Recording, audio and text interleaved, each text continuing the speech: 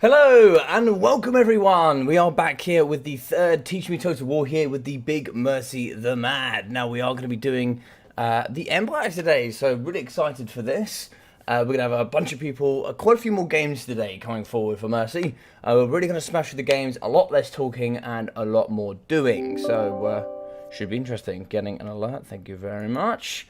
Yeah, so we should hopefully here be able to get really hard, nice and fast into the battle. So welcome Mr. CJ and everybody else here today. Hope we're all doing well. So just tell Mercy I'm ready.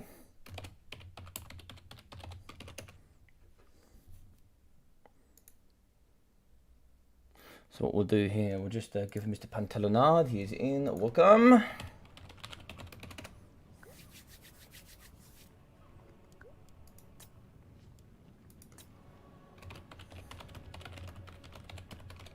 Hey, Logic. Do you feel you're getting better? Yeah, I feel I'm definitely getting better. Heaps better, hey, yeah. Hey, man, how's it going? Yeah, good, good. Oh, no, and there's another ODM. Oh, it's Pentylinade. Yeah, so we got Pantalonard to play against you today. Pentylinade, sorry. That's all right. He said, I've asked him if he could play High Elves against your Empire. Okay, we're going to learn Empire today. Empire. Oh, we can play Golden Order as well as Empire, can't we? You can. No, yes, we can, yes. But right. what the Golden Order will tell your opponent is that you don't plan to go Karl of France. So what we do here in the multiplayer scene is we generally use the main faction because it gives you everything. If you go if you go a sub faction, it limits you to just using Balthasar Gelt and then the Free Lords. Oh, and there's no, if you don't get anything extra, there's no advantage. Very rarely there's an advantage. So with some factions you can get some elements, but anybody that's good at multiplayer will know what advantages you get in those specific sub factions. Okay, so is there anything that we get with Midland that we don't get normally? Actually, you get negatives for Midland. If you actually use the Midland sub faction, you actually don't get any of the RORs for the infantry, and I don't know why. I don't know why. It's never. I've never quite understood it.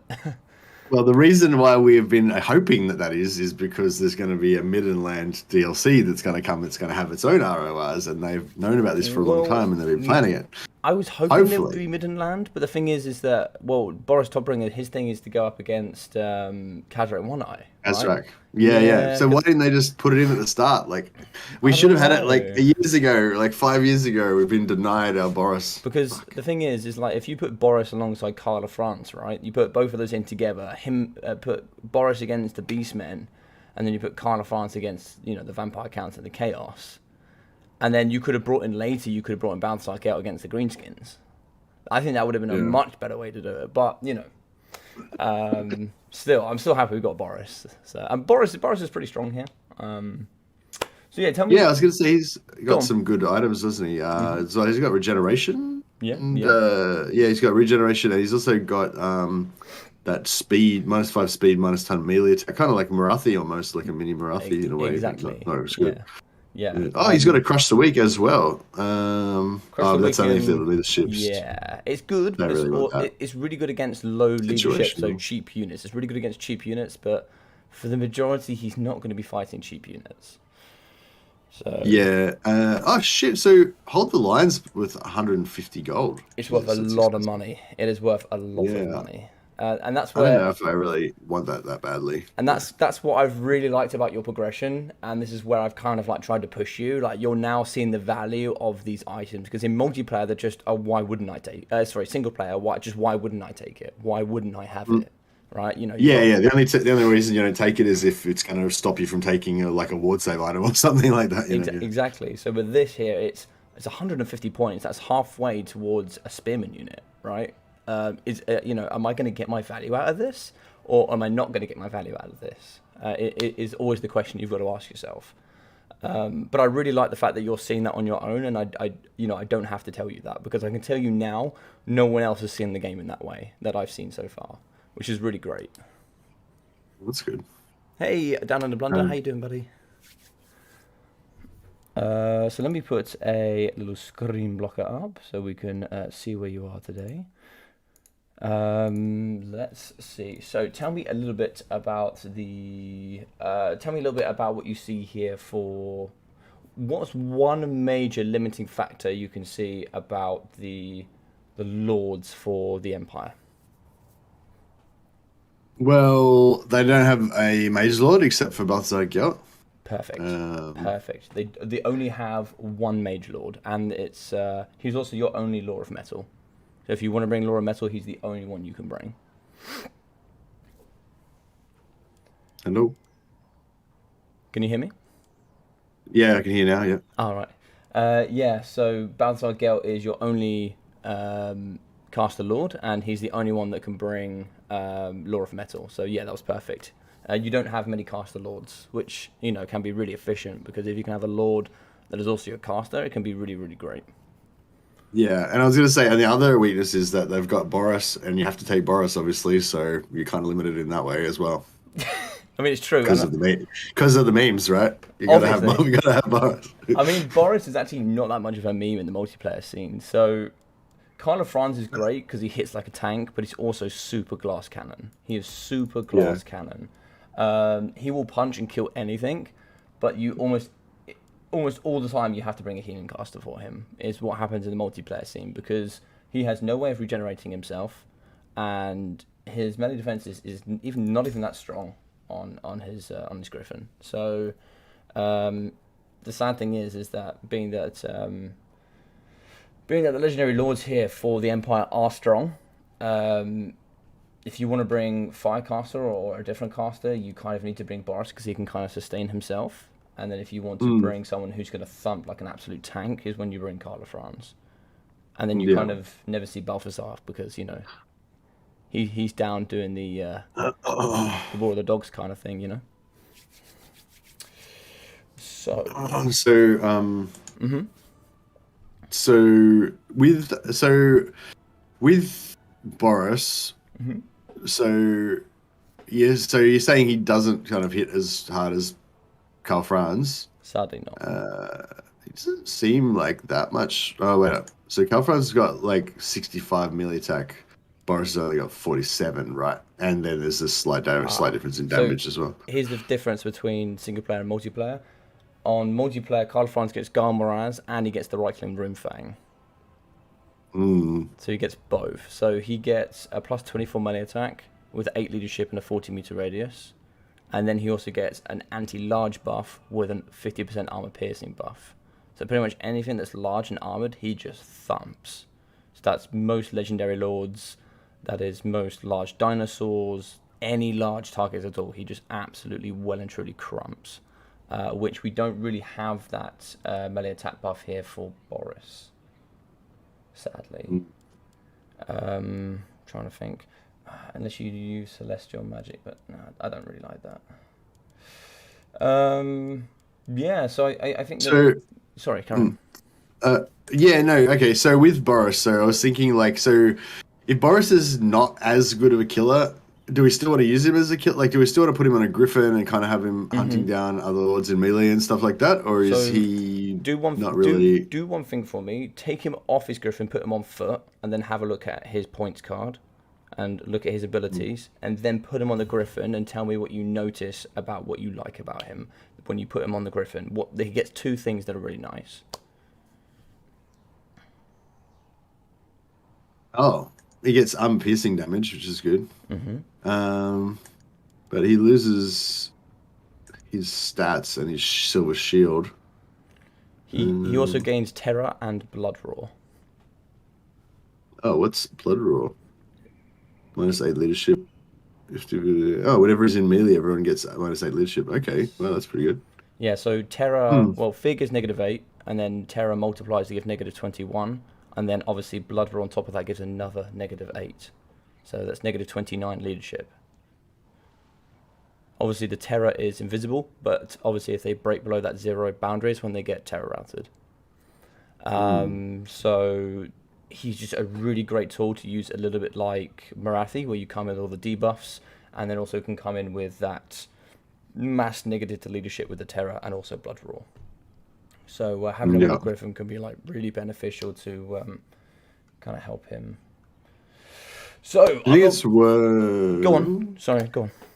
Do you think it's worth maybe taking like cascading fire cloak? Because it's only costs 4, and we could pop that on him. Like if he gets Yeah, into a duel, we could like whap that on him, and he gets like hundred plus percent. 24 melee defense. And 100%. That's really cool. Also, I've liked how you've gone away from damage spells and you're now looking more towards buff spells. Um, Mm, I like that as I well. still took, yeah, I still took burning head because I know you were like all over that. Burning Head is good. Yeah. Also, you can take any of the other fire spells if you like. They're also great. There are ways to control vortex spells. It's you can only control them minorly, but you can control them. Yeah, yeah. I'm aware. Years, and then there's so you got Flamestorm, and you should have Piercing Bolts of Burning, which is also not too bad actually. I don't mind that one. So it's up to you, whatever you want to try out, however you want to try it. We're going to play against High Elves, so very quickly tell me what you know about High Elves and give me their weaknesses and give me their strengths. I don't really know what their weaknesses are. They've kind of got everything, don't they? But with the DLC, they've kind of got everything. I don't know if it changes. Well, without the DLC, they don't have sisters that don't have AP missiles, except for the bolt throwers. Um, they've got artillery that doesn't outrange our artillery, so we could sit and let them come to us, I guess. Are Hellstorm's AP? Yeah, they are. Okay. Um, um, they're expensive. They're more expensive than us, so we can probably go wider Perfect. than them. Although Perfect. we've spent like 3,500 or 3,000 nearly gold on our Lord and Caster, so we are probably gonna have trouble going too wide now, I guess. Oh, you put your crush on the sky. Although, Okay. well, yeah, I mean, otherwise they're just gonna kill him, are they? I No, suppose if no, they try and it's not a bad idea. It's not a bad idea. Obviously, you save gold if you put him on horseback, but it is entirely up to you. It's entirely up to you. I'm not going to tell you what to do in this one. I just noticed how I saw he was in the sky. I thought he was a bit expensive, but I saw that he's in the sky, so that makes sense. I guess just a normal horse is fine, isn't it? Though he can still run away and he's pretty Yeah, fast. yeah. It's Um, just roadblocks, keeping away from the front line, that kind of thing. And if he does sell out, yeah. make sure he has enough opportunity to get back. What I would say, so a quick note, and then we'll get straight into it. Empire, of course, without loads of DLCs, you can see they're actually quite limited, but they still have everything you need. You have all levels of cavalry, you do have good missiles, infantry that's quite diverse as well. When it comes to high elves, they're expensive, but they've got everything else they need as well. They're just a more expensive empire. They've got more, their range is more expensive, but it's going to be longer range than yours. Their infantry is going to be minimum 500, and you don't hit 500 until you get your two most elite. So they have loads of armor-piercing infantry with White Lions, Sword Masters, these kinds of things. They got good cavalry, good lords as well, just like you. So they're pretty much just a more expensive empire. I guess it's a really, really Basic way of saying it. yeah quick way of saying it. So think about how you might want to see if you want to go defensive or if you want to go aggressive. I'm going to let you do whatever you want to do in this one, and then we'll try and see if we can refine it. Yeah, okay, awesome. Hey guys, just a reminder. So yeah, if anyone doesn't know, Logic is my coach. He's a predominantly multiplayer streamer. Although he does do some single player stuff as well.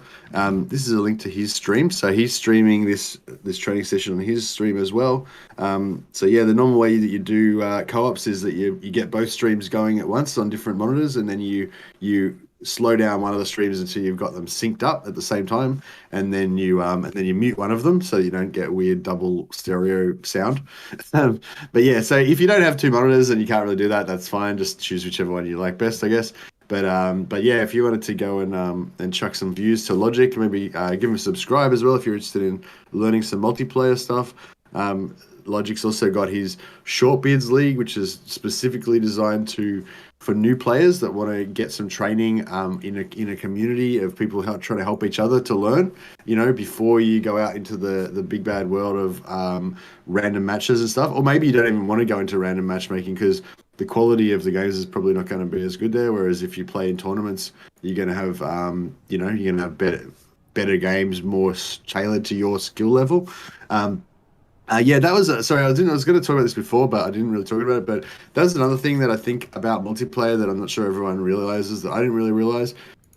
When I think of multiplayer, I think about just going and playing online random matches against random people in the world that probably aren't going to be necessarily going to be very good sportsmanship, aren't going to be necessarily very friendly. Maybe they're going to use exploits, they're going to corner camp, they're going to exit out of the game so that they don't get a loss if you win, and basically, you're going to have a bad experience. That's kind of one of the things that I was afraid of when I thought about multiplayer beforehand. But now that I've kind of been talking to Logic and I kind of a bit more aware of what goes on and stuff, I realize it's much more about the tournament scene, private tournaments, just little tournaments, friendly tournaments. You get a bunch of like-minded people that all like to play the same way and kind of all interested in helping each other, challenging each other and stuff. And yeah. Anyway, so it doesn't need to be like just playing random matches against people. You can actually play in a community. Yeah. Anyway, and the only thing I'll say on top of that is, I thank you for the plug-in, by the way. On top of that, we encourage sportsman-like behaviour, all of us. We don't tolerate any bad-mouthing. We don't tolerate any salty behaviour.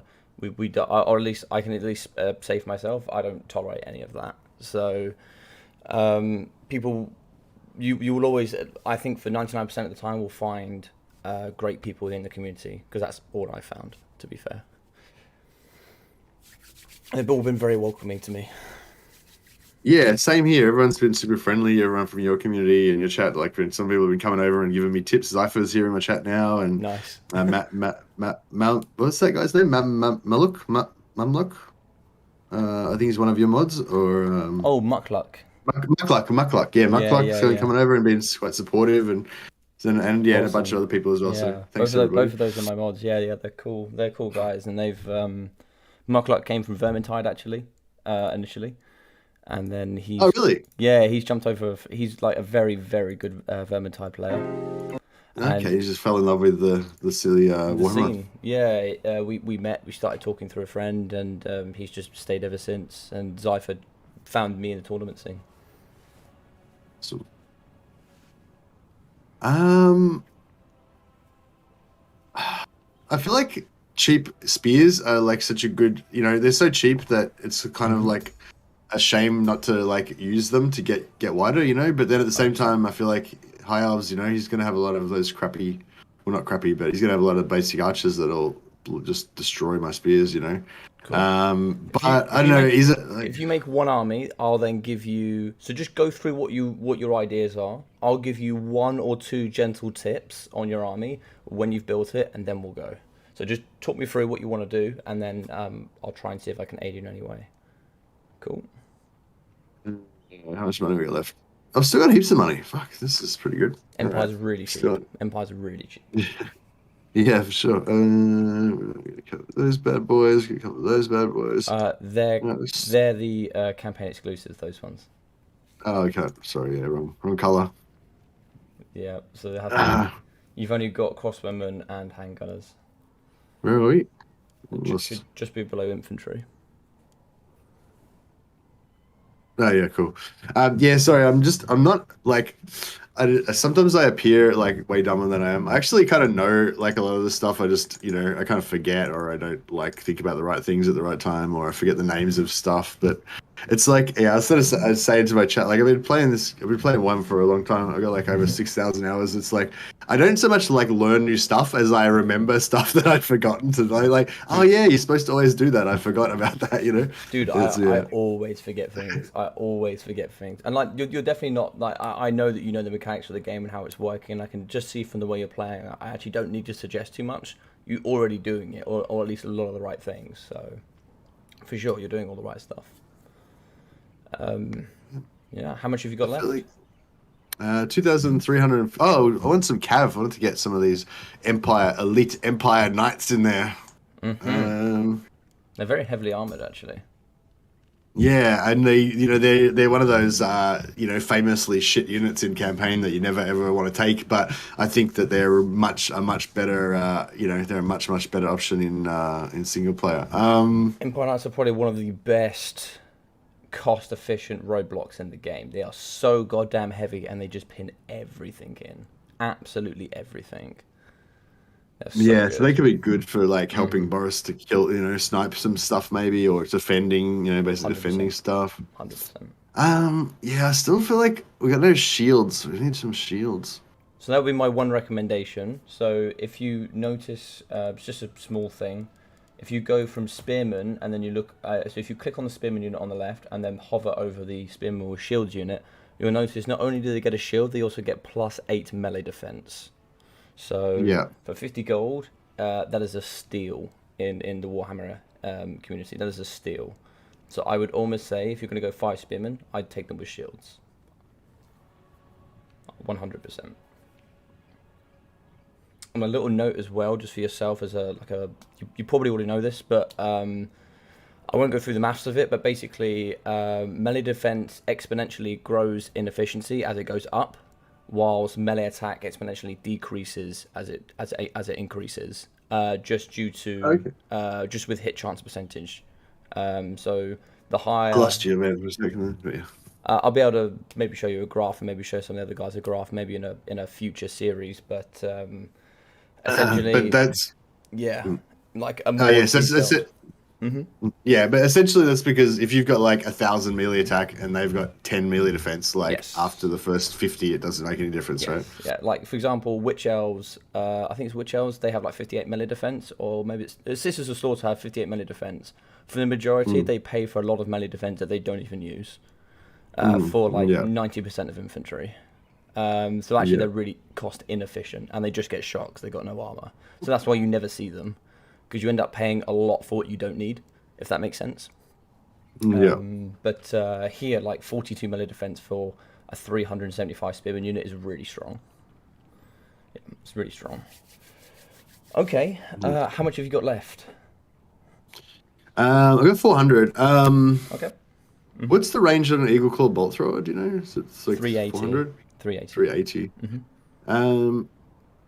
I was kind of feeling like Hellblast of Gun could be cool, like if they took cavalry or even just for just killing, elite infantry and stuff. But yeah, I don't know. I don't really like that short range. And I feel like the cannon, I don't know. It's sort of like what we were saying before. Like if they take like 3 or 4 Eagle Claw bolt throwers, then my cannon is not going to take it out in time. Not going to take them all out. And I'm not going to be able to get to them with the cavalry.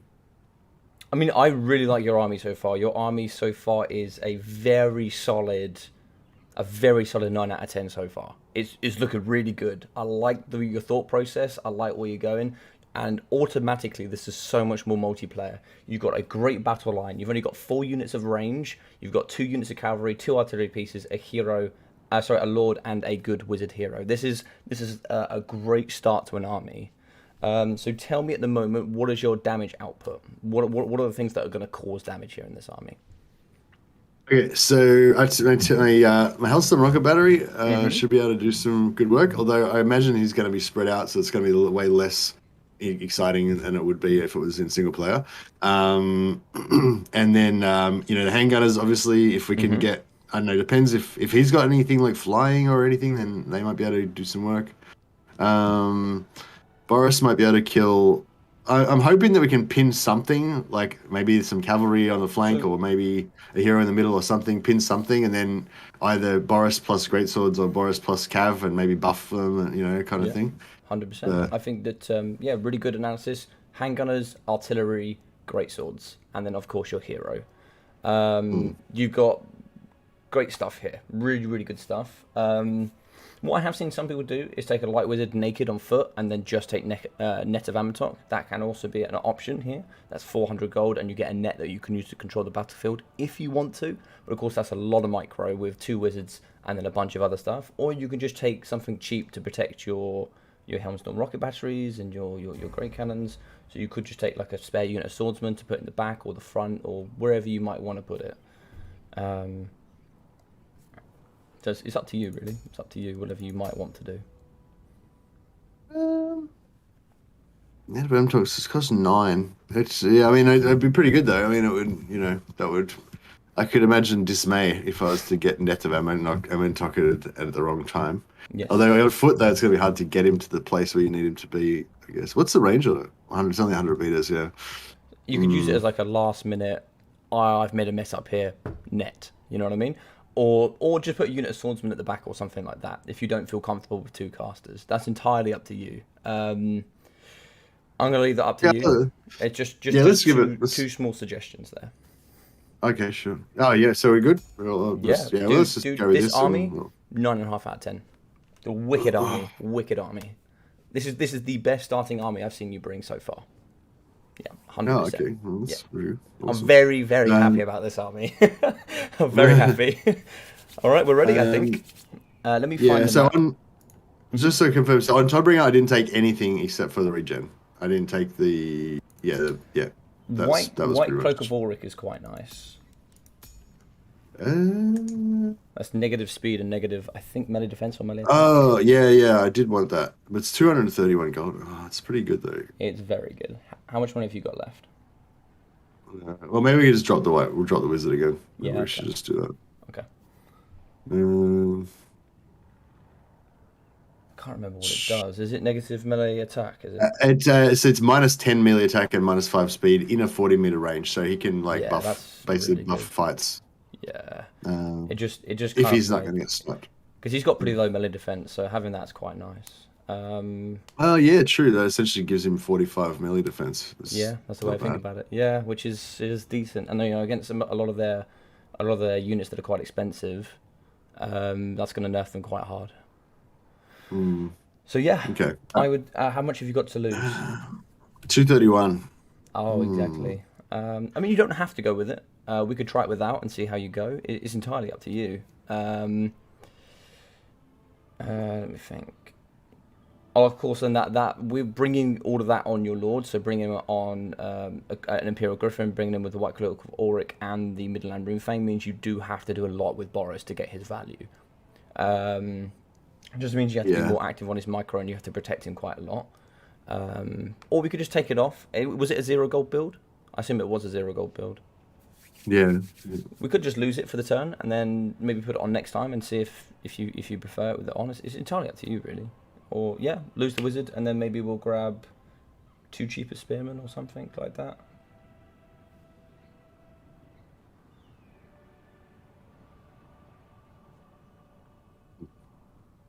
What happened there? Confused. So if you go back with the shields, how much money do you have left over?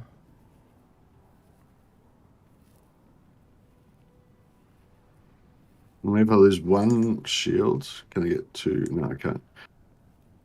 Or what you could do is you could put one of your spearmen up to a halberd unit. So have like 4 spearmen with shields and then have 1 halberd. No, 6 short. Oh, no way. Of course we're 6 short. Of course we are. Okay, I guess we just go 1 without shields and then maybe buff it with a chevron or something. Yeah. Okay. Maybe we should buff our halberds. They've got pretty low melee attack. Awesome. Are we ready? Ah. Maybe we should buff my greatswords. Oh, go with one. Yeah, whatever. Cool. Yeah, all right, let's do it. Sweet, dude. I'll see you on the other side. Okay, leave it.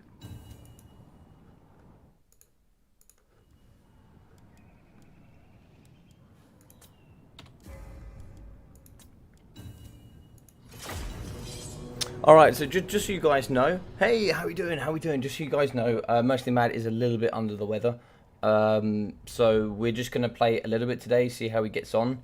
He might sound like a little bit down, etc. He's just a little bit unwell. So we said we're just gonna see how this goes, see if he can play a little bit, get him to learn the Empire. But I'm really excited about the build he's brought. It's a very nice build. It's one of the strongest builds I've seen him build so far. Yo, what's up, Ducky? How we doing, buddy? Mr. Fate Weaver, we have JG in as well. How we doing, buddy?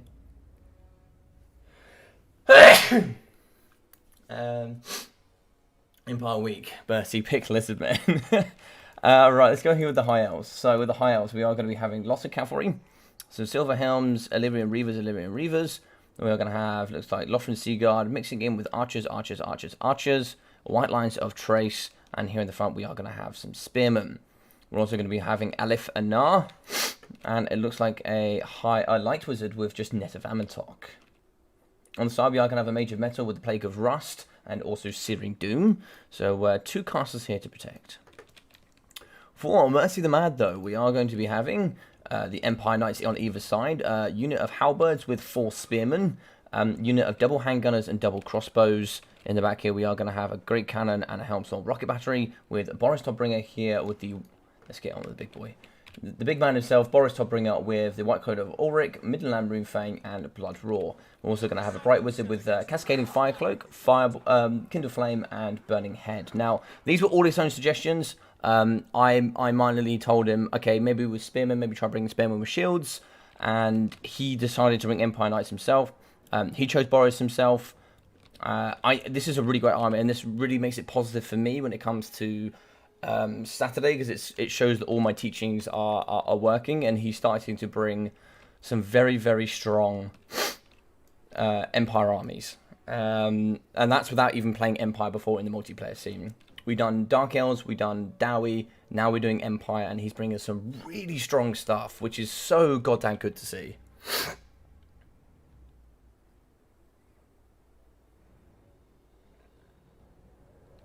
With Logic, you gain 10 subscribers. Yeah, thank you very much to everyone for all your amazing support. I really appreciate you guys jumping in and dropping the likes. Coming down and watching, subscribing. I have gained an insane amount of subscribers over the last 2 days. It's been absurd. I was telling Mercy was like, dude, you've just like thumped up, and I don't know what to say. I was gobsmacked. It's the most I've ever grown ever in the history of me ever casting. So I really appreciate all your support. I know it doesn't. I know for you guys, it's, you know, you subscribing to me, and it means more than you know, because the thing is, it allows me to do more of these kind of events. You know, if I do hit the 1,000 subscriber mark, I can actually join the CA team, because this was an invitation for me, a last minute invitation where I got to work with Mercy, which we'd already planned a similar event like this, but luckily this came along and I could do it with him. So hopefully, you know, with 1,000 subscribers, I should be able to kind of work my way towards doing more of these events, giving you guys more early access, more content, more excellent stuff as well. So, you know, these are future plans that I have for myself, and 1,000 subscribers gives me opportunity to, you know, to support myself a little bit more financially. So, you know, all these things really help. So, for you guys that have supported me, thank you so much. I don't know what to say. I'm just gobsmacked most of the time. I finished the stream and I just, you know, normally like one or two streams I'd like celebrate if I got 1 or 2 extra subscribers. I was like, awesome, today was amazing. I dropped after these 2 streams. I'm like, oh my god, just so many people. I didn't know what to do about it. So yeah, thank you so much, everybody. Thank you. Hey, Bruce69, how we doing? Hey, Dame, how are we? How are we? Welcome. How's your training going? And by the way, just so you know, this is the army that pretty much Mercy built himself. It's an incredible build. Formation could do a little bit of work here, but yeah, dude, I'm super happy with the way he's picking his builds. We're going to work on a few setups tomorrow in the early day, and then we're going bam, bam, bam, straight into some best of 3s. Pick ones, ban ones, and we're going to get ready for some tournament play. He's done some amazing stuff, and sadly, although he is a bit unwell, he's still being an absolute champion, and he is still just grinding through this. I don't think today's stream will be as long, but I know he's going to try very, very hard. Alright, Pantelinard is ready. Mercy the Mad is ready. Let's get it down. So how are we, Dame? How's things? How are we doing? Hit that like button or I bring the wrath of 1,000 ducks upon you. Thank you very much, Ducky. Alright, so in the trees we are going to have the Major Metal. Searing Doom and Plague of Rust is going to be really good alongside a nice Archer line. They'll be able to reduce the armor, and if you overcast it, it'll be up to 60 negative armor as well. So you can bring Boris from 85 down to 15 armor. Net of Amantok as well to pin him in. You can just shoot and kill him off the rip. So you've got to be careful of Boris here. We are going to be shooting, I think it's 480 range here for the Helmstorm rocket battery. Yes, it is. And we have 440 there for the Karen. We do have the caster in the middle. He's going to be very susceptible to getting shot here. A little bit unfortunate there. We do kind of want to... Oh, we are going to see a Searing Doom here over the top. You have to be careful with that. Searing Doom is going to go down. This is where you could move some units forward to maybe try and see if you can shoot the Major Metal to stop that from going down there in the back. But we do have to be careful. Leon Reavers could come through the trees. We can see Boris flying over. He is checking the trees for units. I really like this, but of course, if you notice, there is actually a Mage of Light there. Net of Amatog was ready to go, so he does have to be careful of that. But we can see he is going to track back here. In the trees, we do actually have the big man himself, so we just have to wait for that Searing Doom to come down. We kind of want to push something in this direction just to keep it away until his front line hits. In the back here, looks like we do have 2 Empire Knights. They're trying to get in and they're trying to get busy. They've got to realize these archers just go straight in. These archers are not going to do anything to your heavily armored Empire Knights. Not a lot's going to happen here. Nice shots in the front here up against the big spearmen. Gunfire here spreading in the front up against the spearmen. They do have silver shields, so they are going to negate 55% of the missiles incoming. We are going to just be swooping around here using Boris to bring in nice stuff. He's just going to be waiting. In the back here, he could now come in and try and see get onto 3 units of the archers. Try and see if he can get in and do some nice work. Alifinat is in the pocket. They are going to be shooting, so we have lost the artillery piece here. We are now going to be shooting over the top into the handgunners. We need to get to a nice Burning Head in the middle. Sadly, that's going to be going on a unit of White Lions. They have 90 armor. Burning Head would have been better here on the Spearmen, or maybe on the back line here with the Archers. Burning Head still travels through though. Looks like he's going to catch the backside of these Archers. Unfortunately, it is the main middle part. So you can see the middle part here of the Burning Head is where the damage is going to be. The outside doesn't really do much damage. It looks like we are going to be breaking one of the handgunners in the back here. We have some more handgunners in the back with some crossbowmen. Unfortunately, the Great Cannon is going to be getting shot. We're now moving forward with the Spearmen. What we wanted to do is create as much distance between the Archers and our backline cannons as possible. Boris is in, and now he's going to be deleting some of the Archers. I would say a little bit late, but still good stuff there. Crossbowmen now shooting over the top. Crossbowmen are going to be firing into the Archers. Lovely work coming in from them. Halberdiers on the side. We are now going to be charging in up against those Empire Spearmen. A little bit of a shame here. We have the AP units fighting up against the non-armoured Spearmen, and then we have the non-AP Spearmen fighting up against the armoured White Lions. But that's okay. That's just a little bit of target prioritization here that we could certainly get in the future.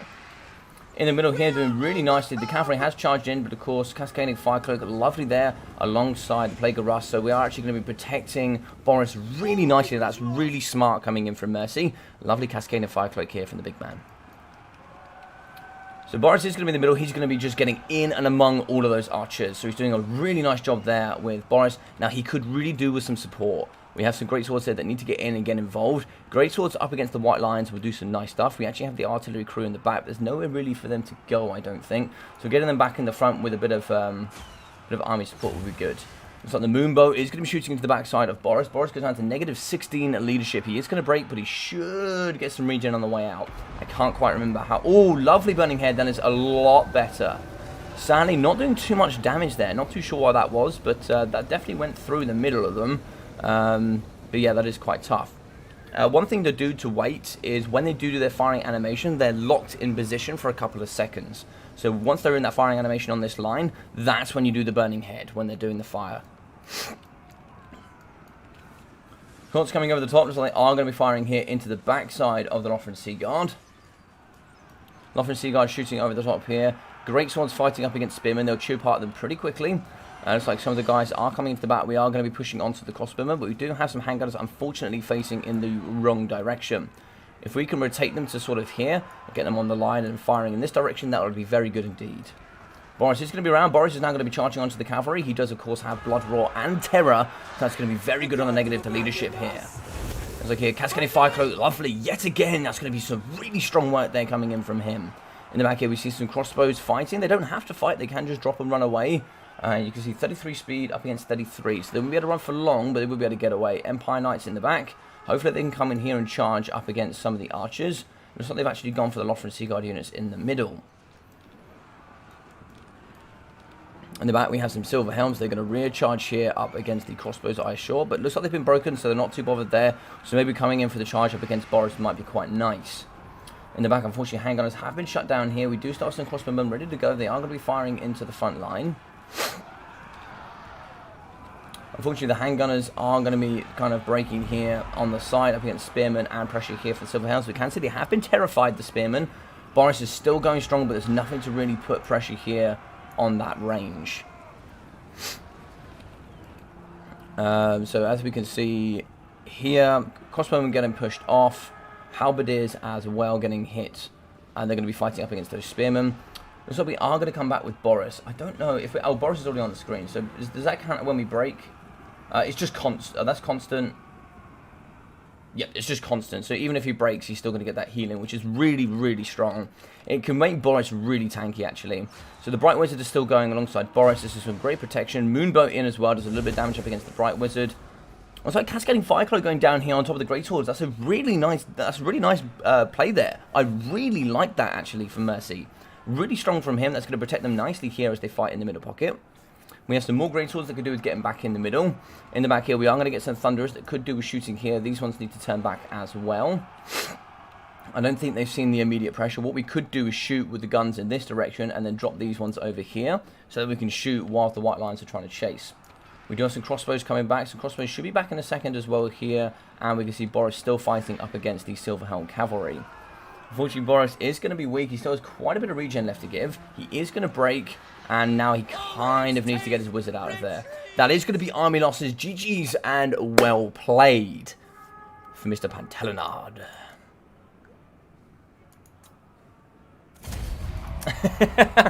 I think he came with the victory today. I have betrayed Mercy to watch your commentator field view. That was a beautiful net of Amatok on those Empire Cav. Yeah, and getting them shot as well. When you overcast net of Amatok, you can actually do a 40-meter radius of netting. I'm a multiplayer, quick battles, LOR hard to win when chatting. Yeah, 100%. I need to bounce, but good luck, Mercy. He's being a beast already. Indeed, indeed, indeed. Hey, dude. Hey, Logic, how you going, man? Good, man. How was it? It was a good fight. It was a good fight, actually. Hats off to, how do I say his name again? Sorry, I'm going to Pantelinard. Pantelinard. Thanks a lot, Pantelinard. Great game. Did I beat him in the first game? So he's got his revenge on me. Yeah, he's got his revenge on me. Yeah, he did. Yeah. Yeah. As soon as I saw the map, I should have looked at the map before. I didn't realize that my artillery was going to be impeded by all those trees and stuff. It ended up, it didn't really matter because he didn't actually use he sort of did. He was going to send his Illyrian Reavers around the sides, but I kind of countered that, I guess. Mm-hmm. But otherwise, so yeah, I did. I thought I wasn't going to be able to use my artillery, but then I could. This is fine. Mm-hmm. But then I had trouble finding a target for my artillery. I didn't really know what to shoot at. I was like thinking about shooting the White Lions. I should have shot the White Lions. I think I just thought because they've got missile resistance, maybe I shouldn't. Yeah. But then I still should have because they were still probably the best. Artillery missile resistance doesn't count for artillery. Really? Yes. Oh, are you sure? I thought shields didn't count for artillery, but missile resistance counted for anything that's missile, including spells. I think it's only spells and actual small missiles. I could be incorrect. Okay, well, sorry. Yeah, we'll put that aside. Yeah, anyway, we can figure that out later. But anyway, but regardless of basically, even if they did have the resistance, they were still a big threat, and I really needed to, I really need to shoot them. Big plus points, stuff that I really liked. I really liked the synergy of using the Cascading Fireclaw you used. Really, really good. Really good. I love the fact you used it on Boris a lot. It really allowed him to push his healing cap. Healing cap is another word. Sorry, go on. Yeah, I got about probably 50-60% of his healing cap used. I think more than that. I think more than that. But I didn't. Yeah, I could have used him better if I brought him out earlier. I didn't. Yeah, I kind of faffed around with him. I didn't really know what to do. And just charges. We'll go through it now. This is actually a replay I want to go over as for some details for you to help with your artillery play. The Burning Head was first used on the White Lions. Sorry, I missed a cut out of it there. What was used? What on the White Lions? Artillery? The Burning Head used the first one on the White Lions. Oh, did I? Oh, okay. Yeah. Which is okay. Just obviously they're heavily armored, so they won't do too much damage. Yeah. On the spearmen, things like lightly armored archers and lightly armored infantry is where you want to use, or like just cheap infantry is kind of where you want to use burning head. Just think of it as a chaff remover, pretty much. Yeah, I mean, late. I was mainly trying to get rid of archers with it, but Yeah. later on, but yeah, I don't. Yeah, maybe the No, first cast, I guess I you must did have well. cast on them. You saw he there went with double caster. He went with the mage of metal, and he went there with the mage of light. Yeah, so he had Net of Amantok, and he had Searing Doom and Plague of Rust.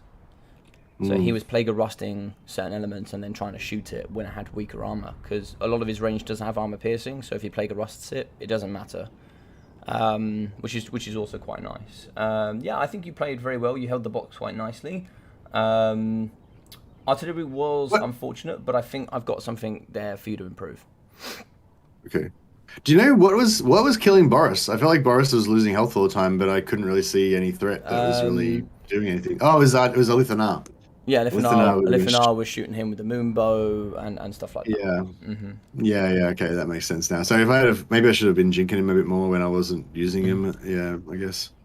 Yeah, it's a shame. I think your cannons would have done great value up against like the silver helms. Could have shot the white line, but of course with two, there's always the risk that if you can't shoot, then it can be difficult. But what we'll do is you and I will go, and don't worry about it today too much. I know it might throw you off a little bit, but we'll go through the maps in order, and then you and I will write down, this one is great for artillery, this one is okay for artillery, and this one is bad for artillery. We'll go through the maps, and then you'll know, depending on the map, which one that we'll have little notes for you so you can go, okay, I want to bring this army with low artillery because it's bad on this map, for example.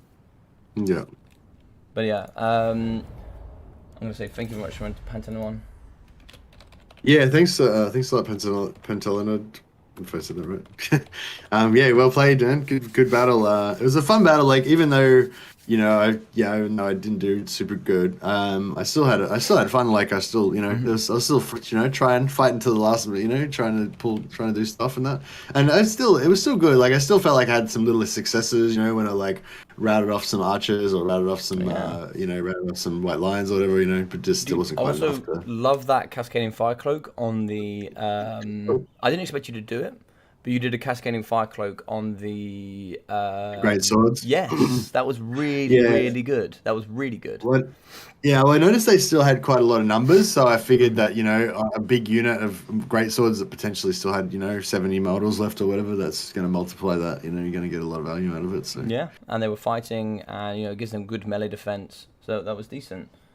I wish I had put that on them earlier, and then maybe we could have used them because they didn't kind of win. They just tar-pitted like 2 or 3 units basically for the whole match, and they didn't break. But if I had have cast that on them early, maybe they could have killed something. That would have been maybe good. But well. Oh, you still there? I lost you. You're actually gonna be playing against Nathan from CA next. Oh no way! Yeah. Is Nathan a big multiplayer guy?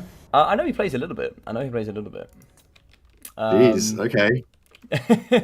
But then if I win, then I can get that achievement. Yeah. Has he got the flag on so that it'll give you the achievement? Yes. Okay. Cool. So this is a high stakes game, guys. If I get this, what's the achievement called? It's like Nurgle. Can't remember, but yeah, if you beat any CA member with that flag, you get, or beat anybody that's beaten a CA member, you get the achievement for beating someone from CA. Yeah. So that's awesome. That could be my one thing I take away from this whole multiplayer thing. Mm-hmm. That's good. So I've shared my screen. Can you see it? On Discord. You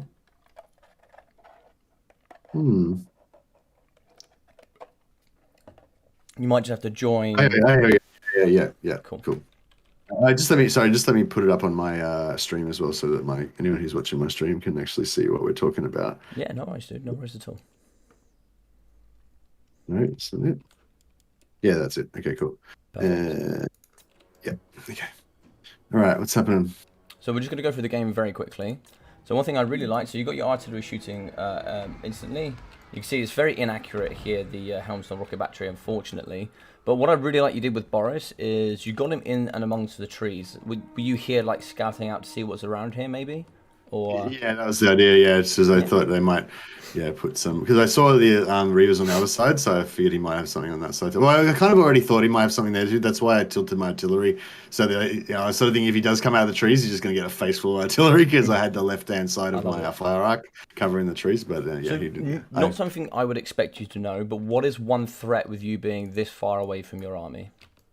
That I get netted. Yes, so there was a net of Amatok here. Now it's only a 100-meter radius, so the way you can work out 100 meters is if you look at your crossbowmen, they're 160 range. So you can see this line that comes out to here. That's 160 meters. So you just got to kind of average it out, and you'll be able to work that out. So you do come pretty close. I think at one point I was like, oh no, I hope he doesn't get like netted in the trees and just nuked. So one thing here, you can see there's a Syrian dune that comes down here, where he's pushed up with I didn't his. see. Yeah, I didn't even see that. I was somewhere Yeah. else, so I didn't see. No, Well, totally I just fine. came. Yeah, I just came back and said. I think I said on stream like, "What happened to my artillery?" And then I was like, and then I was distracted again with something else again. So, So it was like, one way for you to counter this, if you do catch it, push your guns forward and then just spray the living daylights out of his mage. yeah, he would have got deleted if I caught him Yeah. with both guns. Probably. That's But, why yeah. sometimes you see people with archers in the front line, because then they can shoot and put off any mage. Because otherwise, he just did a Syrian Doom here on the back, and you can just, this will actually kill models of the artillery piece as well. And you can see it's killing a lot of the crew there, unfortunately. But it's one of those things. If you've never seen it, this is a top tier play. Pantanara came in and he wanted blood today. So he No came. worries. No. It's good. No, it's put me through my paces. Got to learn. It's Dude, the best way to learn is when I you would get say smashed. the way he played here would beat a lot of players in the multiplayer scene. You played extremely well. You should be very happy with the way you played. This play here was really good. So you can see you got a little bit close for my liking. You got a little bit close. It's just one thing I was going to say. So like you've done really well at scouting out, but of course if he nets you here, you kind of have nothing to protect him, if that makes sense. Just as more for the tournament, right? Obviously he did just use some Winds of Magic here, so he might not have much for his mage, but I don't know at this point. But he might have been able to net you here, and I can't remember how long a net of Amatok is. I think it's like 16 seconds. Oh, 20 seconds, Christ. Yeah, so obviously he could have he also could have put Plague of Rust and then just nuked you. But luckily, we got away with it a little bit. But I love this though. I love the scouting out with Boris. It shows it shows that you learned a lot from yesterday, especially when it comes down to the Skaven gameplay. Artillery shots came in the front, and you'll see here in a minute. This is just the last bit I wanted to touch on. So shots come in. You can see it actually starts to shoot you, and this is the part here. So at this moment, what's one thing he's got abundance of in this army? Infantry. Infantry and your threat, which is the range. Yeah. They've obviously got 180 meters of range. So obviously, what happened here a little bit is you allowed him to get really close with his archers. Like you do start pushing out here, but he gets really close, and he gets to the point actually where he can start shooting your pocket. So what you wanted to be able to do is push out your infantry. So at this point, I probably would have dropped back my cavalry and used them more defensively. Pushed out my infantry to hold a front line, so that the archers then can't shoot your artillery pieces, if that makes sense. Yeah, I always intended to move. I should have. Yeah, so because I was the yellow line was right in front of that those cannons. So so I didn't have my actual infantry actually set up right. So I actually intended to move them out like straight away at the start, so they'd be like halfway out, So they would have been out, But I totally forgot about that. It's just I think that was probably the big problem with this. I had too many things to micro, like the cavalry. Like I was trying to micro Boris a lot of the time, which meant that I didn't really readjust any of my formation, real hardly at all, until the late game once I started losing stuff, and and I was occasionally trying to micro the cavalry as well, and I just couldn't. I couldn't micro all the things at once, basically. So yeah. Basically, yeah. So that's I think that's right. If we take the intensity approach of just send your infantry forward and forget about it, and focus on the micro and your heroes and lords, is what I would say. Have that approach, and once you shot with a unit, just forget about it. Just target units up and leave them for now, and then come back at a later date. They're a little bit less of a priority. Yeah. Yeah, the other one as well is synergy of the build. I love you being aggressive here. This means we can do a bunch of things with that. But of course, you've got these two being aggressive for like quite a defensive build, which Yeah, and I did actually have a bit of success with them. I you think they did. got into You one did. unit of archers at You least. did. But again, like that, like I didn't do any like my I just forgot about my army for most of the game until until he was into my lines and stuff, and I'd already lost half my So range and everything. That was only with them when I started to actually micro, like at the end. for you and Boris, what here is a threat for you on the yeah? So there's the first burning head on the white lions. Yeah, Um, I think maybe that was all that was in range. yeah, That might yeah. have been what it Oh, was. dude, Like, it's yeah, fine. Yeah. but yeah, across those two archers would have been a lot nicer. Yeah, yeah, it's just all these little tips are just like little tips of optimization, like where you're going to get more value or where you're going to, see a little bit more benefit from your Winds of Magic. Like you played really well with your Winds of Magic, which is nice to see. But what here in the army kind of threatens Boris? I reckon there's like kind of two things that really threaten Boris. Well, I guess the get netted in front of all of his archers hmm and a Lithanar's, yeah, I think I think Balister bow. I think Lifanar you can just kind of ignore. I think it's getting net of Amantalk or getting pinned in by cavalry. I think that's kind of worst case scenario for Boris, right? Yeah. So his cavalry is going to be in the back. He's going to be busy defending against your cavalry.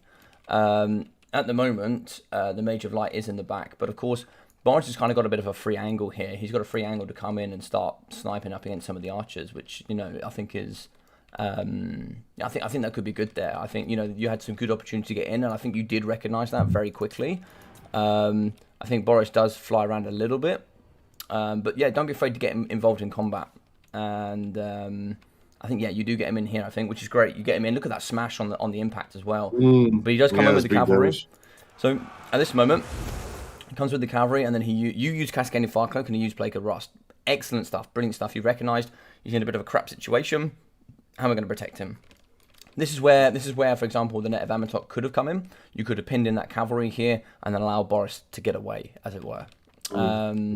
Yeah, and you can see both of his heroes are on foot because Pantalard is very, very, very good, and he knows what he can and can't get away with. So, for us, it's he's got one. Actually, he's got one on horseback, I think. Yeah, he's got this one on horseback and this one on foot. Yes. Yeah. So that's just stuff that we can work out. But yeah, I think as you can see, you broke with your cannon. We've already sadly lost the artillery piece, and some of the guns are getting shot. So I think just for the next game, if we're going to go defensive, just make sure we push up with the infantry and create a nice wide gap that we can protect our range with. And then you did really well back here. You pushed in. You've got a lovely archer pressure, and you forced a bit of a mistake. Actually, you actually forced a mistake from a top tier player using 2 units of cavalry just on the Empire Knights. So that was really, really well played. You actually kind of flustered Pantanalard here in the back. So that was some great work. And here you forced the cavalry into this play here. And just at this moment, you've got nothing in the back. Get those great swords forward. Get those great swords forward, and then start pushing your spearmen around the flanks because you don't really want them fighting up against white lions. Oh, and here was another one. Just one last thing. Spearmen against white lions, and then halberds up against spearmen. Obviously, these have got AP, so they could have fought a little bit better here. But in the moment, the micro is so tough, and I get it. I make these mistakes. Honestly, 9 out of 10 games, I make at least one of these mistakes every game. But this is what I do with myself and all my students. It's sort of like, this is what happened. Let's see if we can try and change that in the next one. But you played very, very, very well. I loved the build. You pushed Pantanalard very hard. You forced him to make mistakes for a top tier player. This is not just some average Joe that you found on quick battles. This is a top tier player in the community that you forced to make a mistake. So, yeah, excellent. Yeah, that's really, really good.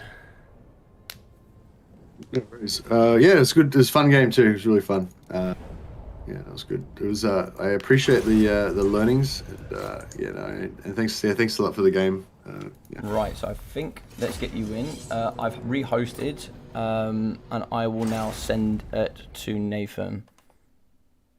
To answer Mercy's questions, I've played a few battles, not many. Okay, cool. So it looks like he's played. I think I'm up to 12 battles now. Yeah, about that, yeah, which is awesome.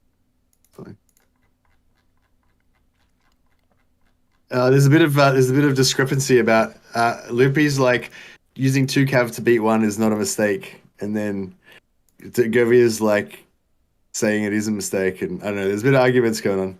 How about we I just say it? Whatever, it was fine. He was just trying to give me encouragement, guys. Jeez, he's trying to say something nice to give me a bit of confidence. Loopy is right as well, but two of them charged on from the front, right? If he charged one in from the front and then one in from the rear, that would have been great. But what I noticed, there was 2 charges from the front, so his own cavalry was charging through his own cavalry. So I consider that a mistake. Loopy also Natwick is in. Govier's like just saying he's joking. No, Govier, you're trying to start some shit. I know what you're up to. But yeah, it's like I think we're all gentlemen here. Yeah, of course. But it was a good battle, and it was I lost fair and square, and it was very I felt a lot of skill up against me there, and it was good. Yeah, you played very well, dude. You played very well, and we are ready for you when you're ready. Natwig is in, and looks like he's going to be playing the.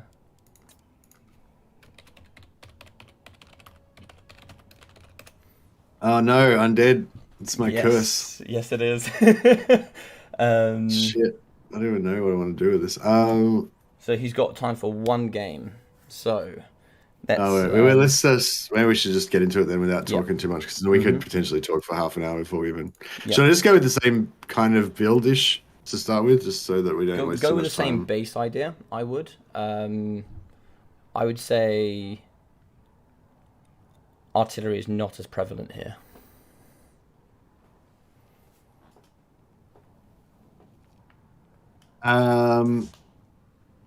Yeah, I might get my wizard in there again. Although I feel like he's gonna have harder to protect the wizard this time.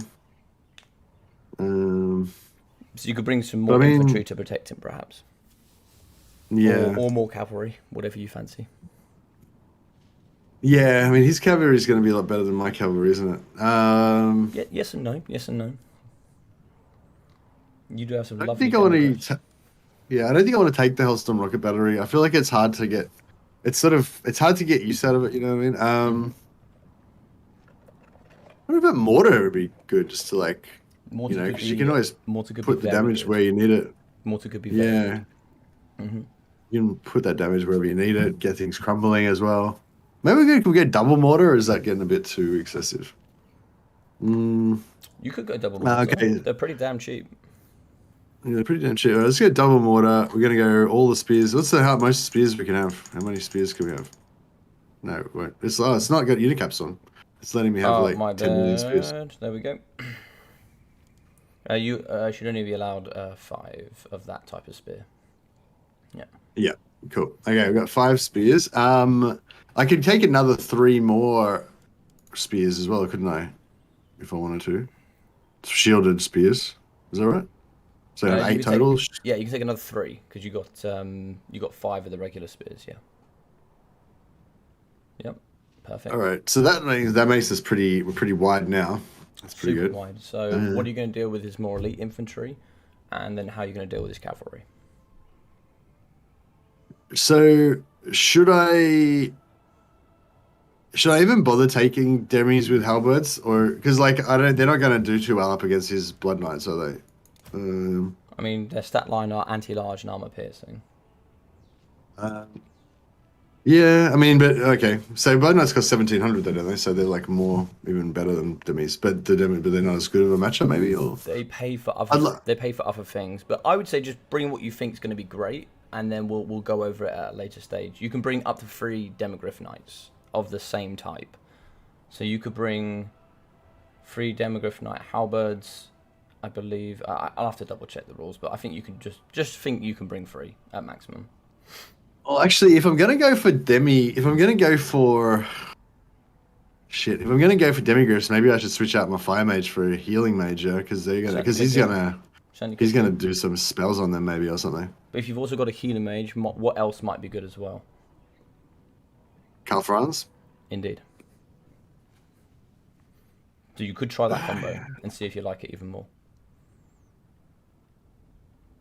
Okay, we get Cal Franz on Deathclaw. Mm-hmm.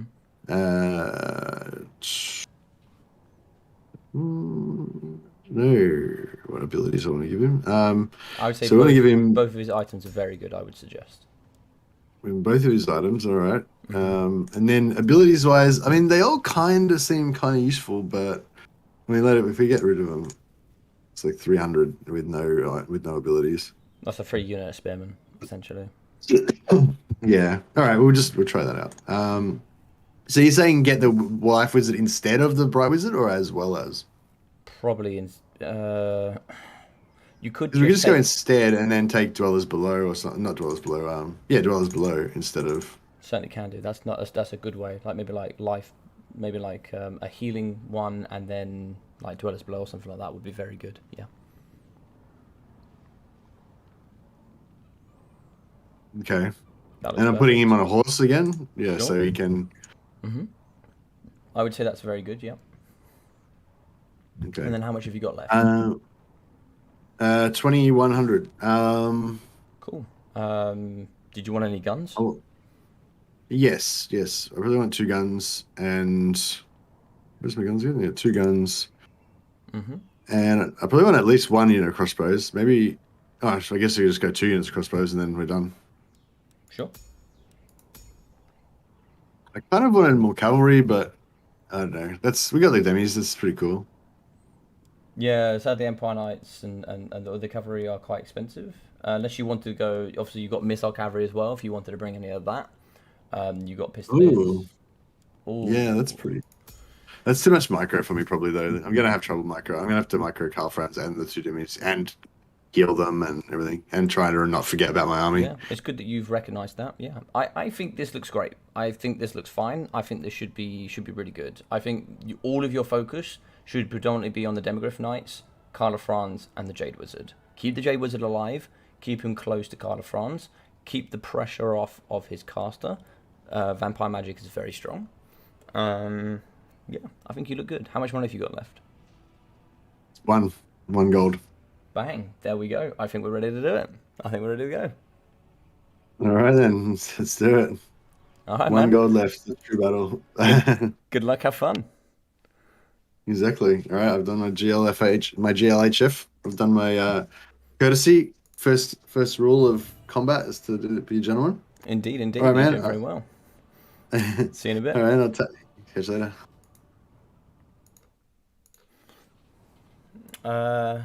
You did hear Carla France. You did hear Carla France. Now, I understand what Loopy and everybody's saying. Now, it's not a true mistake. When Loopy and like when Pantana and a few guys that are a much top tier level of gameplay, sometimes two cavalry against one cavalry is necessary in specific scenarios. I've always found for lower tier players, it's a bit of a mistake that makes you kind of thinner with your key tools, right? So, for example, I have found that throwing two cavalry into one, makes your back line, means you can defend a lot less. Also, in that necessary moment, Illyrian Reavers were never going to win up against Empire Knights, so sending two Illyrian Reavers in was not going to win either. I don't think so, but rear charging would have helped. But both would charge on front on. There's lots of things about what I'm saying that if I sat here and went in detail and quite a lot of detail about what I thought, then we could be here for a while with some of the details of my thought process and stuff like that. When I say certain things, it is just kind of like a bit of a blanket statement because I can't be sat here and just telling Mercy all of the details, all of what to do, etc. Whatever. So. But it looks like he's made an immediate change. We can see in the back here we are going to be having two of the cannons a little bit further back, which is good to see. We have two mortars. We have crossbowmen as well. We're going to be having double Demogryph Knight halberds to really deal with those Blood Knights if any come. We have Carla Franz, who's going to be having Gambaraz and the Reichling Runefang, as well as that Blood Roar and Terror. We are going to be having a Jade Wizard with Earthblood, as well as Dwellers Below, and also Life Bloom, which is going to give healing to the faction here as well. Handgunners, crossbowmen. We're also going to have a bucket load of spears. I'm not sad for him for having spears, and the reason being, yes, it is not optimal, but they have higher melee defense than swordsmen. They're going to hold longer. They're going to need to do what Mercy needs them to do. Are they optimal? No, but at the same time, they are going to be good. Yes. No, Pantalonard, I really appreciate that. I really appreciate you not going hard. It was a comment from Loopy saying that it was not good, and I was like, that's not. He was saying that I was wrong. I'm like, I am wrong, but I'm also like saying something at a certain level for certain level players, rather than it's more of a blanket statement as overall for Warhammer as an average player, rather than anything else. So yet again, he's going to be going a little bit more aggressive here with the kind of the halberds in the trees. Something over here. Direwolves. Okay, if they get caught, they're kind of dead. We have fellbats. We have double white kings. Okay, let's go over the army. So in the trees, we do have blood knights. We have 2 blood knights, so we do have some good trade efficiency there. Heinrich Keller as well in the. But thank you very much for playing Pantanalard as well. If I didn't already say to you, thank you very much. It was really nice to have you on. You played very kindly. You're an absolute pleasure here to have on the channel. Lord of Undeath, the Cloak of Mist and Shadows, Undeath Resurgence, Raise the Dead, Invocation, the Chaos Tomb Blade, and Master of the Dead. So no lore passive.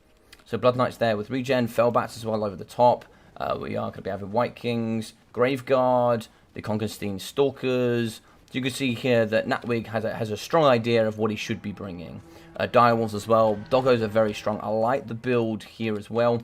Artillery Pieces are going to be shooting over the top. It looks like he is going to be aiming here for the Fellbats. You could take them off fire at will. They're not going to be doing too much so far. Doggos are over. And look at this. Great push in coming from Carl of France. I like this from Mercy. He's going to be getting in, causing some nice good work here. He's going to be deleting the Doggos really, really well. This is nice to see. There's no way these dogs are going to do well here. But the Blood Knights are coming over, and this is a problem.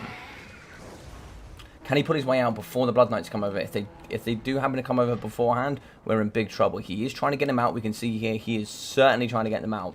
The front line is coming. He is trying to get over here just in case. Invocation is going down, and it looks like we are going to get away with Carl of France. Oh, nice. Mortar's coming down and shooting, and they're going to destroy the Blood Knights here. Carl of France has been pinned in. You must keep clicking to get him away. This is the problem. The cavalry's over here, and it has to come an awful long way around to get him out. You need to dwellers below, and you need it in here now. This is a big problem. We are shooting over the top, but Carl of France is glass cannon. He is not going to stay here for long. He doesn't have the debuffs you get from Boris, and the knights have pinned him in. We are going to get an Earthblood in there. That's going to be just a single Earthblood. Spearmen, looks like they have been blocked up by zombies. We really need to get some resources over here, unfortunately. Dwellers Below needed to go down yesterday, unfortunately. Oh, it looks like it is going to go down. I think it's going to be too late. Looks like it's going to be a single Dwellers Below. Garmaraz, the White King Moonfang, is going to give him extra leadership. That is going to be a lot of damage on Blood Knights, but I don't know. There's going to be another summon here trying to pin him in. I don't know. I think he might be done for here. Oh no, he's shattered. That's a shame. That's what can happen in multiplayer. That is what can happen in multiplayer. Sometimes you just make one small mistake and it will cost you the game. But that's what we learn here. That's what we learn in the community. And that is the problem. It's nice to have Demogryph Knights on the flank, but with a defensive build, I think having them over there on the side is not great. Fellbats are going to be on. There's nothing here to protect the mortars. So they're going to go down pretty quickly. We need to be getting these spearmen in. Spearmen in the back as well. We are going to be shooting here, but of course, Demogryphs are going to be fighting. And the problem here is we can just heal the Blood Knights. Blood Knights can get healed, they're getting away, and they've done the work. There's not a lot to be done here. Spearmen are going to go forward. It's not over yet, for sure. It's not over. But we can see a lot of negatives to leadership there. Friends routing. Yeah, so we've broken the mortars already, unfortunately. Mortars are going to get broken yet again. They should be able to come back and come online, but we need to start getting our spearmen out. Need to start coming and meeting this front line force. Dwellers Below here could be quite nice. Get onto that pocket. What else have we got here? We've got Demogryphs. Demogryphs could do with charging here. Scabsgrath down the front line here up against the spearmen.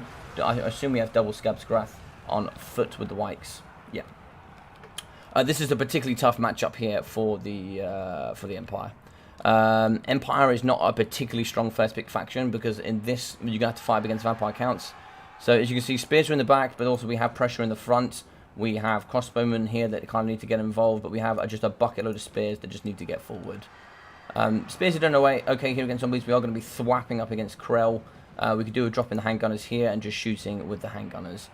We do have Demogryph Knights that could come in and create a nice blockade.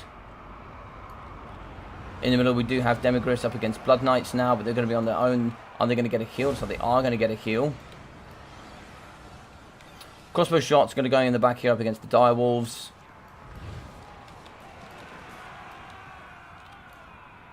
Fellbats in the back as well. Looks like we are going to use the handgunners. We do actually get in with the Demogryph Knights. A heal here would be quite nice. In the back here, still going to be healing is going to be Heinrich Killer. Moving in with the other White King on horseback. White King on horseback is very good in this army. Lovely blockade push. I really, really like that push through his own infantry, protecting up against the White King. That's very, very smart. In the back, though, coming in the doggos. The doggos are going to be pushing onto the back here of the crossbowmen, and they're going to be doing some lovely work. White King, Krell is falling. I thought it was a White King there. They got the same image. That kind of throws me off sometimes. Yeah, and let's look over here. We have some spearmen that could do with coming back to the fray. In the final notice, we have two spearmen fighting up against one skeleton warriors. This is a problem, which we talked about with the double horsemen. You've got two resources fighting against one, when you kind of really need a resource back here, kind of defending this middle pocket.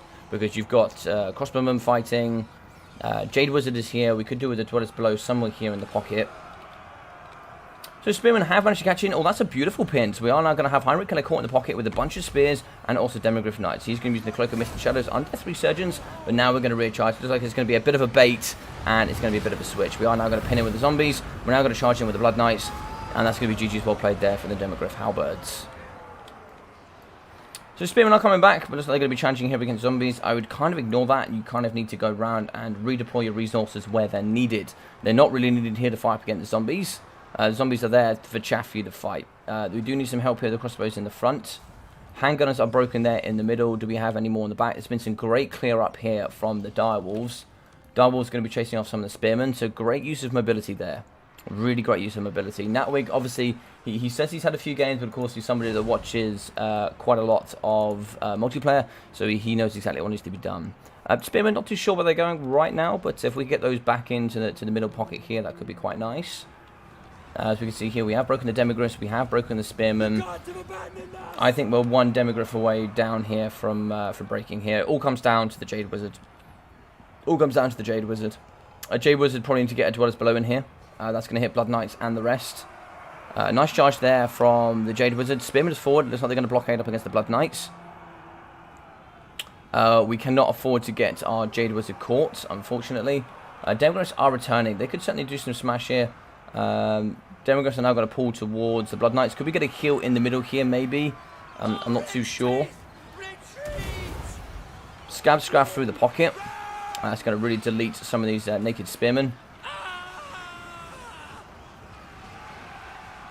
Everything's going to be wavering. That is going to be army losses. GG's and well played to Mr. Natwig, coming through with the huge win.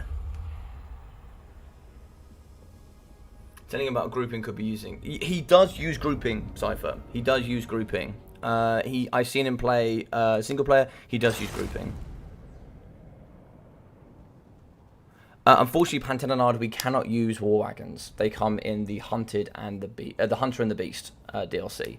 So unfortunately, we don't have war wagons. Sadly, we don't have a lot of the elements we would like to bring here in the scene. It's actually Empire-based stuff is really, really bare. Hello. Hey, dude. Hey, man. How's it going? Yeah, good. How did it go?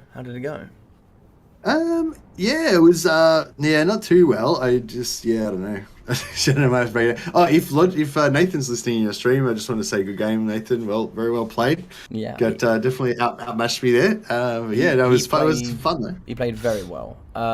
He did a couple. I think Nathan might have more experience than he let on.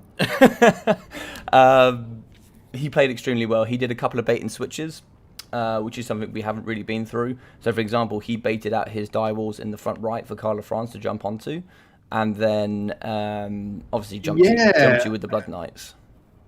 Yeah, I fell for that hook, line, and sinker. I kind of was almost thinking that, but then, I mean, I couldn't Yeah. see anything nearby, so I thought, hey, I can probably smash these guys, and I thought I could get the mortars onto. I kind of thought I'd be able to get rid of those dogs fast, but then, of course, because they're undead, they don't break. So, even though they were rumbling Yeah, and and they've stuff, still they got were. relatively decent mass. It was one of those ones that I was like, oh, that's really good that you're pushing the direwolves. You see that they're vulnerable, and then I saw the Blood Knights go, and I was like, oh, cool, cool, he's gonna leave. I was like, oh, cool, he's gonna Mm. leave, he's gonna leave. And I was like, no, the Blood Knights are coming. And then I was like, oh. Yeah. And it's really great. You did exactly what I thought you were going to do. You came over, you used the dwellers below, and you did all the damage you could. But unfortunately, he shattered just as he left, Yeah. which is a shame. Yeah, I think Yeah, I would that have. I did like that kind of healing Karl Franz thing setup though. mhm, Um, it's good. so I maybe wouldn't mind trying it again. Yeah, I think it's And good. although, It's a shame that the kind of, Demigriffs were out on one flank.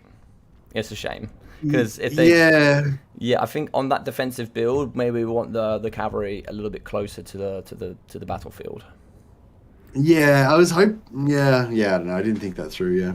No, it's not a problem. Yeah. It's just that obviously with this type of army, he's got Fellbats and he's got Doggos that are going to want to get in the back, and we are going to need some level of mobility that can kind of maneuver around the flanks with some speed that can kind of like protect your flanks and your backside and kind of prevent Doggos from kind of just doing whatever they want to do, pretty much. Yeah, Because he played sure. very well. As soon as something broke, he was straight on it. He was straight on it with the dogs. His micro was Mm. very good, I must admit. His micro was very good. Yeah, I But was actually surprised that I didn't like lose faster. Yeah, it kind of felt like it went pretty bad pretty early. you It's played like, pretty well. There was a couple of times where you had some resources. For example, you had like two spearmen fighting one zombie at some times, but that's okay. yeah, These things happen, and like where those and so, what generally happens like with Natwig, where that small mistake, and it is a small mistake, where that small mistake happened, he just capitalized somewhere else. Which it's these things happen, and there's it's not like you can do it. Like one of your mortars paid for themselves, the other one didn't, but that's okay. I think with this many spearmen, like just chucking one of the naked spearmen on the back might have been good. Just keeping it one on each cannon to protect them, to prevent fellbats from, if they do flutter down, you've got something nice and close just to jab them, and then if the fellbats don't come, you can then just push them forward at a later date. Um, thanks, Nathan. Yeah, yeah, yeah, like some people are saying, like mortars don't work on cavalry and stuff. Like, yeah, I know they're good, no good in cavalry. It's just that like I was in that situation where Karl Franz was stuck. I had nothing. I just had to do anything I could to try to get him yeah, out of yeah, that situation. So yeah. I targeted with both the artillery. I dropped the dwellers below on him. I started moving my pistol, my handgunners over there, but they were too far away, Considering how and it just early wasn't enough. Considering how Mm. early you lost your lord, you played really well. You did. You did play Yeah, very well. Also, I felt like with the halberd, with the demis, I mean, at the end, once, especially after one of them was dead, like I was just pretty much using them. But there was definitely like every time I remembered, the demis were sitting there stationary, like they weren't on anything, like because I kept like pulling them out to reposition them and then like not retargeting them, like happened a few times. So yeah, I feel like I didn't follow the game plan, of like properly giving attention. I gave a bit more attention to my army this time, but I didn't. Yeah, I Hmm. didn't like micro the demis and Karl Franz enough as well, I think. That's all right. Mm. And these things happen, and like now you've experienced that, that's less likely to happen now. You know what I mean? Yeah, So, all those mistakes, is experience, right? it's either you win or you learn. Is there? Yeah, yeah. Sorry, Nathan just sent me a message as a tip for you. So he said, as a tip for Mercy, VC have very little anti-large. So if he had gone with a few more cav units, especially pistoliers, which is kind of what I was hinting at, but I didn't want you to. I didn't want you to. I didn't want to. Yeah, Yeah. let me have my own sway. Yeah, for sure. Well, I mean, I guess having the like super wide, like having so much infantry, at least that didn't mean that I lasted a lot longer. Like, Yeah. and if I had have had like 3 less infantry, I probably would have gone down a lot faster. So how But two yeah. things, because I obviously I do apologize if you do know these things. I obviously sometimes don't know that you do know, but you can, if you overcast Earthblood, it gives you more healing. Oh yes, I do know that, but Yes. yeah, I don't think about it because in campaign you generally Never use it. you're just using it for efficiency, which is it's much more efficient mana wise to not Yes. overcast it, and you don't, yeah. So you can overcast Yeah, it for extra healing. Um, I wonder if that would have actually that could have been.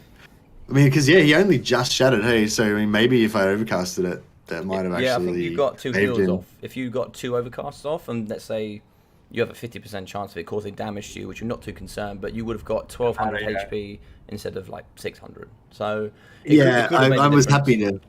Yeah. Yeah, yeah, I would have been happy to spend the wizard's health. He didn't even lose any health in the whole Yeah. battle, I so mean, you played I did. really well with him, right? So, I did a good job of defending him at least. Yeah, that indeed, was dude, something. that pull through the spearmen when the cavalry was coming was, oh no, when the White King was coming was really good, man. I saw it, I was like, oh, that was a brilliant block, awesome stuff, brilliant block. And you were spot on it.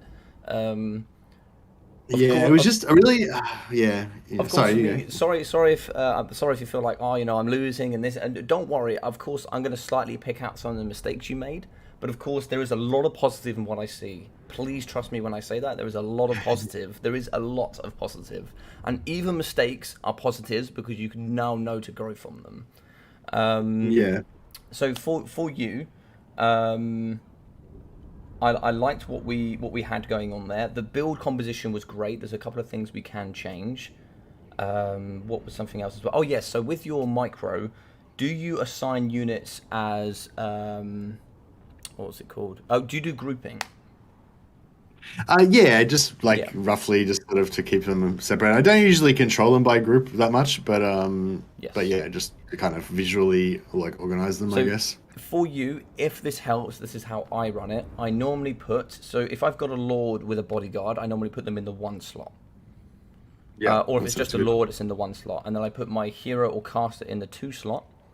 And then Yeah, I kind same. of, yeah, cool. So yeah, I thought you would know what you were doing, but that's just, I always keep it the same so that my, Yeah, my it kicks yeah, in. everyone's got their own. Yeah, my Yeah. thing's normally like hero or primary, like my lord or my primary melee hero is one, my Hmm. caster is two, my missiles like my archers and stuff are three, Right. artillery is normally six, and my frontline infantry is normally five, cavalry is normally four, and that's just kind of my my go-to kind of thing, I guess. But dude, like with all of the stuff I said to improve, like you made immediate changes with your artillery. You protected your range for a long time. Obviously, with a few mistakes in the front with the spearmen. That yeah, that gambit that he did with the dogs and the blood knights, Yeah, that pretty much just ruined me because it's like. yeah. Yeah, not only did he wreck Karl Franz, but also, like I said, I threw both of the mortars at that blob. Which, if that had have been enough to save him, maybe that would have been worthwhile. But as it Hmm. was, that meant the mortars were firing at the Blood Knights basically for the whole match, so they did nothing. And yeah, the Earthblood, not the Earthblood, the Dwellers below, like didn't do much on the I on actually the did a Blood lot. Knights It either. actually did a lot. I'm I did pretty it. sure. I Yeah. did it. Your Okay, caster got that's well. Maybe 1.8k damage value. okay. Well, maybe that was actually So worthwhile then. But here's another question. Why would you want to keep your demigryph halberds close to Carla France? What does Carla France have that really helps the demigryphs? Oh yeah, I didn't even look at his abilities. But yeah, he's got the Rune Fang that buffs AoE buffs like Yes. 24 melee So it gives attack. them What's plus the? leadership and it gives them plus 24 melee attack. Yeah, I should have. That would have been so. Imagine how much cooler it would have been if it was like Karl Franz. I didn't Honest, even use his abilities by the way until after he was already yeah. half dead. Um, yeah, imagine how much cooler that would have been if it was like Karl Franz plus two demis Yep. versus two Blood Knights with all buffs and everything. That would have been a lot sexier. Yeah, I think that And the yeah, heals would have been because the heals hits four targets. If those four targets were Karl Franz plus two demis, one wasted instead of just Karl Franz, so not healing anyone else. other items we got on the Jade Wizard as well. So we've also got nice buffs that you've probably like not seen too much before, but we've also, or maybe not used much. We also have things like Shield of Thorns, which is really nice. That's physical resistance Yeah, plus AP, so that can really help with engagements like that. That can also be that's a 40-meter radius. So that will yeah, buff Carla Franz, that will buff your demigryphs, plus then you've got the right limb Broomfang. Also he can use Garmoraz on himself, so you can get like a real death squad going on there if you need it to be. yeah, So that was just something that I thought, maybe, and in these matchups you actually don't have to bring. Something we could come away from is perhaps even maybe not even bring in handgunners. we could actually do a little bit more of a skirmish game, or a little bit more of, you go to them instead if you want. You could bring Outriders or Pistoliers, because Pistoliers, they delete flying units. Most of their flying units are pretty weak. They've got low armor. So Pistoliers with 90 speed, they're very difficult to catch. And as long as you can keep them near your front line with spearmen, you could just kind of kite and shoot. And Yeah. Well, I was thinking like with that like that flank overload thing, like because like how I tried it with the I think I had 4 units of the Dark Shard Black Riders or whatever, but they ended up getting stuck in melee, and they got screwed. But we could do the same thing, but with instead of but you want some good cav that can actually kill stuff fast. Like that's why I wasn't really keen on using Empire Knights. But if we did like Calfrans plus 2 Demigryphs plus like 4 Pistoliers or 3 Pistoliers or something, and then that could just go down a flank. You could use the Pistoliers as dogs as well after they shoot, and for chasing stuff. And what you could do is like you could have like just 5 or 6 spearmen in one area protecting 2 cannons, and you could be shooting over the infantry, and then you could have like an overload that has as you just said some good cavalry. And sometimes you just need cavalry that can pin in. Sometimes you might have, because your damage output is going to be Outriders and Pistoliers, or maybe even Outrider grenade launchers, which are exceptional in this matchup. You could get a bunch of those. That's going to be your damage output, and then if anything comes charging towards them, you just blockade them using the Empire Knights. Yeah. For example, because that means you don't care that you've charged them in for them to die. They're there to hold up, so your AP output, your Outriders or your grenade launchers are going to do the remainder of the work. And what you can do, because they do have to come to you, you can actually push forward with your Outriders and start blasting those zombies in the front line, those skeletons and all those other units as well, and just start really removing their chaff and forcing the other players to make some decisions. So it looks like we are going to have one of your guys in today. We are going to have one of the mercenaries, as our guys like to call them. Nice. So one of the mercenaries is in. So he's from your community, I believe. Murph, the Great White Lion. Welcome, Murph. Welcome. Yeah. So are you welcome? I think that I think actually having the cavalry there close to Karl of France to have a bit more of a snipe potential could have been quite nice, and then also would have stopped him from coming in with because they don't have much mobility. So if you have like anything above 78 speed, they can't catch you unless it's with dogs. So they do really struggle with kites sometimes, which is why Wood Elves is one of their worst. It is probably their worst matchup, along with pretty much the remainder of the elves, because they're great at kiting. I thought Murph's name was Great White Lion because the LI was cut off after LI, but it's the Great White Lizard. Okay, so he's all about lizard men. Yeah, he is on the Discord. He's called Murph the something of Itza. So I think he's a big fan of Gorok. Oh, okay.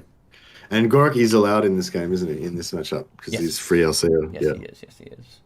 So yes. All right. Well played. I think I think VC is a tough one, not only for new players to play with, it's also very hard to play against.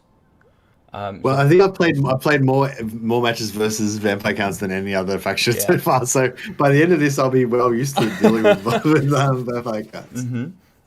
It's pretty much been the same thing. Variations on the same thing. It's been like a flank, heavy flank every time with the Blood Knights. Pretty much with different variations on that theme, I guess. So if you see them coming over with the flank overload, let's say on your right hand side, what would you try and do then to counter that right flank overload? What units in your current army that you've built can you utilize to deal with that threat? The Blood Knights. I mean, like I said, Karl Franz plus the 2 demis would have been a quite nice, pretty hard counter to that.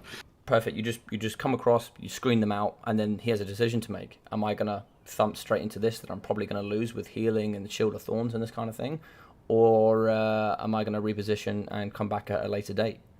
I was gonna say, if we go for this kind of, Karl Franz goon squad type of thing with the demis, or maybe with a hero or something or whatever, would it maybe be worth dropping the Dwellers Below entirely and just go for Shield of Thorns plus healing, maybe? Or it's less mana. You get more of them applied as well.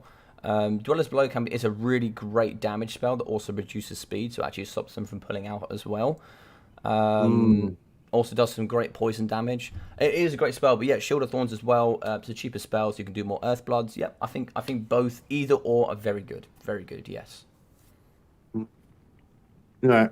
Cool. All right, but we have to forget about all that now because we've got Lizardmen again. So, Lizardmen, tell me about them very quickly. What are they good at? And tell me what they're not very good at. They're good at having chameleon skinks, and Yep. they're so we need something with shields. What are they most known for? Big dinos. Big dinosaurs, which have armor. Lots of armor. So what do we need? We need lots of guns. Lots of guns, lots of armor piercing, lots of halberds. So, why don't you construct an army from scratch? Tell me what you would like to do. I would say let's go with if we strictly say with either Carla Franz or Boris. I think, does that sound smart to you?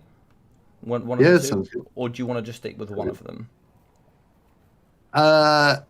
No, I mean it's just sort of the same thing because they're going to be on Griffins anyway, so it's just I think it's fine to switch back and forth. Like it's pretty much the same kind of vibe. It's just that Carl Franz has got more of that just doom bomb potential. He's also just like the biggest Chad ever, right? So I think he comes with I don't know. Boris is pretty Chad. Boris does win on the Chad points. Actually, I'm not gonna lie. Boris is actually. Carl Franz is a bit too like white bread, you know.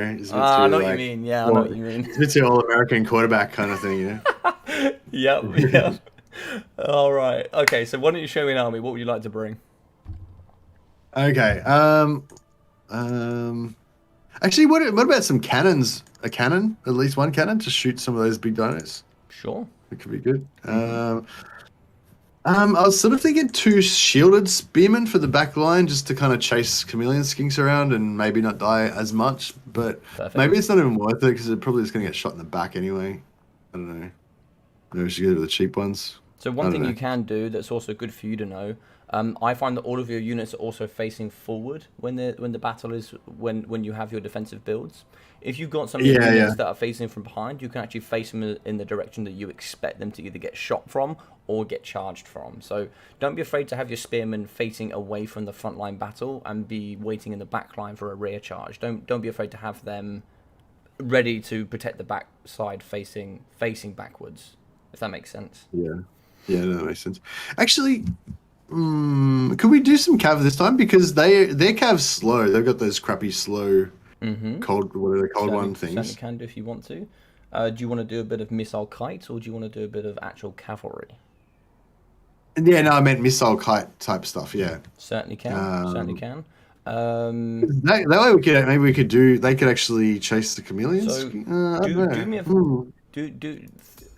relate these to the Dark Elf Cavalry with Skirmish. Tell me something a little bit about Pistoliers that not only they're missile cav. Tell me something else that they can be useful for. So Pistoliers, like main thing about them that's great is the 360 arc. So they're so much easier to micro.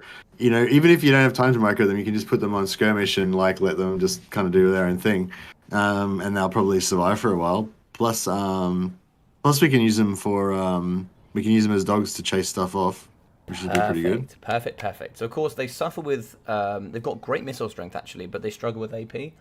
But yes, you can use them to chase off. They're really fast. You can use them to chase off broken units at the end of the game. So they have kind of a multi-purpose, and they're really, really cheap. So I think they're pretty good. Do you reckon they could be my anti-chameleon skink as well? Like, what happens if I charge them into chameleon skinks? Are they going to They're not going to enjoy it. They pay a lot on missile resistance. They pay a lot for 40% missile resistance. So charging into combat is something I would advise. Because they've also got some pretty decent charge, like 20 charge bonus doesn't sound like much, but it's pretty decent when you're going to be smashing into chameleon skinks instead of, yay tall. Yeah, for sure. So, but if we have some, do they have anything that's faster than Pistoliers? They have some flyers that are probably faster. What flyers do they have that are pretty strong? I don't really know. They're like some sort of pterodactyl bomber type dudes. I don't know if they're pterodactyl riders. They can shoot, but if you don't know too much about them, they've got low armor, so Pistoliers is also a great counter to them. They have low range, but they can drop bombs on your missile units and can cause some damage there. But they're not going to really be able to counter the Pistoliers with anything, really, are they? Not too easily, no. Community Skinks will do well if you allow them to shoot your Pistoliers. Okay, yeah. So, what's the most Pistoliers can we take? Can we take 5 of them? Just like have as many as possible? I think 4 is the maximum. But it's letting me take 5 in here. Yeah, 5 should be fine. 5 should be fine. I'm always going to think banner rules, so I think 5 should be fine. Yeah. Yep. So I think 5 is good. Would you? Lippy's saying they've got stalkers as well. Stalkers. What about just in case they do have something that can counter the Pistoliers, should we take some actual? Ignore what Loopy's saying because he doesn't know what's going on here because he doesn't know that they're DLC units. So Loopy, just so you know, I appreciate your knowledge. He knows a lot about the game, but here we're restricted to only 9 factions and no DLCs. So there's no chameleon stalkers. Yeah, there's no Razordons. There's no big bad. But there's regular. Yeah, there is the very, very base units in this game, like very base units. Like here, for example, the Empire, we've only got crossbowmen and handgunners. That's all we've got. We don't have silver bullets. We don't have any of the other stuff that we normally have, like huntsmen, etc. So, what are you going to deal with, though, if we've got their infantry? What are we going to do to their infantry? Well, we can maybe shoot some of the infantry in the back. Oh, but then they got armor. If they got Sauruses, they're gonna have armor. What about if we just gave them more cav? I guess some outriders as well. It's gonna be like crazy trying to micro all these cav, but it could be fun. Yeah, it could be super fun. And don't be afraid to get a flank overload. Don't be afraid to get all 5 of them on one side and put some pressure in and stuff like that. How much money have you got left? 1,400. 1,400 left. Christ. Oh yeah, we've got no slots left to put any more stuff in. Yeah. Don't be afraid to put those spearmen up with some shields then, I guess, because it gives them extra melee defense. And I would say you could maybe take 5 spearmen with shields, and then if you drop those other spearmen, we can maybe look at something a little bit more elite if you wanted to. Maybe something that can maybe actually chew through some infantry. So we could maybe take some greatswords. We could actually maybe take some halberds that could also deal with large dinosaurs and cavalry. You could bring some tools in here that could help. Maybe we should look at the laws again. So are we going to go? So yes, actually. So if we keep, I guess either Calfruns or actually we drop Calfruns maybe and drop the healer because we aren't going to have any elite stuff to heal. Not much. Go back to the Boris and the Fire Mage. Yeah, I would say that's really smart. I would say that's probably good. What else do we have here? Yeah, that's pretty good. Cool. So what would you like to take on your Fire Mage? So you've got a bucket load of things. You've got Flame Sword of Ruin, you've got Cascading Fire Cloak, Fireball, Burning Head, Flamestorm, and the Piercing Bolts of Burning that does good AP. So what do you think might be good here in this matchup? I would mind taking the Cascading Fire Cloak again, just because I feel like I want to try and spam that a bit. So you were really good with it and you used it in key situations. I think you used it very well. I like that. Yeah. I'd say anything over 60 armor, Burning Head's not going to do very well against. But I'd say anything with 60 armor or less on a single, so not overcast, on a single cast, Burning Head will do well against anything with 60 or less armor. Piercing Bolts of Burning will do well against everything. If you actually overcast a Piercing Bolts of Burning, it will do over half damage to a Dreadosaurian. We'll give it a shot. We'll take that instead of Burning Head on this one. Yeah, we've got a lot of Pistoliers and stuff to deal with low armor targets, so cool. Yeah, you could certainly use that on some units for sure. Or you can take Flamestorm if you want a Vortex spell. I don't know if I like Flamestorm too much because of the randomness. I don't like. It's like, I'm not a fan of it. Do you know what I mean? Like, it takes the skill. I mean, it's like, I won because I got a wicked Flamestorm that took out 3 units, or I lost because it didn't land. I don't really want that to be. Yeah. So, how much money have we got left? 700. Okay. What have you got on Boris? Oh, is it worth taking the Nah, don't worry about it. Boris, we got Griffin, we got no abilities, and we got both items. Okay, perfect. And you said we've got 500 left. 719. Ooh, okay. But I didn't take. I could still. I've still got. I could take one unit of Outriders to have the AP cav. You can do, yeah, yeah, yeah. The only issue you've got is you've got 1, 2, 3, 4, 5, 6, 7 units of infantry and 1, 2, 3, 4, 5 units of range to protect them. So if you've got 5 in the front, you've only got 2 in the back. Yeah, yeah, okay. Because the Pistoliers are going to look after themselves, and you can't really use them to like pin in, because they'll get whacked by Saurus, they'll get whacked by Temple Guard, big dinosaurs. You're not going to be able to prevent them. So yeah, I think having some halberdiers might be good to hold the flanks a little bit more. Should I maybe? No, I was gonna say I can't really drop. I was So gonna drop maybe I could the other drop thing one as well, handgun and take the Outriders, but I think actually dropping the crossbows is not a bad idea.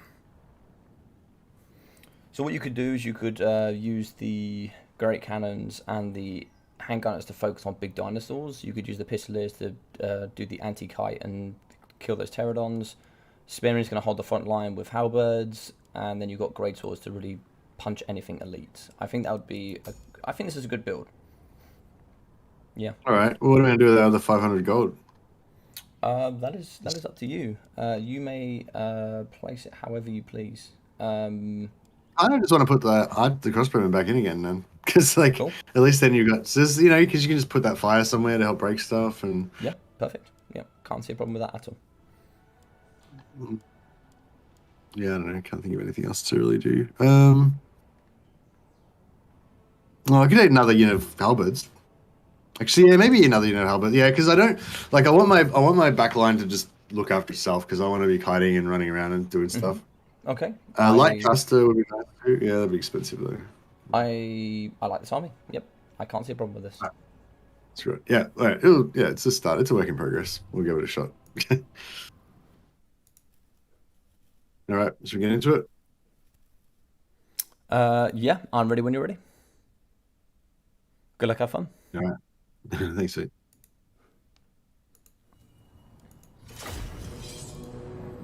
So it's nice to see here from me.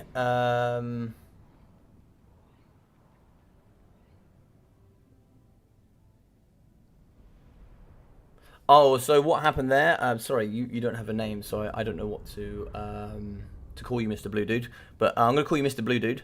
Mr. Blue Dude, he had his knights overextended, so he wasn't able to get around on the flanks. Now I'm not giving Mercy any builds. I'm helping him make his own build. So I'm trying to get him to think about what does the army bring, and if he goes really far away from the track, I'll pull him back a little bit, and I might give him 1 or 2 suggestions.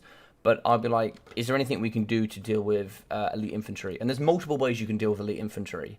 You can use handgunners, you can use greatswords, you can use mortars. There's many options you can use to deal with elite infantry. So I propose a problem that he might come against, and I go, how are you going to solve this problem? And then he kind of says, we could try this. And I go, awesome. If he goes, yeah, I'll bring spearmen to deal with elite infantry. Probably not optimal, so I'll say, yeah, spearman's probably not the way to go here. There's probably something more optimal, so I'll try to pin him back more towards an area where he can be a little bit more efficient. And I think automatically, I'm really proud of him. He won't know this, but he said, I could take a unit of crossbows, or I can take an extra unit of halberds. And I was like, for me, I'm taking the halberds every time. They're very, very good. They're defensive. You've got only 3 elements to look after. You've got 1 cannon and 2 handgunners. It's very unlikely he's going to be able to get on top of them. So let's go here with the Lizardmen. We are going to be having the Skink Priest of Heavens here with quite a lot of... He's got every single spell in the game.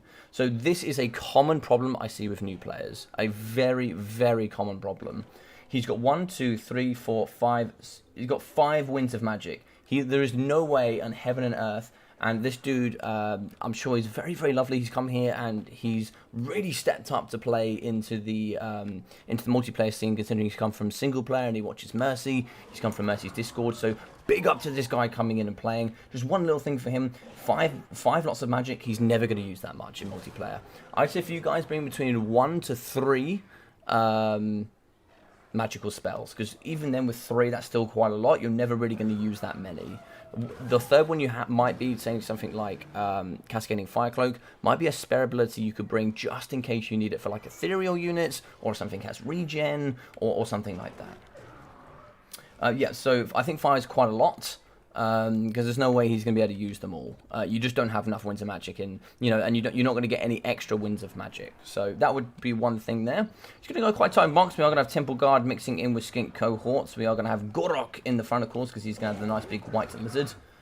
So the man, the myth, the legend here in the front, he's going to be having the Mace of Olmec, as well as the Shield of Eons, Stand Your Ground, Rock of Itza, and yeah, just like a to the death as well. So it looks like he's gone with all the abilities, which is also a very standard trait for campaign players. They just bring everything, and when it comes down to cost efficiency, sometimes it's just not worth it. But you get that by learning and going through games and these sort of things. We've got 2 big dinosaurs. Double Stegodon is going to be tough, along with Croxigors.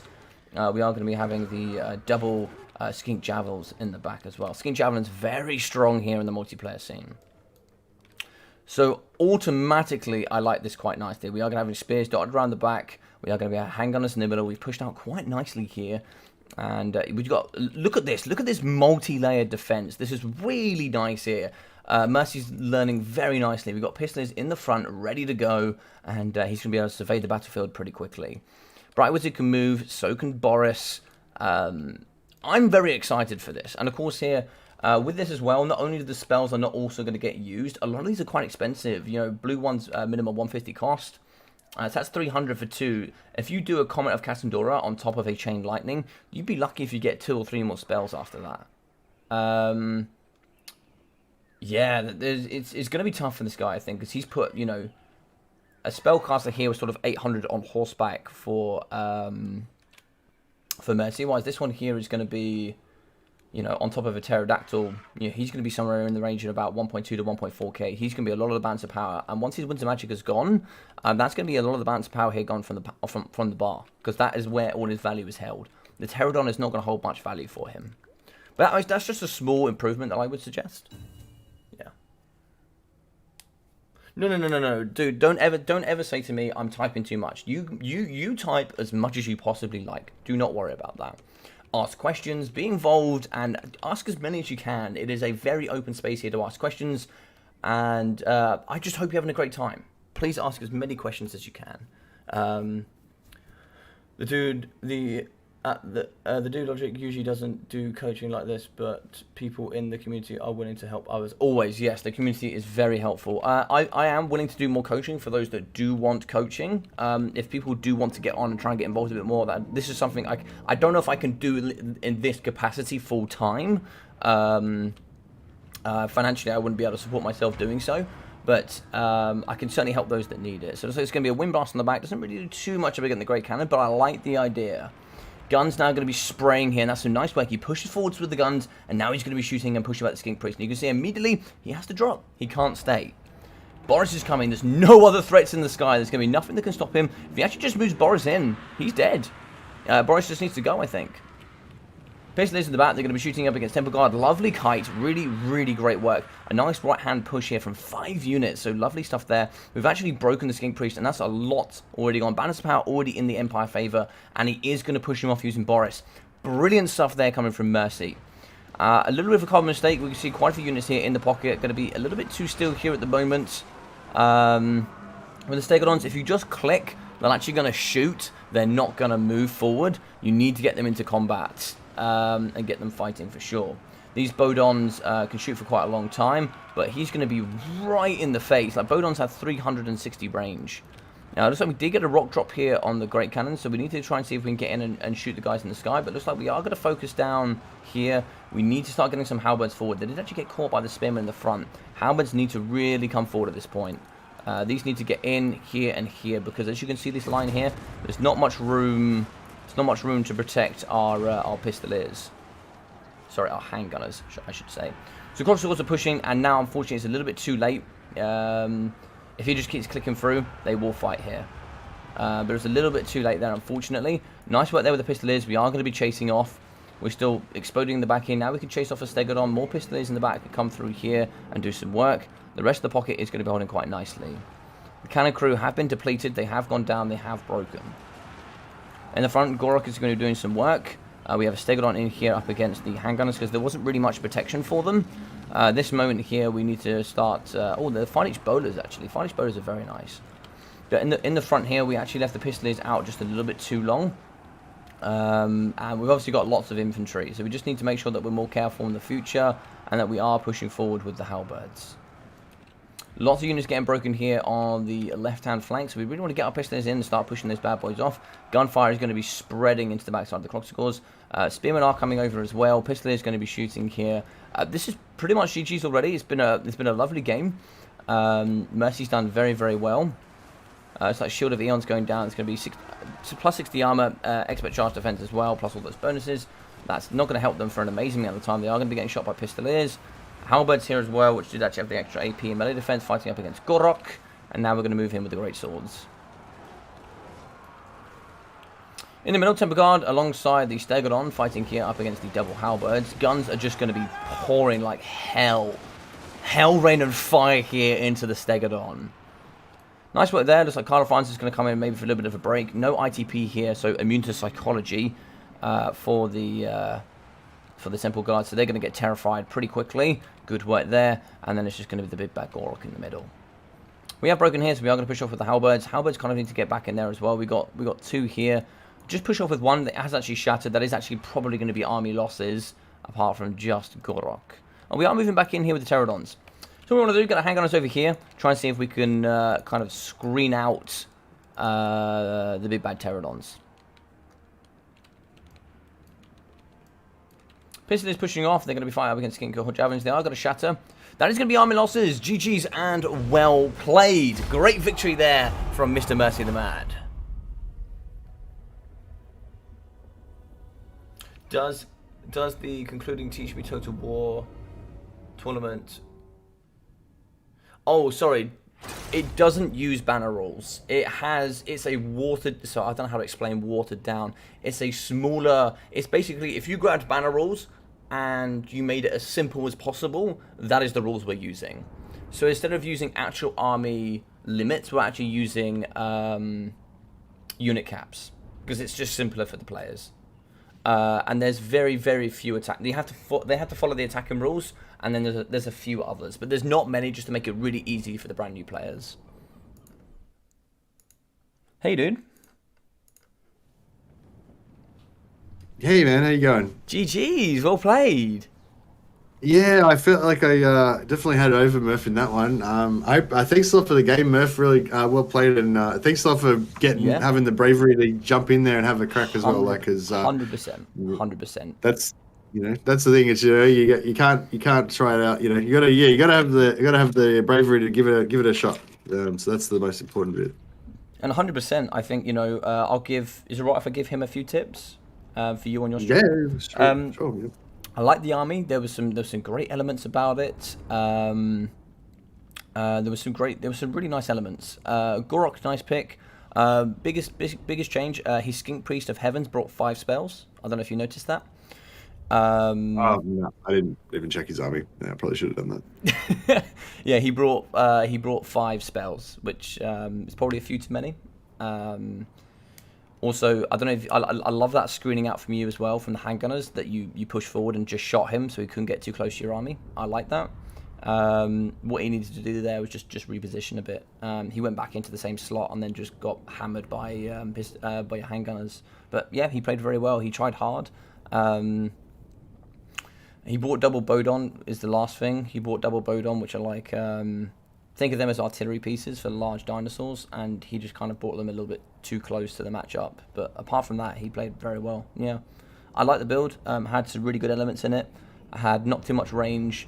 Had some good infantry. There was some good ideas I could see that he tried here, and very brave to come here on live stream. Yeah, no, thanks a lot, mate. Thanks for the battle. It was good fun. Yeah, so you got 1.3k there for Boris. I saw him very active. I saw some cascading fire cloaks, which was nice. Did you use? I think you used 1 piercing bolts of burning. Yeah. I mean, the thing with piercing bolts of burning is you kind of need a blob or something. You Yes. know, like you can't if there's just two long lines of infantry fighting each other. You So got to get your how own how guys, and how could you get a blob? with Boris, I guess. Yes, With yes, Boris, yeah. yes.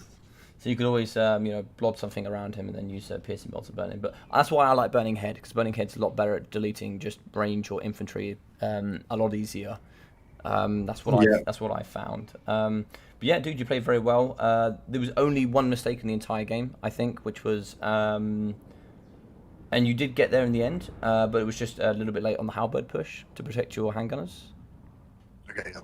That was it. That was it. You played really well, dude. You did a great screen out in the front. I thought the army setup was really, really good. You protected the back line really well. And also, don't be afraid to throw your greatswords in a little bit earlier. Don't be afraid to just throw them in up against the front line, and just get them in there. Yeah. Yeah, with the great swords and the halberds, I was just not really microing the infantry that much. You know, Yeah. I was mainly concentrating on my pistoliers and Boris, and yeah. I mean, yeah, no, like definitely, but Pistolier yeah, just gameplay that was why, yeah. Pistolier gameplay was amazing. You got in and behind. You did the work. I saw some great chase off. Boris chased off the caster. You had your pistoliers chasing off infantry. Your focus fire was really great. You hit the big stegodons. You hit the Croxagores. There was one element, I don't think you'll probably get time, but the pterodons did come back on the right hand side. I was hoping you were going to move some of the handgunners around to kind of screen them out. So they could, Yeah, I was thinking about that, but he didn't notice straight away that they rallied. So yeah. they were just sitting there. So I kind of thought, oh, maybe he won't notice it. I'll just leave, because that way I can focus my handgunners on Yeah, no, the big stegodons, whatever. you did Yeah. really well. It's just like a next level thing. Like in the future, if you don't see any threats in front of you, you can also move the handguns around in anticipation to prevent them from coming back in the pocket and causing havoc. It's just a next level Yeah, tip. and they did come back, didn't they? Hmm. Yeah, I mean, I was thinking about just letting Boris chase them off, but I just thought Boris is too valuable, and like And almost rather have him back in that than was a brilliant analysis, and it's something I haven't told you yet, like what is worth chasing off and what isn't worth chasing off. And I kind of don't feel like I need to tell you that. You kind of know that anyway, just from playing campaign. Like you know what's worth chasing off, you know what isn't worth chasing off. So great analysis, and I think that was the right decision. It felt really good having nothing that was mobile that could deal with Boris. Like compared to like with the undead, with the how they got me with they got Carl Franz with the Blood Knights and everything. Like with this, it was like I felt like I could just do whatever I wanted with Boris. Like they aren't going to catch him, and he can just kill whoever he wants basically. And yeah, it was pretty felt good, man. How do you feel with the pistolier play? Yeah, good. I really liked how I just didn't really care about my army too much. I felt like I've got my like box there. It'll survive basically, and I can just focus on just doing what Yeah, I'm doing, yeah. what I having fun with pistoliers, and yeah, it was really good. Yeah, one of the things is just what I try and do is I just try and flick through every unit as I go through. I'm just every second I'm flicking to a new unit. So I'll go to a unit, give it attack order to the next one, give it a unit, attack order, next one, next one, next one, next one, and I'm just going through the Yeah, lines all the time. But that is yeah, like when you get more experience, when you get better, that is something you will get better at, and it's something I still now struggle with. yeah. I feel like yeah, that's really cool, and I feel like that's something I've been particularly bad with today. Like I was saying before, I just don't feel like I'm quite thinking quick enough. I'm just not making enough decisions per minute. You know what I mean? Like, yeah, This is what we call micromanagement. This is when your yeah, micromanagement gets better, and also there's a lot of times like I do it passively in my head. I will know how long before I need to go see another unit again, right? So if I know a unit is fighting, depending on how good that fight is going there. So if I've got, for example, skin cohorts fighting up against greatswords, I'll know I'll need to be back in about 10 seconds because they'll be dealt with in 10 seconds. So in my head, and I know it's a lot to take in, but I'm roughly knowing where I need to be and when. So I know what I need to do with the next threat.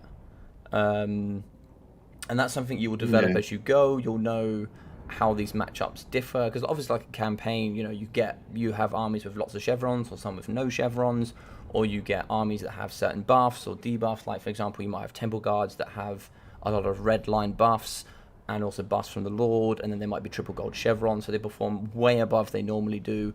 Whilst in this kind of level, you'll see some buffs here and there, and not too much. So for the majority, you have an understanding of how that matchup is going to go. So in that aspect, there has to be a lot more adaptability in single player in that aspect. But here, you can invariably find a good understanding of how most interactions should follow, as it were. Yeah. Which is what I give single player players a lot of praise for that. Having that adaptability in that scene where you go, oh, I know that, for example, if you bring Katep, he can really buff Tomb Guard, for example. Like, he's a really great buff at Tomb Guard. So you've got to know that when you're fighting him, that his Tomb Guard are going to be OP as hell. So there's a lot of game knowledge that's needed there. Sure, yeah. Hey, I might just grab a coffee if that's all right. Yeah, of course, dude. Yeah, I'll talk about your game. Yeah. Okay, back a sec. Yeah, cool. We'll open up. I'm actually going to be on Mercy's stream now, so if anybody wants to ask any questions, feel free to ask.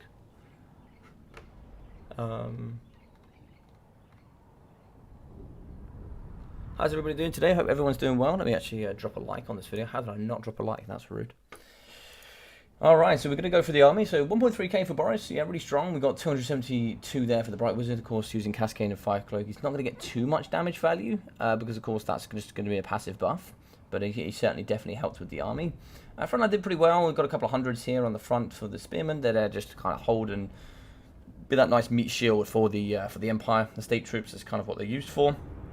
Halberds coming at 350, 230. One of them got 250 and the other one got 340, costing it 550. And the majority of them being pretty healthy is quite nice. Great swords at full health for 250 value. Handgunners 2,267. Excellent stuff. And 1,400 for just 2 units of handguns. So this is something that when Mercy comes back, I'll talk to him about. Pistoliers did really well as well, so we got quite a lot of value there for the Pistoliers. And the cannon, it did kind of get shot down a little bit, but that's kind of it's kind of what's expected there. How to go missed the last battle? How he do logic? Oh, Bruce, yeah. So on the last battle, he did really, really well. He did extremely well. He held at the front line really nicely. He used a bit of skirmish cavalry play, which was really nice. He got in and around the back and started shooting all of those elements. Murph, he played nicely as well. I saw what he tried to do with the army, but unfortunately, I'm sure you guys saw the first battle here that we had from Mercy. He threw a couple of elements away and is a little bit unsure of how kind of multiplayer works compared to single player. But he made a couple of mistakes that we saw Mercy make in the beginning, which is what I would expect. But congratulations to Murph for coming in and being ultimately brave and just really diving deep there into the forefront of multiplayer. It's not easy to do. It's not easy to do for sure. Are warrior priests used in multiplayer? Yes, they are. Yes, they are. Warrior priests can be quite nice. They have great buffs. For example, the 24, the Hammer of Sigmar, 24 plus melee attack and a 40-meter radius is really nice. As well as the Shield of Faith, which is 20% damage resistance. That's all damage is negated by 20% for that period of time. And then also Soulfire is really good because Soulfire does no damage up against your troops, but will do damage in, I think it's a 30-meter radius against any troops that are around you. So, they have great application here for buffing your army, help dealing with chaff, and kind of all these things. So, yeah. I'm back. How you doing? I've got a copy. Nice. Actually, there was one more thing that I forgot to touch on that you did excellently well. Is both your handgunners.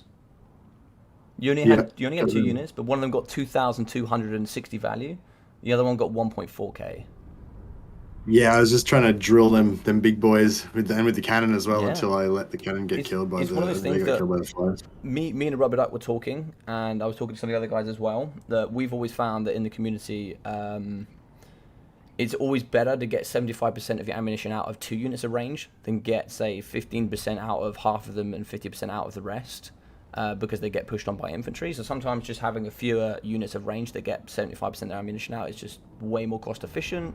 I just think I much prefer this army composition because you were able to utilize your handgunners really well. You had spare reserve troops when you needed them. I didn't feel like at any point there you were scrambling. You were able to focus on your skirmish play. I really like this game. You played very well. Nice. Is Artisan going to play Greenskins? I think he is, yeah. Because I think he had wood elves, and then I started making a wood elf army, and then it's like, oh wait a second, he's not wood elves anymore. What's going Okay, on? so I don't know if I want. go on, mate. I don't know. I don't know if I like this Pistoliers thing as much with. Well, because I feel like he's going to go he's going to have ball boys, and then I'm going to have my Pistoliers are going to be getting chased around by ball boys all the time. But actually, no. But we're faster than ball boys, and You are. Yep. are we cheaper? Are we cheaper than ball boys as well? Yep. Yes, we are. Oh, okay. So he's not going to have 5 ball. He might have maybe he's got 4 ball boys. Say. Four So ball if he wants boys to would send one, be a very heavy investment. It would be a very heavy investment. oh, actually, yeah, no, he's going to have wolf riders, which are going to be faster and can catch them. But if you kite against them and they get shot, they have very low leadership. Okay, so you reckon if I could still maybe pull off this 5 Pistoliers? It will Trick. it will be a lot of micro, but you also have to remember there might be spider riders, there might be all sorts of things. So I wouldn't be sad. This is a strategy you can use. Is you can put your Pistoliers in the front and try and get a bit of skirmish as he tries to kind of push into your front line. So sort of like the same idea as the artillery, but you're using your cavalry in the front to kind of kite back towards your front line. You could certainly do that and then try and fight against some spider riders, try and fight against some cavalry, try and get them out of position, maybe shoot them with the cannon, all these kind of things. I was thinking I would love to get some mortars back in again against the Greenskins as well, just for that morale, that morale damage. Yeah, they're going to go very wide, so having 1 or 2 of them would be good, yeah, for sure.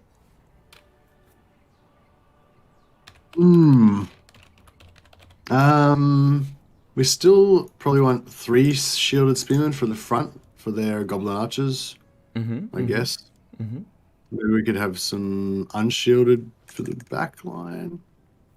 Perfect. Maybe more for the back line. I don't know. So tell me a little bit about Greenskins. What are they? Go through it a little bit for me in your head. Tell me a little bit about them and what you're going to do to exploit their weaknesses and cover for their strengths. Well, they're going to have at least 1 unit of black orcs, so I'm going to have 2 units of handgunners specifically to kill the black orcs. But they may not, I guess. But yeah. You also have another tool in there that's good against black orcs. The cannons or Boris. No, hello. Sorry, what's that, buddy? Oh, what were you saying? The cannons? Oh, Against great swords are pretty good. Oh, right. Don't black orcs kick great swords faces in? They will do, but they'll also do pretty well. They'll, even if they do lose, they'll do at least 75-8% damage. Yeah. Black Orcs are they're more of a, they have great AP, ITP, they're a good overall unit, whilst Great Swords are great against heavily armored infantry. They're like a great, although they're cheaper, they'll still do, the cost efficiency will go up for them because they're fighting against exactly what they're designed to do, and because they're more expensive, they're going to get more cost efficiency trade. So, for example, they might get 900 value against the Black Orcs, whilst the Black Orcs will do sort of 600 in return, per se. Okay. But like, they're not going to I should win. take some quarrelers. I should take some quarrelers as well, probably. You could do. We've got. Don't forget, you've got 1, 2, 3, 4, 5, 6, 7, 8, 9, 10 units of range now. It's a lot of ranged. For sure, and you've only got 1 slot left, so we've got 1, 2, 3, 4, 5, 6, 7 units of infantry. So the Pistoliers can look after themselves, but of course you've then got 1, 2, 3, 4, 5 units of range to be protected by 7 units of infantry. We don't really need the cannon, do we? I mean, I don't know. You don't have to. You don't have to for sure. You don't have to take that. They can bring artillery themselves. They do have rock lobbers. They also do have.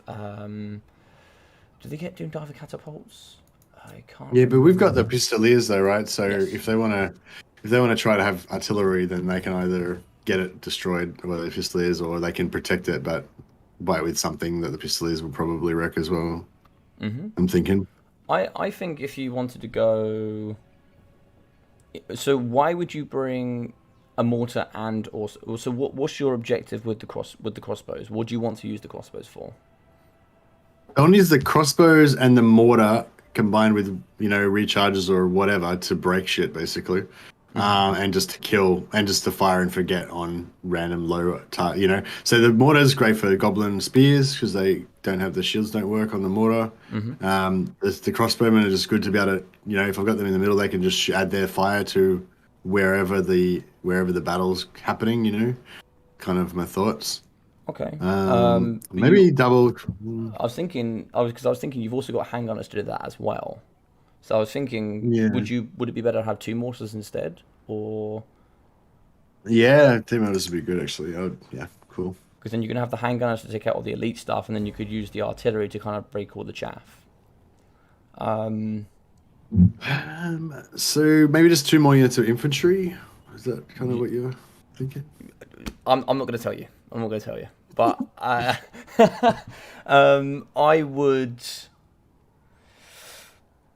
would be concerned about how wide greenskins can go because they are quite cheap. Yeah. Well, okay. So basically, we're gonna have these 2 mortars and the handgunners. Two handgunners is worthwhile. You reckon? I don't know. I mean, I feel like I might run out of run out of armored targets to shoot at with them. You've got great swords and 2 other anti-armored targets. I think you've got enough armor piercing out of those 3. I think that's enough. Yeah. No, I was thinking maybe a drop in one of the handgunners, but yeah, maybe just that's. You think it's fine to have 2? Yeah. And we haven't got any other range, so I mean, in the back line, so. Anyway, so yeah, I was thinking if we take 2 units of halberdiers to try to protect or maybe 1 unit of halberdiers and another great swords. Can do. So we've got a bit of a core of infantry that will fight till the end, for the late game type thing. How much money have you got left? 234. Oh, got quite a bit. You could certainly upgrade a normal spearman to another halberd if you want. What else have we got here that we could bring? I feel like he's gonna. I feel like I wouldn't mind. Go on. What would you like to bring? Yeah, I wouldn't mind some more halberds maybe because I feel like halberds are going to be good because they're going to be good against their infantry and also good against their like wolf riders and crap that are going to be trying to overrun my mortars. You've also got grenade launchers if you want to use those if you've never tried them. Oh yeah, that would be nice, but up to you, entirely up to you. Should I maybe I should take out one of the pistoliers though, so that we don't. You could try. You could try one if you wanted to, or you could try an outrider, see if you prefer it any more or any less. Yeah, that's entirely up to you as well. You can maybe try and use that against some chaff and see how that goes. See if you like them. Did I lose? I lost one of the handgunners somewhere. Okay. Yeah, you took out the handgunner and you put in one. You put in the grenade launcher. Yeah. I don't know why you took out a handgunner actually. Yeah. All right. So we go back to 1 great sword, 2 halberdiers, 5 cav, including a grenade launcher. You got 5 AP. You got the double handgunners, great swords, and you got the double halberdiers that can deal with like heavily armored cav. How much money do you have left over? 200. So we just. You could give some spearmen some shields. You also don't have cascading fire cloak if you wanted it. Oh, okay. Yeah. Well, now I was sort of thinking maybe I'd drop it this time because, like, I'm gonna find targets for the burning head on the orcs. I feel like so I could just be spamming that, the whole time maybe. Or that's great cost efficiency. Yep. Okay. Cool. You can maybe give some shields to your spearmen. It's up to you. Or you could upgrade. I don't think you'll have enough to upgrade halberd to a greatsword, or you could. I've got a spears to a halberd, maybe. Yeah, or you could go pistoliers to an outrider if you wanted to do more AP with more range, because it goes from 80 range to 130. Are they still? I feel like I don't know if I want any more AP, because. Yeah. Sorry, I'm just throwing options at you. That's all I'm doing. Just throwing options at you. But yeah, I think the armor. maybe we will give that a try. Actually, yeah, fuck it. All right, we'll get another. I'm just a bit worried that the. Oh shit! Now I got enough money. Hey Declan, how we doing, buddy? How we doing? How we doing? Well.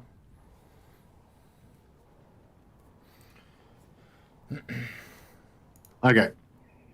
So back to 2 halberdiers, 3 shielded, 3 unshielded. All right, that'll do.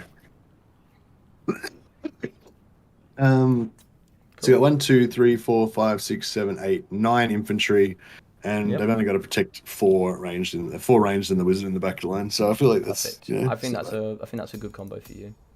I would also suggest that this is also you've got a good mobility core, and this is quite a defensive build. So, yeah, when you're ready, let's do this. all right. Oh yeah, who's my opponent? Artisan Tech Priest. I feel like did I fight a battle with him earlier as well?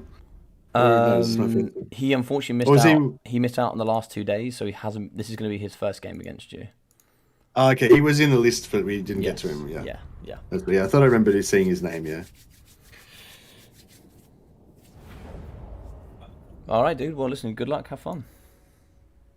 All right, thanks a lot, man. See you soon. All right, man. So, yeah, I'm trying to give Mercy as many tips as I can without telling him what to do. I'm also finding that a little bit difficult myself. I'm trying to just help him how I can. I just want him predominantly to think about what should I bring, what am I coming up against, and he's already recognizing for himself. I reminded him, you don't have Cascading Firecracker. He's like, I don't think I need it. There's going to be lots of goblins. You know, he's recognizing what spells he needs to take, what infantry is useful, and what he's liking, which I think is really, really good. I'm not having to say anything. But yes, guys, I will say very quickly, I do apologize. I know I'm not paying as much attention to you as I normally do. I'm trying to focus on being here with Mercy, trying to give him as much help as possible, making sure things run smoothly in the background. My amazing admins here in the Discord and etc. are being really helpful. So thank you very much to Zypher and also here to Muckluck. If any of you guys are part of Mercy's crew and you would like to learn or at least play a game of multiplayer, feel free to get in touch with my admins. Maybe get you here on live stream today, or if not tomorrow. Try and see if you get you guys in so you guys can play. And then we'll try and see if maybe we can get you into the scene a little bit as well if you'd like to give it a go. I do a short bid league which is based for new players, so you guys can come in and play up against other new players just like yourself, and I mean brand new players. So we are going to have some Goblin Wolf Rider Archers in the front with some Spider Riders. This is very common from Greenskins. Lots of Skirmish Cav, Spider Riders, more Wolf Riders. It's going to be interesting to see how Mercy deals with this. In the back here, we are going to be having Orc Boys, Black Orcs as well. There should be 2 Black Orcs here in the army. A lot of Orc Boys and a lot of Savage Orcs in the front with Orc Boar Boys. Now, one of the new DLC Lords, we are going to be having the Goblin Great Shaman here on a Ragnarok Spider. Here, a very powerful spell is going to be Don't Even Try It. Massive damage there to a single entity. We are going to have Arcane Conduit, the Itchy Nuisance, and a Vindictive Glare. We can also shoot here as well, because poison, a good missile strength, ammunition is just in abundance. Anti-large and arm piercing is going to be very strong as well. Over on the side, we are going to have the double Goblin Big Boss. One of them here should be having probably the ability. No abilities. They do actually have. They need stabbing or something like that, which gives negative to armor and melee defense. In the sky, we are going to be having Boris with the kind of the same makeup, kind of Boris and Firecasters, kind of where we've gone here with Mercy. You have a bunch of shields in the front, a bunch of handgunners here in the pocket as well. Spearmen, a bunch of spearmen around the back with the double mortars. So he's only got to protect 2 handguns, and then he's also got to protect the double mortars. Yeah, so we've got a bunch around the pocket here. I would say these are a little bit tight in here. I like having this one here. I like having this one here. So just, sorry, I should do this one. I like having this one and this one where they are. They're defending here up against the cannon quite nicely. This one here, I wouldn't mind, having it in this middle section. And the reason I like having it in the middle section is because then it has an equal amount of distance, in every single way to go where it's needed. It's in the middle, it's in the epicenter, it's the strongest piece, and it's ready to go in any direction I need it to go. So I can kind of I can go over here and block some infantry here if they win. I can go over here and block some infantry if they win, meaning the Black Orcs if they come in, or I can kind of come block the back if it's needed. They're just in the middle and they can do what I want. Here at the back, it's going to take longer for them to get forward when they're needed. And of course, you don't want your handgunners turning and moving. You want to keep them forward and firing. So, but yeah, we got lovely multi elements back here. We got spearmen just dotted all over the place. A couple of big holes here. So we do have to be careful of those. Of course, we can certainly get him with some cavalry there. We do have Artisan Tech Priest, who's a little sneaky guy. He knows what to do in these matchups. So he's going to come forward with Spider Riders here. It's going to be a bit of a skirmish off, and it's going to be very interesting to see how Mercy deals with this. He's going to get shot pretty hard here. He's going to learn that actually these are pretty glass cannon. We are coming over. We are going to shoot him with artillery. I'm not too sure. Maybe the artillery was predicting here for the all-ball boys and the rest. So he's going to have to drop back behind his units. We do actually have some all-ball boys ready to go. They do pack a punch. They are going to be kiting back here a little bit. He's going to be focused on his army. We now need to get these mortars shooting into the front line as they approach. We have all-ball boys and we have Black Orcs coming out of the trees. So we're going to need to start focusing down these units.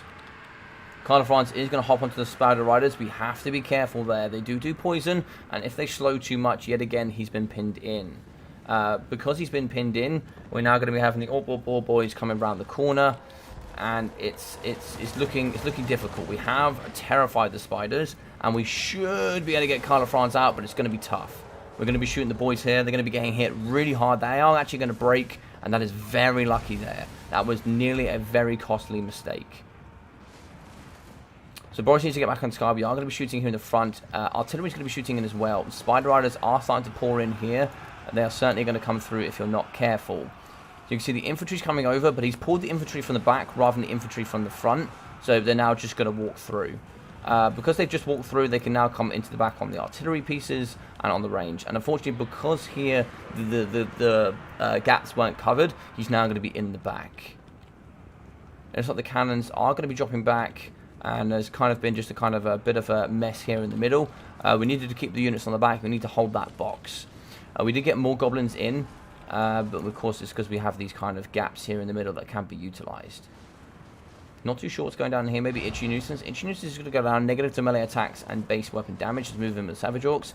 And now we have the big bad Spider Rider coming in. We need to focus it down with cannons. We need to get in with those halberds. Halberds must be pushed in to do the damage. We can move over with Boris. He will reduce the melee attack as well, which would be very nice. On the side here, it's going to be a lot to deal. We can see here, Pistoliers are going to be running in this direction. We need to get these Pistoliers shooting in. Is this actually Pistoliers? It is Pistoliers. Where are the grenade launchers? I don't quite see the grenade launchers here. There's the Outrider grenade launchers. They don't have much oh, they're just Outriders. Okay, so the Outriders are going to be shooting here into the Black Orcs. Guns firing here up against the Savage Orcs. The big threat here in the middle is going to be the Spider. We are going to move him with the Halberds. The Halberds come in here. That's a great win. That's a lovely, lovely target prioritization here coming in from Mercy. Also going to get the negative stats here from Boris. Boris is going to heal. And the Bright Wizard, I haven't seen too many burning heads. We can see a burning head that could certainly come down this line here. Can certainly come down this line here. And we could certainly get some lines here of burning heads across the infantry that are coming in. Now we have to be careful on the back. We can already see the threat coming in of the Black Orcs. Over here, Spider Rider still coming forward with the Orc Ball Boys. We can see in combat it's going to be the Pistoliers. We do have some Pistoliers ready to shoot here into the pocket. We get some artillery shooting here. We can certainly do some nice work. Black Orcs fighting up against Spearmen. These are going to be the unshielded varieties. They'll have a reduction in their melee defense. Boris is going to be fighting around a bit. Wouldn't mind seeing him come to the front line here to fight a little bit where he can. Get a bit of terror in. There we go. Lovely stuff there. Vindictive Glare coming out, smashing right to the flank of Boris Todbringer. But in the front here we have Halberds fighting up against the Goblin Great Shaman. In the middle, Great Swords fighting here up against the Goblin Big Boss. Goblin Big Boss might come over and say hello here to the Bright Wizard. Hopefully we haven't forgot that there. There's a gorgeous burning headline coming through here. And as you can see, the Black Orcs are coming in the back, but we do have Mercy here ready to go. We are going to protect against the mortars in the back. We have pushed back here with the Spearmen. We have a bunch of Outriders with the grenade launchers in the back ready to go. There is a burning head. Sadly, the burning head is going to go upwards rather than across. But it's just a shame. It's just a shame that it went this way. Just a little bit of a misclick on the micro. Pistoliers shooting in, so we did actually get the Orc Ball Boys to smash into the Pistoliers. Pistoliers going to be shooting into the flanks here of the Spider Riders. Guns now, we've actually broken Boris. Guns are going to be pouring into the Goblin Shaman. Coming forward, the Goblin Big Boss, we're now going to get a rear charge here with the Ball Boys into the back of the artillery pieces. We can see a couple of Spearmen here in the back. Could do with coming back in and helping there. Not much here to protect the mortars. Now, you can't kite forever with your Outriders. Eventually, at some point, you are going to have to stop units coming in. Pistoliers are still here. They can do with dropping back into this pocket. There's quite a good amount of room here that they can kind of work in and around. We are actually going to hit there straight into Boris. Boris isn't going to shatter. He will be able to regen, but he's going to be negative 45 leadership. He is going to stabilize. Hopefully he can heal here and come back into the game. Balance of power is pretty close here. He's going to be putting into the greenskin favour. It's pretty much a win for the greenskins. Unfortunately, the front line is crumped. We can see coming in the back is the Black Orcs. Spider Rider has been very tough. Bright Wizard is fighting here up against Orc Boar Boys in the back. He's really struggling here. Pistoliers kind of need to get in and block for him. We can see here the handgunners have been pushed onto here by the Orc Boar Boys. Great Swords are still fighting strong, but you can see here they're kind of fighting up against single entities. It's not really where they need to be. Coming back is going to be Boris. Boris is now going to be up to 300 health. He's going to be healing pretty nicely. Boris does need to come around on the flanks here and try and see if we can get back into the fixture. Handgunners are breaking. We need to get the Spearmen back in as well. A couple of the Halberds are breaking here. Swordsmen are still fighting in the front. Burning Head through here could be good, or along the lines.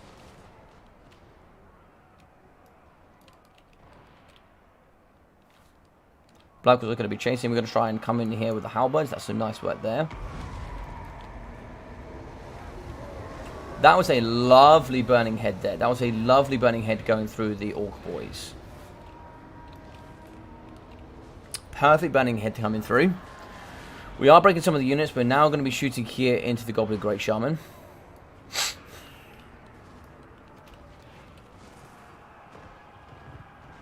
We're going to be shooting pretty heavily here into the Boar Boys in the front, so we're going to be getting some nice damage in there. Balance of power is going to be coming back to even. Spears fighting up against Orc Boys as well. If we can get some of the Spearmen in here to fight up against the Orc Boys, that could be good.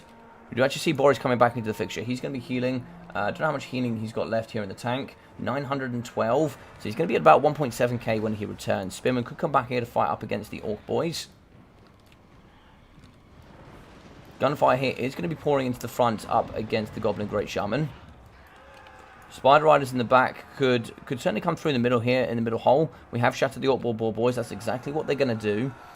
Pistoliers have gone into combat up against these Spider Riders.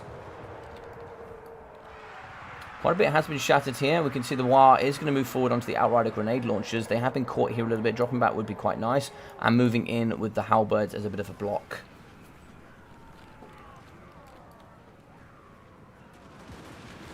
So nice gunfire here, spreading into the Goblin Great Shaman. He's going to be taking lots of damage here. We can see that the... oh, don't even try it going down here on the Bright Wizard. It's going to be a fair amount of damage there in the back, I imagine. Not so far, but the Goblin Great Shaman is coming, and Mercy has recognized, and he's going to be getting out of there. Handgunners in the back going to be spreading into the Great Goblin Shaman. Arcane Conduit for him. Black Orcs in the back here to fight up against the Spearmen. Spearmen in the middle here fighting up against Orc Boys. And some of the Spearmen could do with blockading here and coming through the back. A lot is going to get broken here. It's going to be going super well. It looks like here in the middle, the Outrider grenade launchers have been broken. And unfortunately, the Cav are going to be fighting. Handgunners have been pushed off and terrified. Looks like Boris is getting into combat. 1.3k for him as he fights up against the Goblin Great Shaman. War goes down for that plus 24 melee attack. Base weapon damage, armor piercing increase. So it's going to be very nice there for the Cavalry and the Spider Riders. Boris gets in the air. Looks like we are going to be escorting off the Goblin Great Shaman. Good work there from him. A few of these units do need to come back to the fray if they can. We are going to be moving back in there with the Halberds. We will get plus 15 leadership if we do charge. But these Black Orcs are going to be seriously healthy. Boris doing some nice work there on the Goblin Great Shaman. Double Goblin Big Boss is going to be chasing off the Outriders. Black Orcs as well. So two very healthy units of Black Orcs. There's really not much to take them out. We certainly do need these Outriders, but they have been dealt with, so the AP is going to be off the edge of the map. Spearman could do with coming forward a little bit more.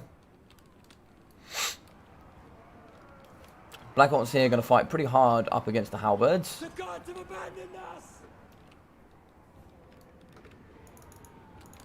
Over here in the back, we can actually see that the Great Swords have returned. So getting those back in would be quite nice. So they're going to go over here and try and fight the Orc Boys. They've done pretty well, actually. They've got 55 kills. Not too sure what kind of value they've got. So only 427. I found them fighting up against us. So looks like we did kill the Lord. That's going to be negative 16 leadership there for all the boys. If we can move in here and try and see if we can fight up against the Goblin Wolf Rider Archers, we can certainly get some breaks. Negative 16 from the Lord dying. Negative 8 from Blood Roar. And Terror as well from the negative 21. That's going to be a lot of negatives to leadership. You can see just flying over is going to be enough to break them. One unit should be going off the edge of the map there. Negative 5, that will be those done. If we can break the cavalry there, that would be very, very strong. Black Orcs here are going to be chasing off some of now the Shattered Spearmen. Looks like here we do have some halberds and the units dotted around. Some great swords over here are going to fight up against the orc boys. They did break them. Very nice there. Good work. And here, looks like we have shattered one. We did break the second unit. -7 leadership here from the Goblin Warfighters. They're probably going to be going off the battlefield there. Could we get Boris here to get on the isolated units of Black Orcs is the question. Or are we going to come here and try and see if we can get onto the Goblin Big Boss? Boris is going to be at healing cap, so he's healed fully there. So with healing cap, you actually get your maximum hit point pool plus an extra hit point pool. So you actually double your hit points if you do manage to get full regeneration. Here we can see the great swords along with the spearmen. They are going to be collecting together. I'd now like to see these units come together and then kind of come back towards the battlefield and fight alongside the big man himself. Sounds like the target is going to be the Goblin Big Boss. In the middle, we do have a nice juicy pocket here of Orc Boys and also Black Orcs. Spider Riders as well are ready to go. Gold Warfighter Archers are going to try and see if they can kite and get some damage here up against Boris. Boris is not super quick, 90 speed, so he's not going to be slow either, but 92 for the Warfighter Archers should allow them to come over. Goblin Big Boss is going to be going into the trees. Both the Goblin Big Bosses coming through. Nice dodge there coming out of Boris. So it looks like we are going to have the Spearmen and also the Great Swords here fighting up against the Orc Boys. Boris is going to be getting shot. Being that he can't regen anymore, getting shot is going to be crucial at this point. If he can, I don't know if he can maybe break these units. Not too sure. Spider Riders are going to be losing ammunition and therefore they are going to be losing balance of power if they do not hit Boris. There is a couple of gentle hits going down. So just like here, we do actually have the double Goblin Big Bosses chasing off up against and actually shattering the halberds. They will need to come back into the army and fight. Here in the floor, so we are going to break and shatter the Orc Boys. So now we could do with actually getting these units back into the middle. We are going to be wavering here for the Great Swords. Great Swords now up to 83 kills, 500 damage value for them. Spearmen as well. It looks like here we are going to get 269. So we do actually shatter there with the Goblin Warfighter Archers, so they're dealt with. And it looks like here he is going to be coming over to try and see if we can fight up against the Goblin Big Boss. Now, of course, here we do not have to take this engagement as the Goblin Big Bosses. We don't have to, but the Blood Roar should be enough to actually break one of these, I think. We are actually going to charge in. We actually break one. Lovely stuff. If he shatters, great work. We actually break the other one as well. So hopefully he's going to be... Oh, he actually shatters, so we can now turn around and get onto this one, hopefully. So we've actually broken the Great Swords. So actually keeping your Spearmen with the Great Swords would be good. Allowing your Great Swords just to get pushed off by being broken is not great. You don't need to charge here up against the shattered unit, but I think all of this focus is going to be on Boris. Boris could come in with a rear charge here up against the Orc Boys. But there also are a single unit of Black Orcs here that are on their own that could do with a bit of punching. So Spiders are going to chase off here up against the Great Swords. Spearmen still chasing off in this direction. I didn't see what actually happened to the other Goblin Big Boss. I think he went off the edge of the map.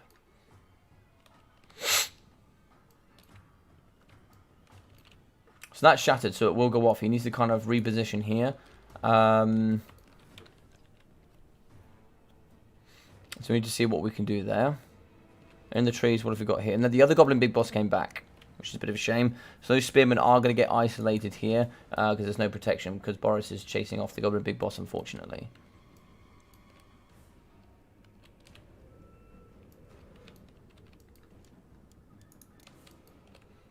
The Spiders will shatter these pretty instantly. It's a rear charge from behind, -14 leadership. They're going to take too much damage. Yeah, and the insta-shatter. So the insta-shatter there. The Goblin Big Boss will go off the edge of the map. Boris is going to wave for leadership, balance of power, GG's, well played. Thank you very much, Dive. I really appreciate that, buddy. Hey, Thorheim, how we doing?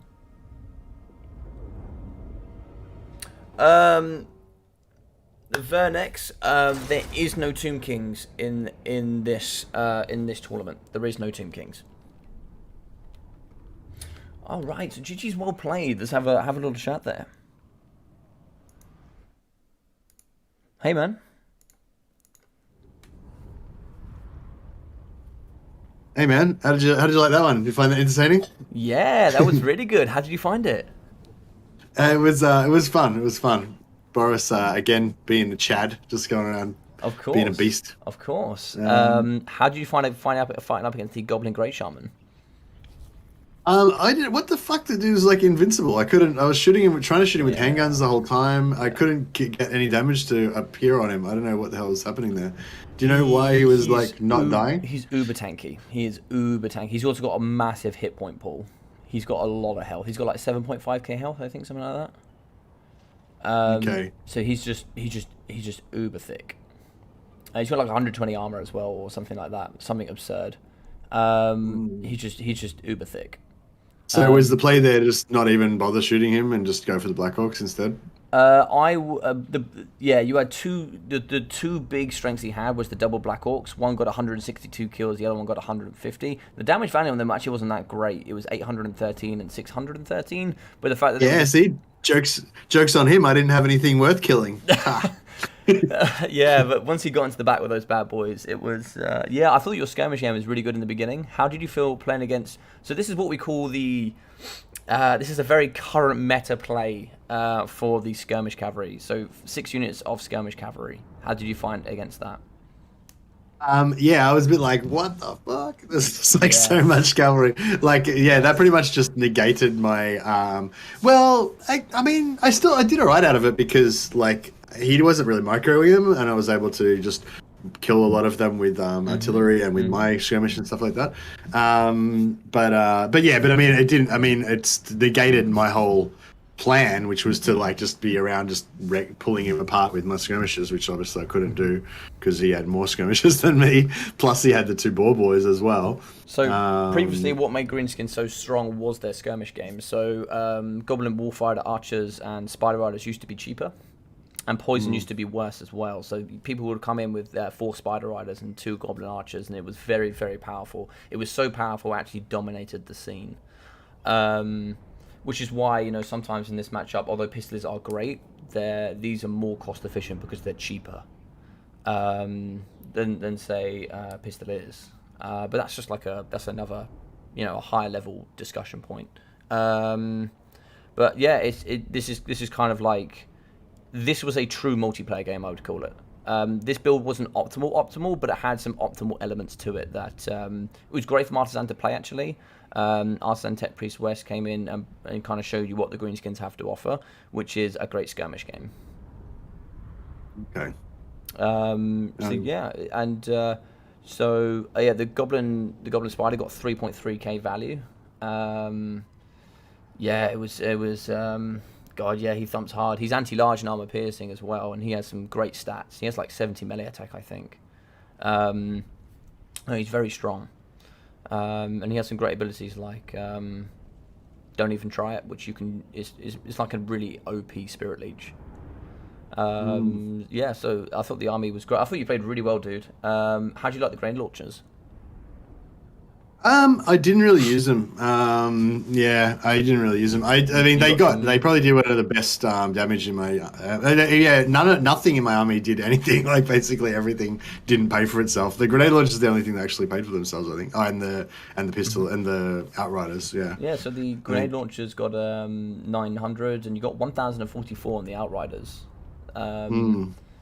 Early doors, maybe even shooting into Black Hawks or, shooting into Spider Riders with those as well, you outrange.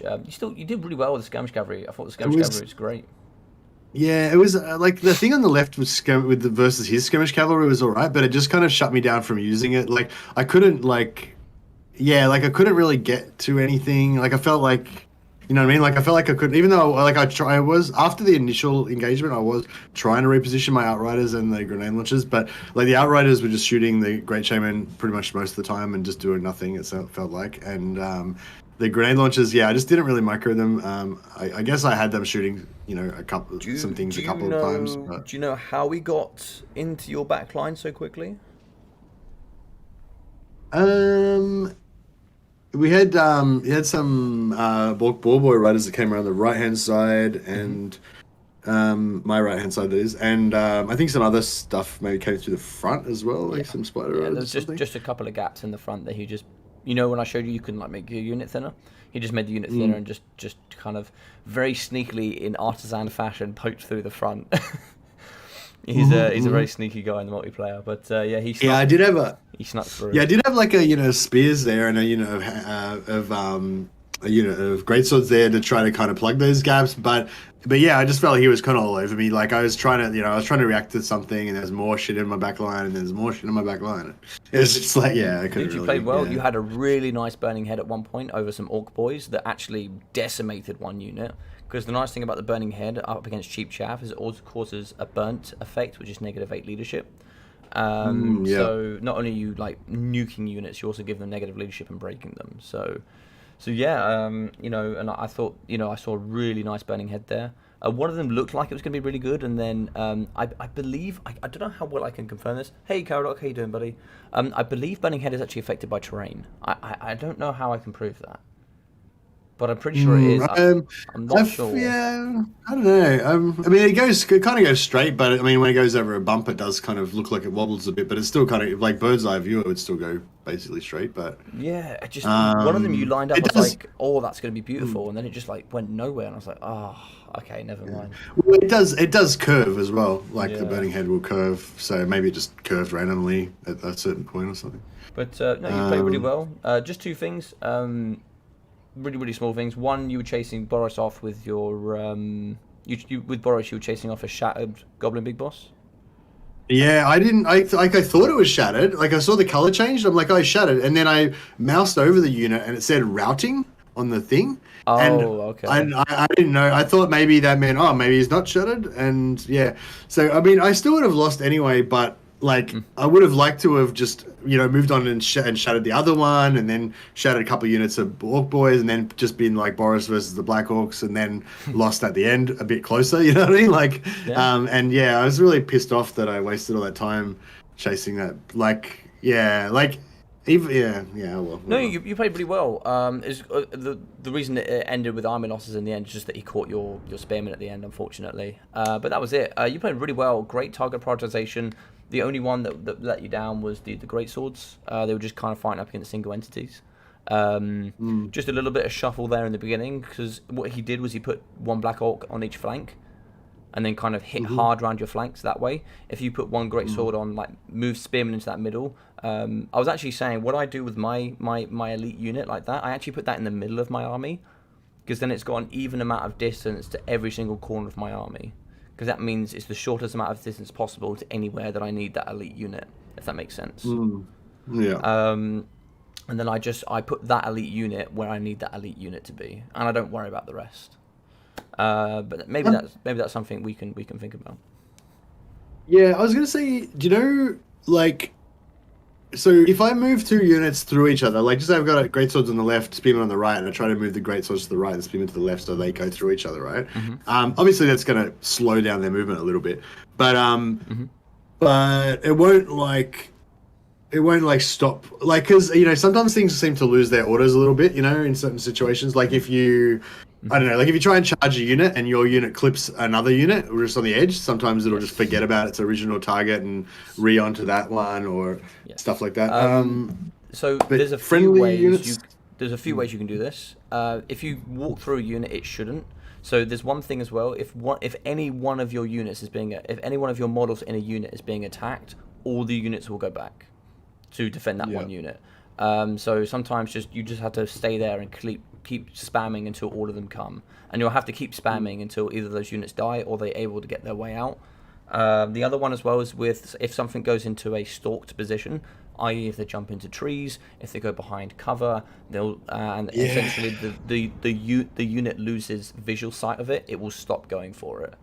He was doing that when I was trying to like run away from the main fight to chase those goblin big bosses, and the goblin big bosses kept like going hidden, and so Boris kept losing targets. So then the spider riders, I think it was, that were chasing me, or the spider rider archers, I think it was, or something, that were chasing Boris, kept getting targeting on him because he kept stopping and just standing there. It was like it happened like 3 times. I had to keep retargeting. Eventually I just wised up and just clicked on the ground instead of targeting on the boss. But you still played well, and I think you did some great cycling through.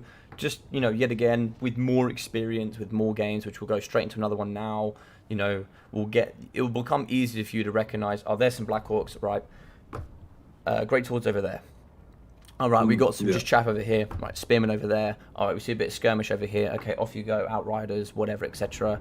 And then once you get your correct matchups, then it just becomes who can do those skills better. I really like the fact you move your halberds in up against the Goblin Great Shaman. That was really good. They were getting a rear charge there on him whilst fighting with Boris. Actually, in that matchup, if you actually had Cascading Fire Cloak, that would have been exceptional there to use whilst fighting up against the Goblin Great Shaman. Yeah. For example. Yeah, I kind of wish I had have taken that because I didn't actually find many opportunities to cast the Burning Head. I find the I best was time kind to of use looking it around trying to... is if your melee infantry engages with their melee infantry, and then just put the Burning Yeah. Head on their side. Because obviously once it's pinned in place, that's another thing I'm going to tell you. Because obviously once it's pinned in place, then it's very hard for them to pull out. A great way to Burning Head archer units, if you don't know, once an archer unit has fired, there's a small animation afterwards where they cannot move. There's a small period of a couple of seconds when they can't move, so they're kind of fixated in place. So if you ever see an archer unit fire, you can then immediately Burning Head them because you know they can't move. Okay, cool. So that's another way of almost guaranteeing that you can Burning Head a unit of archers, for example. Yeah. Oh yeah, I was gonna say as well. So just say that little end part when I'd kind of lost, but then it was somehow Boris was miraculously still just being a Chad. If I had have say kept my greatswords and my spears hidden in the forest and just ran them away from those ball boys so they didn't get discovered and they could just stay there safe so I didn't get army losses or whatever. And then I had have just routed off those two big bosses, routed everything else, and just had Boris and the Black Orcs left. Cycle charging with Boris is not counted as attacking, right? So would I have at that point just had to have suicided him into the Black Orcs and got him killed? So I wasn't going to focus too much on that for now, but essentially you were breaking the rules by mistake because you didn't know. But it doesn't matter. It really doesn't matter. It wouldn't have affected the game anyway. But essentially, if a unit is shattered, so your single entity, if you're chasing stuff off that is broken, that is fine. If you're chasing stuff off that is shattered, that doesn't count as attacking because essentially the unit's out of the game. So in theory, what you would have had to do is send your infantry back into combat. And if it was just Boris left, yes, he would have had to stay in combat. Okay. Yeah, it sucks. Yeah. Oh well. It Still, it would have suck, been. I wish I had been able to at least pull that off to the point where Boris was. It was just Boris versus the Black Orcs, and that would have been really a lot cool. more of a heroic ending. But yeah. Yeah. You played really well, dude. Karis is back again. Yeah. I thought he wanted to play again today, so I thought give you another go. Yeah, sounds good. Skaven again, hey? This is a pretty even matchup for the majority, but I think Skaven have lost a lot of their key tools. So tell me a little bit about Skaven. Tell me what you know about them, and tell me what you want to do against them here today. I think I want to keep Boris and the Fire Wizard so we can get some good burning heads on them because they got lots of chaff that all break and die with the burning head. So that'll be good, and the terror from Boris will be good. There's no other terror except for the Griffins in Empire, is there? Unless I take a Death Wizard or something stupid. Is there any more terror? I don't. Steam Tank, I guess, but. I don't know if the Steam Tank's going to find enough targets, to be worth 2,200 gold. I definitely want some mortars. I think I'm going to keep my double mortars. They're going to spread some dismay in the ranks 100%. of the cool other things. Do we still want to do this skirmish thing? I mean, they're faster, so they're going to be a lot harder to skirmish against. They don't have any cavalry though, so they're not going to have anything that's as fast. They do have cavalry. Yeah. What? Oh, they've got the Doom Rider things and crap, right? And Ratogers. Yeah, Ratogers aren't fast enough to catch my No. pistols there. No, but they are still decently fast. If you just have a lap of micro, they will catch you. Yeah. Well, I don't know. Do you reckon we could still do the handgun at the pistolet thing, or is that just going to be a bit... If you wanted to, I mean, I would go through your army and go, okay, they're going to come with a bunch of chaff. How are we going to deal with that? You said you're going to bring Burning Head. You've got Boris, who's got a bit of punch, and you actually, another congratulations, you got him to his healing cap. You used him maximally in that matchup, which was really awesome, by the way. I normally use him and kill him before that, but yeah. So you've got what's going to be some great anti-infantry tools for you in this match. See, the grenade launchers would be good, but I just feel like I'm not going to micro them well enough. I'm not going to use them well enough. So yeah, I mean, I like the mortars. I just feel like they're just easier to use, and I mean, although they will probably get taken out like straight away, but what else? I don't know. I mean, what else might the Pistoliers be good against? They'll be good at like the assassins and stuff. We could probably assassinate their assassins with the Pistoliers if we can catch them out. They also might be good against. They're good at their normal infantry. Good against rat ogres as well. They're pretty lightly armored. Oh yeah, no armor. Yeah. I might just go for 4 because I feel like 5 is starting to get a bit too excessive to micro. Cool. Some heavy cav. Yeah, so just say they've got a doom wheel or they've got those other little doom wheels. I forget what they're called now. Yep. Doom wheels. Yep. Should we potentially try and stop them with some Empire Knights, and then like Boris could come in and kill them maybe? Empire Knights are always great, so that's a great blockade, or essentially it's a net if you like. It's going to pin them in place. Yeah. Yeah, and we could Burning Head on top of that if we want, really, because it's probably not going to do much damage to Empire Knights too. Burning Head wouldn't do much to the heavily armored wheels, I don't think. No, I just meant in other situations, whatever. In general, Yeah, Burning Head would do really well up against all of the cheap infantry. Yeah, so you can pin them in using cavalry and just Burning Head the crap out of them. Yeah, for sure. Yeah, I don't think we need our halberds anymore, really. So one thing you've not touched is swordsmen. Would you want to try any swordsmen out? Yeah, true. They'll be able to chop up the Skaven infantry quite well. And we don't really need. Yeah. Oh yeah, I noticed you said the great swords. You against single entity as if that was a bad thing. I mean, I thought they're AP. They'd be good to use against they've got high damage and stuff. Oh, they don't really have good high damage, do they? I think halberds would have been a more cost-efficient way of dealing with heroes that are large, and then you could have used just a bit of prioritization. Like you could have used because they would have done better against the Black Hawks, and then the halberds would have done better against the large single entities. It was just my thought process. Yeah, that's rude. Hey, Varings, how you going, man? Are you going to jump in? I know you've been champing the bit to take me on. Are you going to go and jump in?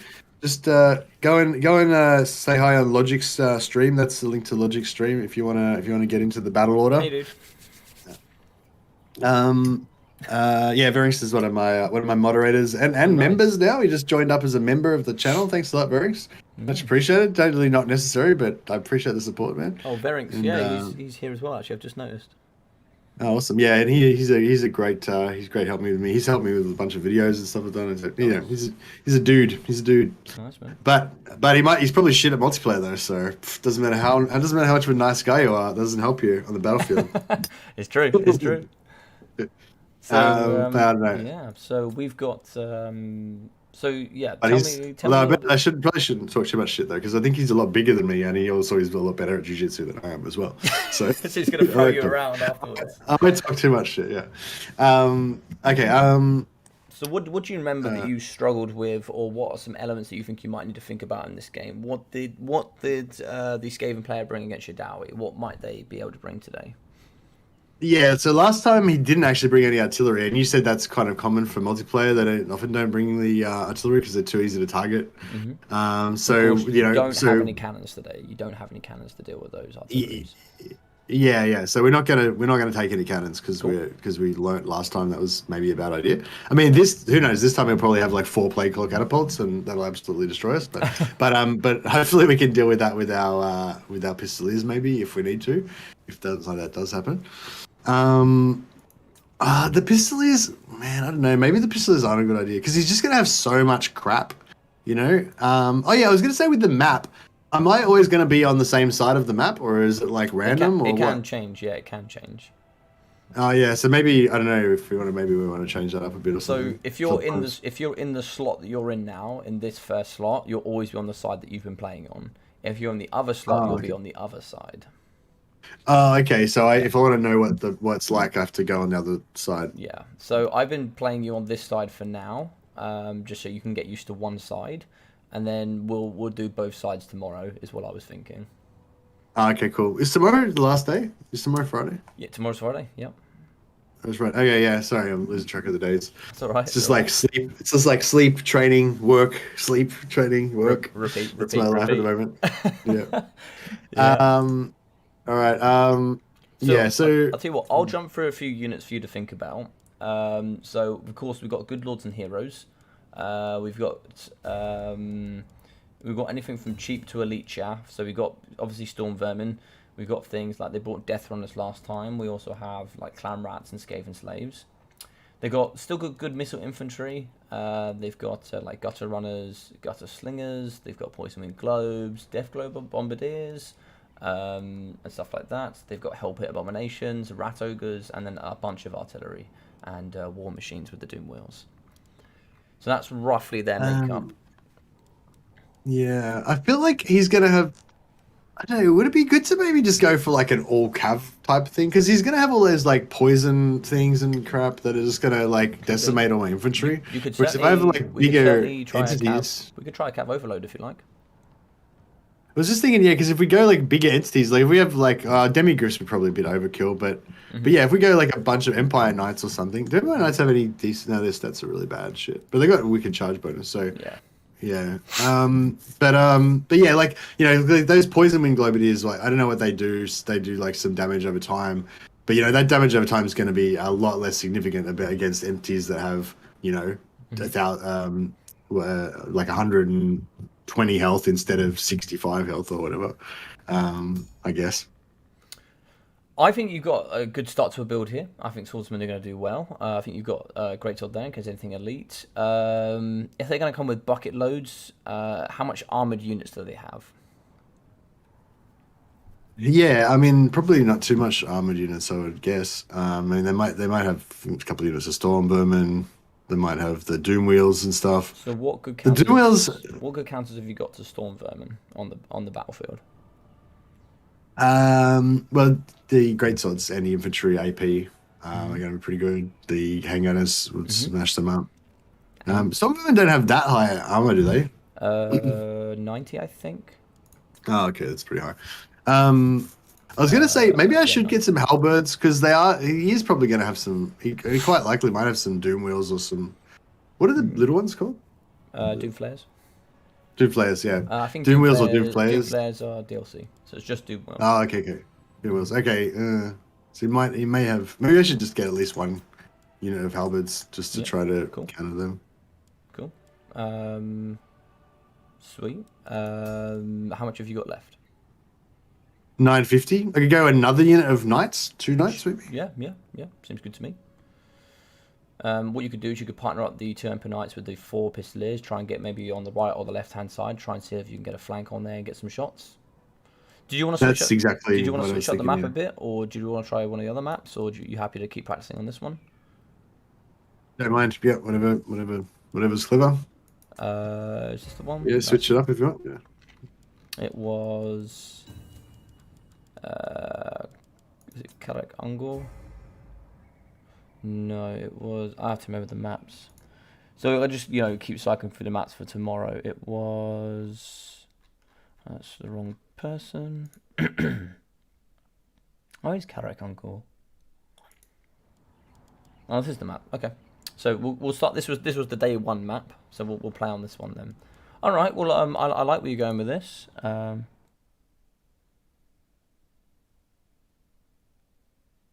So I don't. So like, I don't think I should do the whole like frontline charge while the cav overloads. I think I should just do the onion. Just like I did with the other one. Like, just leave my defensive formation in a box and then send the cav out by themselves. Does that sound like a plan? Yeah, can be. Yeah, we can try like a bit of a defensive box with the mortars and then an overload with the pistoliers and the cav. Sure. Yeah, because I feel like if I rush the infantry forward, he's just going to come around in the back and take out all my back line. I would agree. And of course, in all these armies, you also always have to be careful of Vanguard. A lot of things. Yeah, I might, well, yeah. Even though I might go for the overload, but I might actually start with my cav spread around on both sides so that he can't, like, I know where he is. Yeah, sure. And then, because they're fast, the pistolies are fast, so I'll just run them to whichever side I want to overload on the way there, I guess. So it should be all right. Sounds perfect. Maybe. Are you ready? All right, cool. Yeah, ready. Let's do do this. All right, catch you after. All right, we're going to be hopping in. We're going to try and keep these matches going as quickly as possible. By the way, Logic, if I may ask, how are all the short-bearded leagues doing? Yeah, short-bearded leagues are doing well, buddy. They're going strong. A lot of people playing some great games. We got through quite a few. We have 42 players in the league, so quite a lot have played so far, which is really great.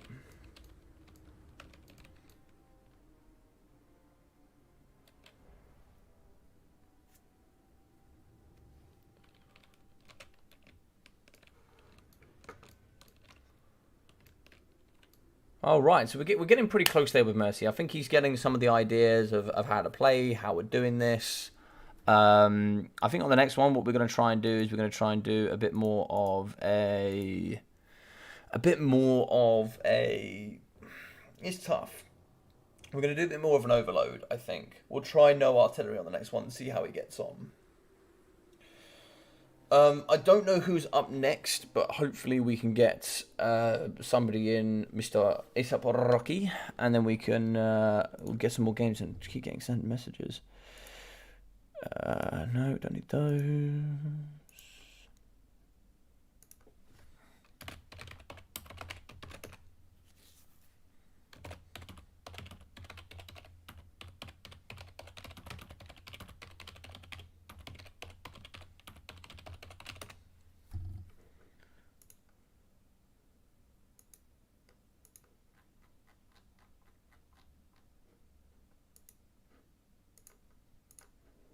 Alright, that's what we're here. So for the Skaven, double Rat Ogres in the back. We are also going to be having a unit of the Death Glober Bombardiers. These bad boys can certainly pack a punch, great AP and magic damage. The Poison Wind Globes as well for that great poison. Skaven Slingers as well. Storm Vermin Halberds, going to have 3 of those bad boys as well. As you can see here at the front, just a bunch load of Clan Rats mixing in with some Skaven Slaves on the outside, I'm sure. Yes. Just a bucket load of stuff. So it should be interesting to see how Mercy's going to be able to defend this. In the front, we are going to have some pistols. We are going to have a box here in the back right. I quite like that. Yep, so that's pretty nice. We are going to have a nice defensive box here. 4 of the swordsmen here in the back. We are going to have some halberds mixing with some great swords and some swordsmen here and behind as well. We do have a crossbow and a handgunner unit. I don't really think the crossbows are needed here, personally, if I'm looking at true optimization. I don't really know what the crossbows are going to do. I don't know what they offer this army as like a positive, as it were. But we got a great skirmish core. It all comes down to his gameplay, really. We see the Skaven Slingers here. They're really out on the right-hand side. We could just start charging those down with knights and start doing all the big stuff there. Yeah, it's going to be interesting. We've got a Plague Priest here with looks like Vermintide and Pestilence Breath, I think. Yeah, Pestilence Breath and Vermintide with the Plague Rash for the for all the good stuff. Normal stuff there for Boris. And it looks like here for the Bright Wizard we are going to have Cascading Fire Cloak this time. For a bit of added buff there for Boris. That should be interesting. For the Chieftain, we are going to have... I don't know if we can use these, but he's going to have Guardian, Power Grab as well. That's if the Lord dies, and the Frenzy. And then we're going to have the Warlord on one as well, the Deadly Onslaught, and Verminous Valor, Rally, and of course the Shield of Distraction. For that negative 5 melee defense in a 30-meter radius. It's going to be tough for him to snipe out those big boys. They only have 70 armor. It's not huge. They are protected, but there's not loads. You know, you kind of really want to be tipping 80 or over to start getting into quite a bit of armor mathematically. Skaven with no DLC can be pretty epic, especially if the army doesn't have missile superiority. Yeah, Skaven without DLCs are kind of bare. They're kind of not that great. They're really not that great at all.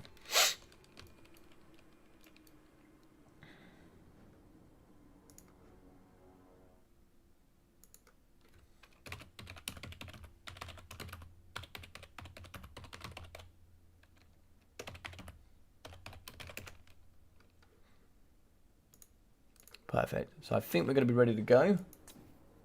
Can I speak with also I'm ready when you are. I just left the stream so I can only talk through this. Cool. Good stuff.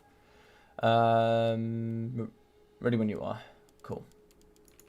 Just got Mercy waiting here, just doing a bit of a setup. So we've got crossbows in the front, handgunners on the top, and looks like the artillery's on the flanks. Yeah, cool. Looks like we're ready to go. In the back yet again, we are gonna have the great swords. Probably want the great swords kind of like here, really, and then like a cheap unit we don't care about at the back, like just a unit swordsman here. But you know, it is what it is. Let's have a look. Boris is coming over. He's just going to be scanning out a little bit. Need to get these boys forward, get their maximal value over here. And we can see on the outsides we've got some pretty cheap units ready to go to kind of smash into. They're kind of really available here. We could just kind of get, you know, a bit of a charge, a couple of shots in over here. Looks like we are going to go to the right. Boris is going over. We can see a ginormously free unit right here. That's immediately where he's going to go, and I like that a lot. That's a lot of charge in there. Skaven Slayers have very low leadership. We are going to be shooting into Boris. He has 85 armor. Skaven Slayer Slingers just really aren't going to do much. We can see Pistols coming over. They should be able to shoot. Empire Knights is going to be charging straight into the front. They just slam straight into the Clan Rat shields. But unfortunately, the Rat Ogres are going to come over. He does pull them back. That's some great work. He needs to just get them out. Boris has done some good work. Looks like here we broke that unit quite nicely. If we can get in here and do some early damage, that's some nice stuff there. Mortar's shooting over the top now. We are going to be firing straight into the Clan Rat shields. Pistolier is going to be volleying in the front. Here we can see some more units coming on the right hand side for the Skaven, left hand side for the Empire. Pistolier shooting into the back here up against the Clan Rat shields. So we have some Pistoliers ready to go yet again. We're now going to move forward the Rat Ogres. The Rat Ogres are a big threat. He needs to focus down these Rat Ogres with the Pistoliers. That needs to be the target prioritization. Looks like the Empire Knights were caught by the Storm Vermin Halberds. So we need to drop here using the Empire Knights. Just into this pocket is not enough. We need to really get out of there. Where is Boris? Boris is in the back. He's going to be shutting down the Death Globe Bombardiers. Lovely stuff there. I actually really like that. He's just going to get in and do all the dirty business. Boys are going to move in the front. They are actually going to be going after the Bright Wizard. He's got caught yet again. Just another gap in the hole just means that the player just moved straight through the middle. They just ignored everything here. Unfortunately, we do have halberds moving through. Actually, they're not doing so great here. The Chieftain's getting absolutely thwapped here by the handgunners. We need to pull, as a cascading fire cloak has been given to the Bright Wizard. And now we have halberds here fighting up against the Chieftain. Chieftain is not happy. Lord is in the front. Kairos Fate Weaver is going to be using the Lord here with some extra bonuses. Burning Head going through up against the Clan Rats. Perfect stuff there coming out of the big man. Pierce is going forward. Great Kai here shooting into the flanks of the beautiful Clan Rat shields. Storm Vermin are going to be a bit of a problem now. We've pushed back the armies here with the Death Bombardiers, and Boris is now coming back to the front line. We do actually have the caster here in the middle. If he notices this caster, he needs to dive down and wreck it. Forget about the Pistoliers here. Get those out. It's going to be a summon here in the front, so he just needs to run away. And hopefully Boris is coming in. It looks like that is going to be the target, and that's some great work coming in there from Mr. Mercy. In the back, he is on top of the mortar. We need the Great Swords here. Great Swords are going to be fighting here up against the Rat Ogres, but we have nothing in the back here to come on top of the Warlord. Swordsmen are winning over here. Pistoliers doing some lovely work. They've used all their ammunition, which is some lovely work. Looks like we did actually get an explosion there. Yeah, we've got Verminous Valor with the rally. Rat Ogres rally going to get plus 60 leadership once they fight here. Cascading Fire Cloak to help them fight, give them that added melee defense. So we are going to have crossbowmen fighting in the front here up against the Clan Rats. And the mortars are still going strong. Pistoliers got caught here by Storm Vermin. So we did actually break the Plague Priest here using the big man. We get him here into this pocket. That is going to just shatter so much range. A few of the guns in the back here could do with just really coming around and getting sort of like back into it. Cavalry has been dealt with, so get the Empire Knights in and just start charging here where you can. Burning Head went through the front. Don't know what it caught here or what it didn't, but looks like it's held relatively strong. Pistoliers in the back, which looks like we still have the mortars on board. Bright Wizard is ready, coming back in the front line here with the swordsman. We are going to get the mortars back online. We have some more swordsmen to come back in as well, and cavalry to really come in and bolster. A couple of units of Pistoliers have been broken. We are actually going to be moving in with some nice work here. Brilliant breaks here. Triple of the Skaven Slingers were broken instantly. That is some lovely work there coming in from Boris. Storm Vermin are luckily here for the Empire are pretty still, but now they're going to be coming forward. We are going to be moving in range with the Poison Wind Globes. A lot of swordsmen have been breaking, but they are beating up the front line. Swordsmen here, yet again, ready to go. Great Sword's now going to be fighting up against the Chieftain. Looks like here the Warlord. Unfortunately, we are leaving a lot of line of sights open here for just the kind of the heroes to get in and shut down our Thunderers. We really just need to pour bodies forward. Just need to get them forward and start shutting down these bad boys. We are chasing out the Clan Rats. Storm Vermin are now fighting up against Halberds. We need to drop back these crossbowmen where we can. But mortars are going strong. Looks like here the mortars are going to be shooting into the Poison Wind Globes here. Boris in the back with the Pistoliers and the Empire Knights doing some brilliant cleanup crew here in the back. Can we get in and shut down that caster? I certainly hope so. Swordsman got on a little bit of an adventure here. Would like to see them get a little bit more in the back if we can. They want to be a little bit more defensive rather than aggressive. Empire Knight's going to charge the back here on the Rat Ogres. Lovely work there coming in from Mercy. Guns are going down, so are the Swordsmen. It's going to be pretty much spot on for balance of power. These handgunners are a must protect. We are going to charge them down. We don't really have too much left to deal with them. We do actually have Halberdiers fighting up against Storm Vermin. They're just way more elite, unfortunately, and some more Storm Vermin coming back. We haven't quite recognized this in the front line. Now, we will be winning over here, which is great, but we're losing over here in the back. So it's something we do have to be careful of. Pistoliers are going to be chasing off. Great work there. We can see the Clan Rats coming over to try and see if they can help. I think that's a summon there. But we have dealt with the caster, I think.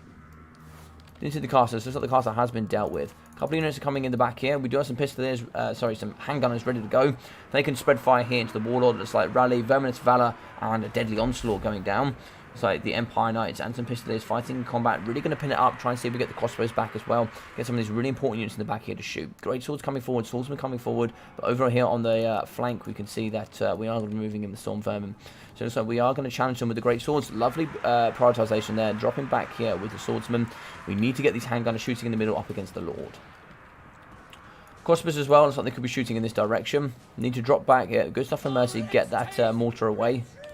And it's like here in the back, we are going to be breaking down the Chieftain here using Boris Todbringer. We actually shatter that, so that's perfect. Getting him around here and fighting up. We don't really want him fighting up against that, though, because we do have Storm Vermin nice and close. So it's like Swordsman going to come meet here up against the Poison Wind Globes, but the Poison Wind Globes are going to destroy the day here with the Swordsman. They do actually break and shatter them. Handgunners are going to be just filing damage in, but they do get shut down here by the Rat Ogres. Crossbows are in the back. Looks like they are going to be shooting here into the single entity. I would probably prefer to see them shooting into the Storm Vermin, but there's not too much that can be done here. Mercy's going to be fighting here up against the Poison Wind Globes. Looks like he's going to run away. Doesn't really want anything to do with that Warlord. Warlord's going to come in, and the Warlord's going to kind of miss. No, he gets with a nice rear hit. Warlord has 58 speed.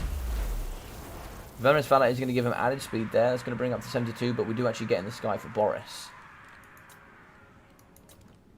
So good luck, have fun from both sides. I really like that. A couple of the units are in the back. We are really, really cleaning out. We have some Pistoliers. Get those in. Get those chasing around. So the units over here are fighting against shattered stuff. It's really hard to know where to go here, unfortunately. Having only Boris in the end fighting up against the Storm Vermin has made it quite difficult. If he could really do that and get in the back and start protecting some of his units and start taking out the Rat Ogres, that would be optimal. It's really hard to see what he's going to be able to come back into the fight with today. Yes, perfect. We are returning back here with the Empire Knights. Relatively healthy, so we should be able to see some cycle charging here. Hopefully we can get these very quickly into this domain over here. They have returned. That's really unfortunate. Crossbowmen must be microed now. Looks like they are going to get caught. I think if they get recharged, it's game over. They're going to get shattered, I think. They're going to stabilize. Boris is in. Boris gets a fat charge. No, they shatter. That's a shame. That's a shame. Because he missed the fact they came back, they just stopped moving. Empire Knights now need to come help really pin in. Maybe see if they can charge, actually keep back some of the Storm Vermin and hope that we can win here with Boris. Deadly Onslaught goes down. That's going to be AP base weapon damage increase plus charge bonus. Boris just needs to get out of there. Empire Knights are ready to go. On the map, we do actually have some Pistoliers returning. We actually have another unit of Pistoliers over there on the flank. So get these back in, get these back in. Repositioning is fine. Boris is flying around. We need to wait to see what we can do.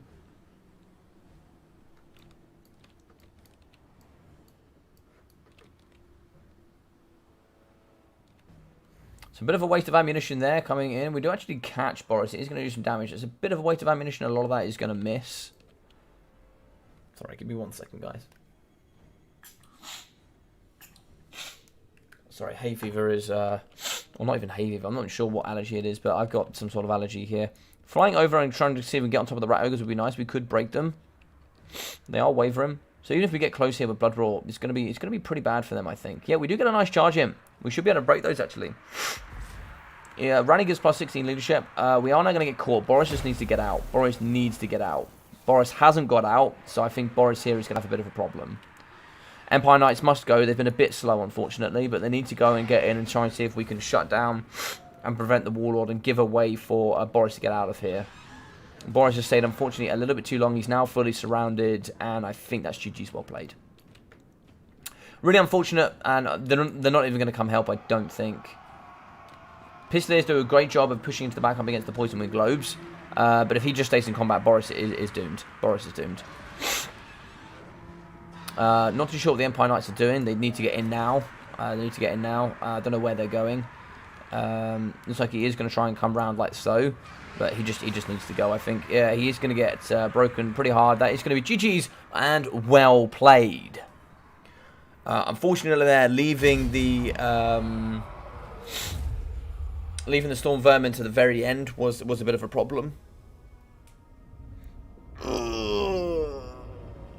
Hammond with the top banter.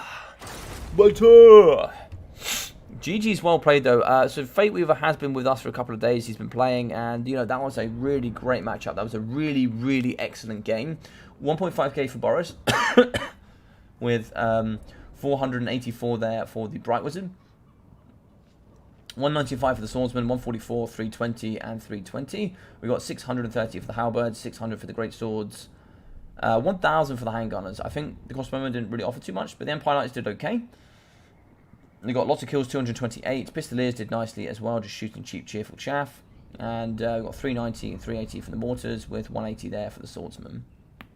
There we go. They did that.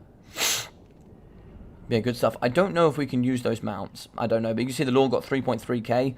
There was kind of nothing to really stop him down. We really stopped the Chieftain nicely. I don't know if we can use that mount. I don't know if anybody can check for me. Hey, man. Hey, dude.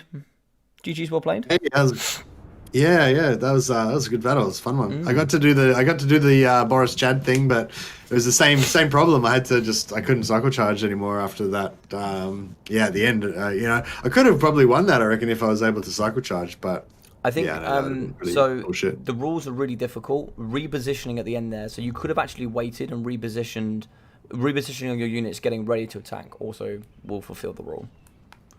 So sorry, there's a lot of rules. I sent you the rules. I'll resend them, but I'll try and sit down and explain them to you.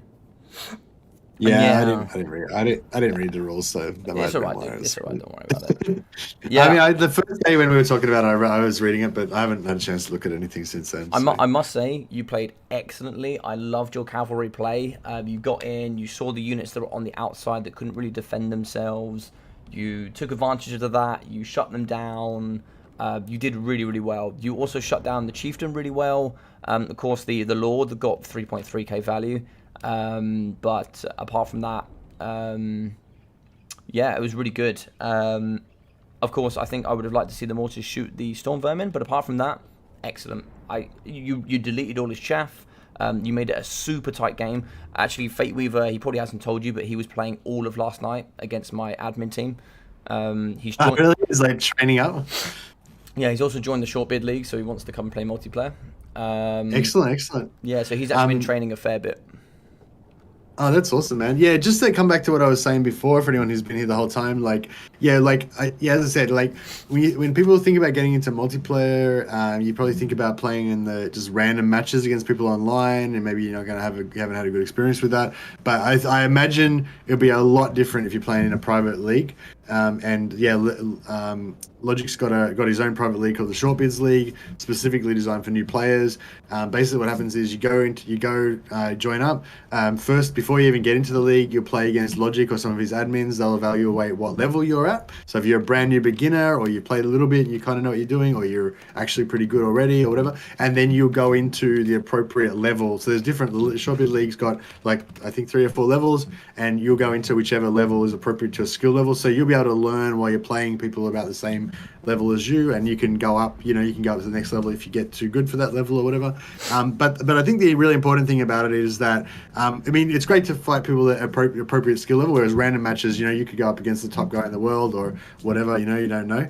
But even apart from that, I think the thing about the private league is that you are all invested in each other to a bit more. You know what I mean? Like, the people, they're part of, even if you don't know them personally, like, they're part of the same community, and anyway, sorry, that was a lot of fucking rambling. But my point is, if you want to get into multiplayer, don't go and just start fucking playing random matches on people online. I mean, do that if you want, but yeah, contact Logic or someone else who does that kind of thing that's got a sort of private league, and I think you'll have a lot better. You'll get to know some people. You're gonna meet some people. They'll give you tips. And it'll be a lot better. For you guys, when you join us, when it's on ladder, it's a bit like the Wild West. Anybody can use anything. People try and abuse it as much as possible. You'll find people of varying different skill levels. If you come to me, I'll match you against other people of your skill level. There'll be rules in place. There'll be maps that are given to you that are fair and balanced, because they're not all fair and balanced on the multiplayer ladder that is given to you by CA. They've done a very good job getting that set up, of course. But here we have rules that make the game as fair as possible. You also have admins that watch over the game, and pretty much daily we hang out there in the voice chats, and we play games. We have fun. We do a bit of coaching every now and then. So it's a great opportunity for you not only to meet other people and get to know them personally, but I can say, like, a lot of the guys here have made friends in the leagues, and they've gone up and played against each other, and they've met 30, 40 other people of their ability level that they can play against constantly and have some good fun with. Yeah, for sure. And I'm not necessarily trying as well. I'm not trying to like convert you. If you've like always played campaign, you never played multiplayer, you don't want to ever play multiplayer. That's cool. That's totally cool. I'm not necessarily saying you want to start playing multiplayer. Maybe you don't want to start join the short league. You don't want to do what I'm doing and just like start like playing multiplayer every day, 24/7. But yeah, I definitely still recommend if you wanted to just jump in and have like. What about people who maybe just want to have 1 or 2 games? They don't want to commit to anything. They don't intend to join the Short Bids League. Can you do anything for them? Can you? Yeah. So if they join my channel, there's just a looking for games section. You could say, hey, I'm new here. I'd like just to play 1 or 2 games, see how it goes, and you just kind of play whenever you like. There are some new players that aren't part of the Short Bids League, but they just jump in, have a couple of friendly games, and they just kind of just dip their toe in whenever they want to play. Yeah, for sure. And I think that's really what I would recommend to people. Like, even if you don't want to get into multiplayer, you never intend to play multiplayer, I'd still recommend, go join Logic's Discord and get meet some people in his community, and just have like 1 game of multiplayer and just see how that changes your perception of your single player campaigns and gives you some new ideas and makes you look at different units that you didn't think about before, and all that stuff. So that's kind of one of my big motivations for doing this whole thing, is to actually see how much it's going to improve my single player campaign game and give me new ideas for campaigns and stuff. And anyway. Yeah, dude, really well played. I loved your cavalry play. You got 228 kills from one of your Empire Knights. It was really awesome. You got 1.5k on Boris. He was active. He was doing all of the good stuff. How did you feel about the game? Yeah, I was actually disappointed. Like you said, I think it was good that I recognized that the right hand side was weak and too far away from support, that I could go and punish that. Mm-hmm. And so that was strategically, it was a good move for me to go and attack that side. But I didn't really micro it well. I didn't really, I didn't take out those skirmishes on the right hand side with my Empire Knights, maybe, which I could have. I didn't micro, I think I maybe got 1 good charge with one of my Knights. The other one didn't. Then one of the units of the Knights got kind of stuck, maybe took too much damage, and my Pistoliers were kind of in a mess. They weren't really targeting anything in particular.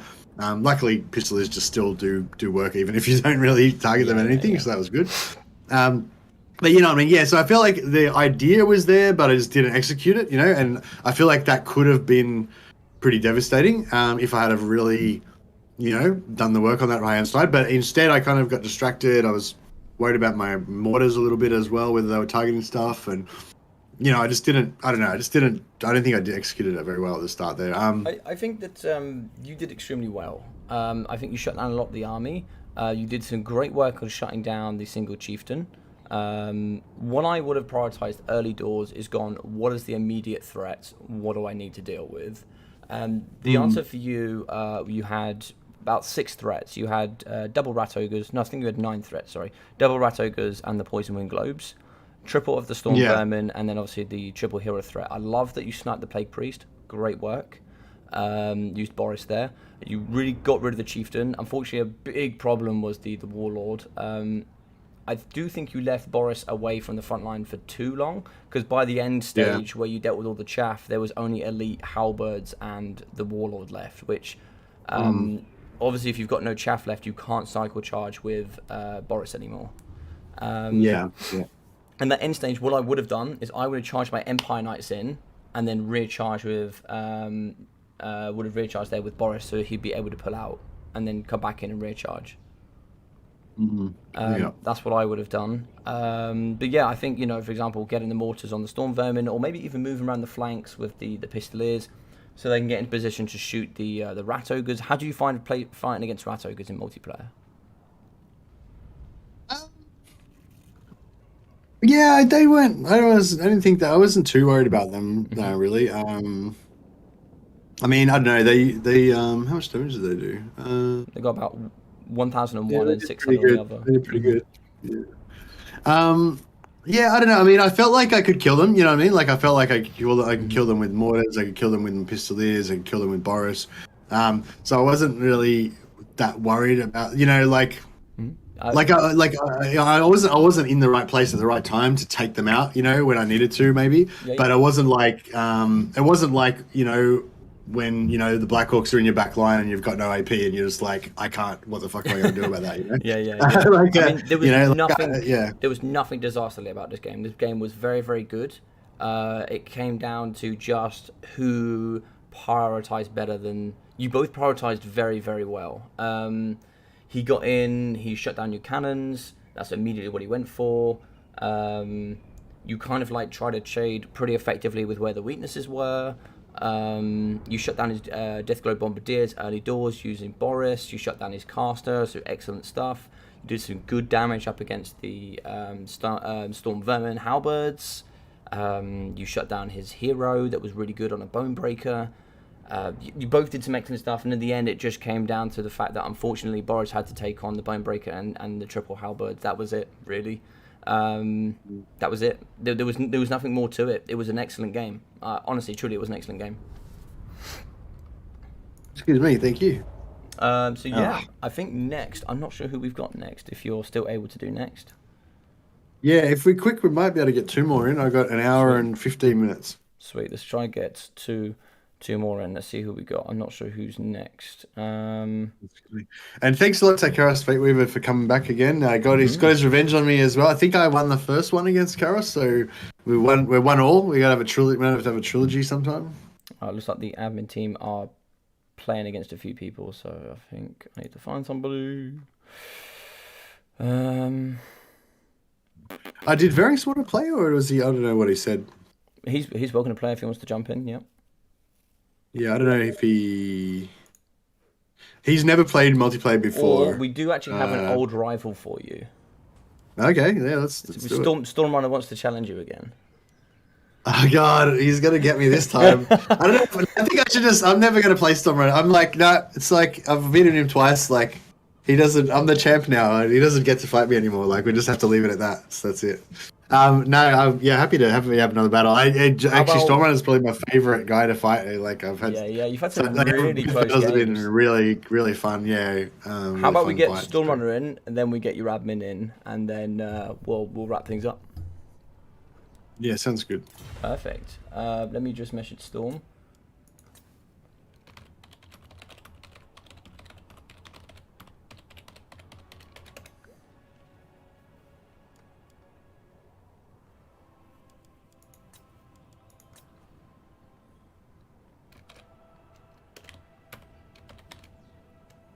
Actually, yeah.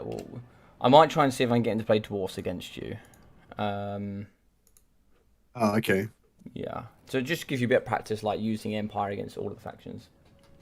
But he's like, I need to get revenge on this dude. Stop making me play factions I'm not good at. It's like, He is a Dark Elf main. But I think this matchup needs some nice practice.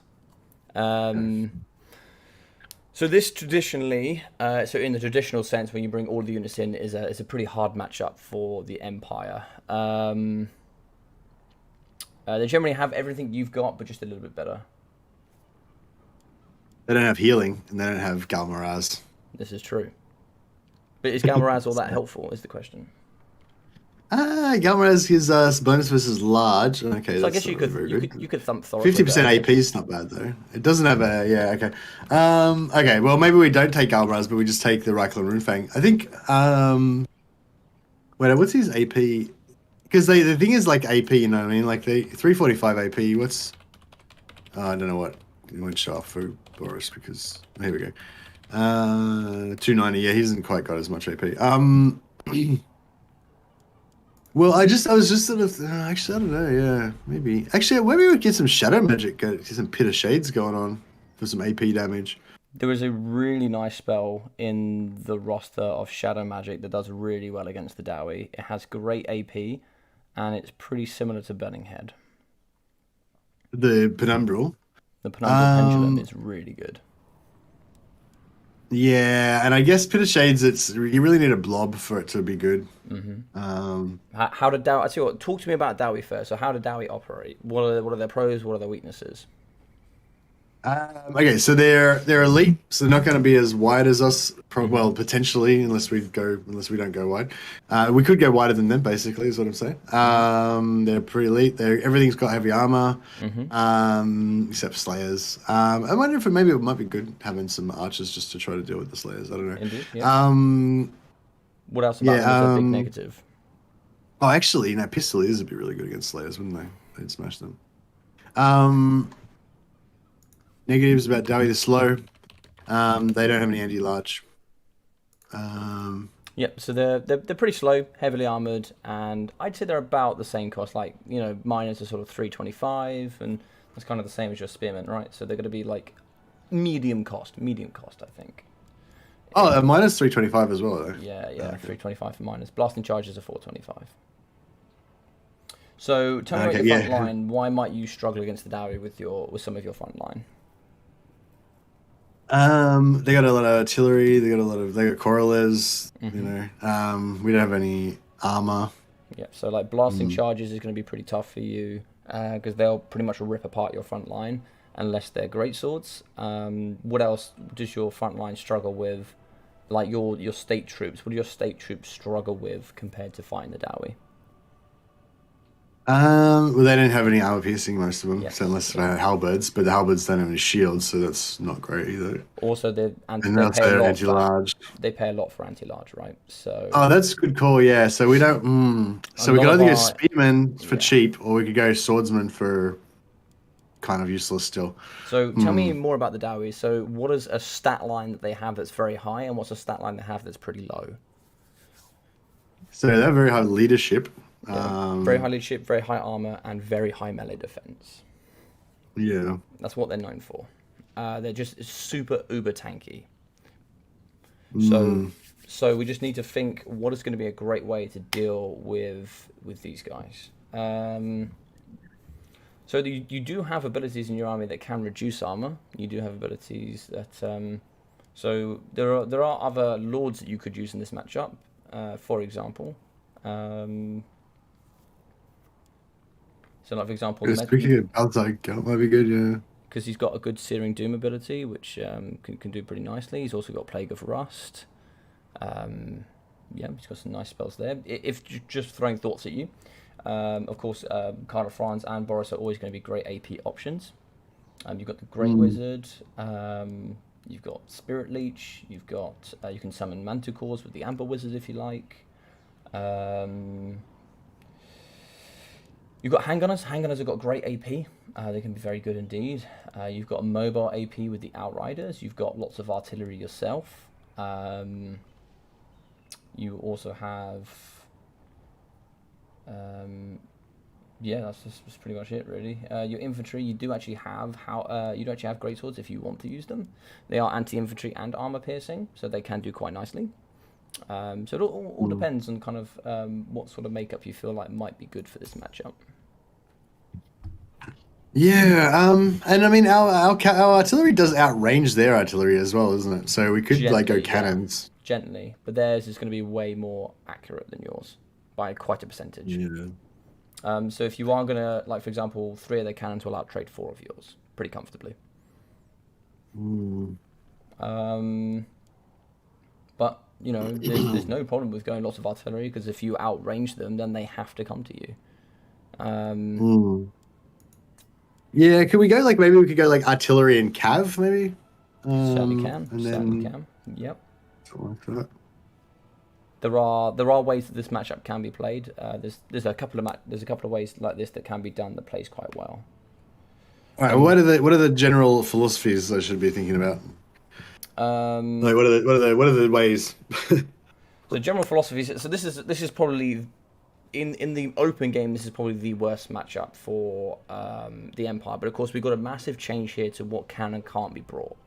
So the philosophies here are you need something that can you need armor piercing. You just need armor piercing because all of the Dowie comes with armor piercing. So you know they're going to have thunderers in their pocket, which are going to trade more efficiently than your handgunners. They're going to be tankier, and they're going to be more accurate, and they really don't cost that much more. Their infantry is very good. They've got blasting charges that just delete your cheap infantry. The only kind of infantry you have that kind of stands up to the majority is greatswords. You have pistoliers that have good mobility, but they have lack of AP. You have outriders, but they're expensive. Most of your cavalry, you do have Empire Knights that can do quite well here in this matchup. So it's pretty tough. It's a tough matchup. So I would say, I'll tell you what I'm going to do. I'm bursting to use the bathroom, so I'm going to very quickly go use the bathroom. Why don't you try and make a build that could deal with a heavily armored Dowie force that's pretty slow, and then maybe try and we'll have a discussion of what you've brought, and I'll try and see if I can help you tighten up maybe a few things, and then we'll give it a go and see what happens. All right, sounds good. Cool, man. I'll be back in 2 seconds.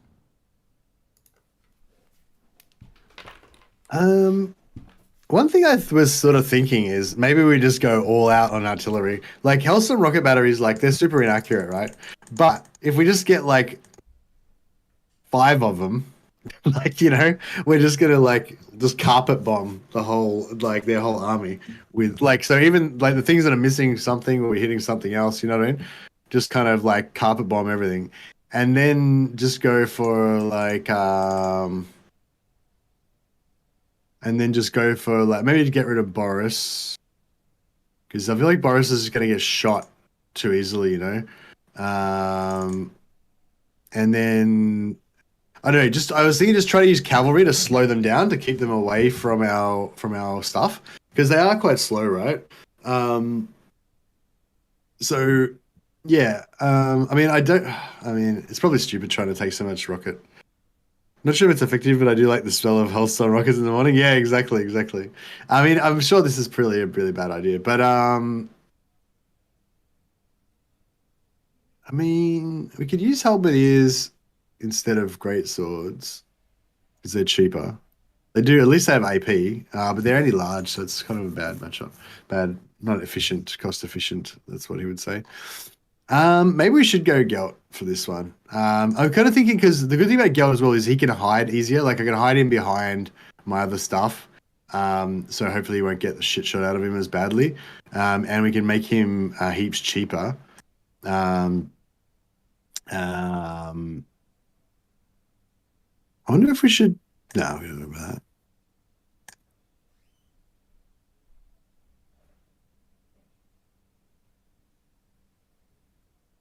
that. So yeah, we'll take this. I'm pretty sure it's good against armor. Actually, I don't know if Searing good. Is Searing doing good against armor? Anyone? Oh, here we go.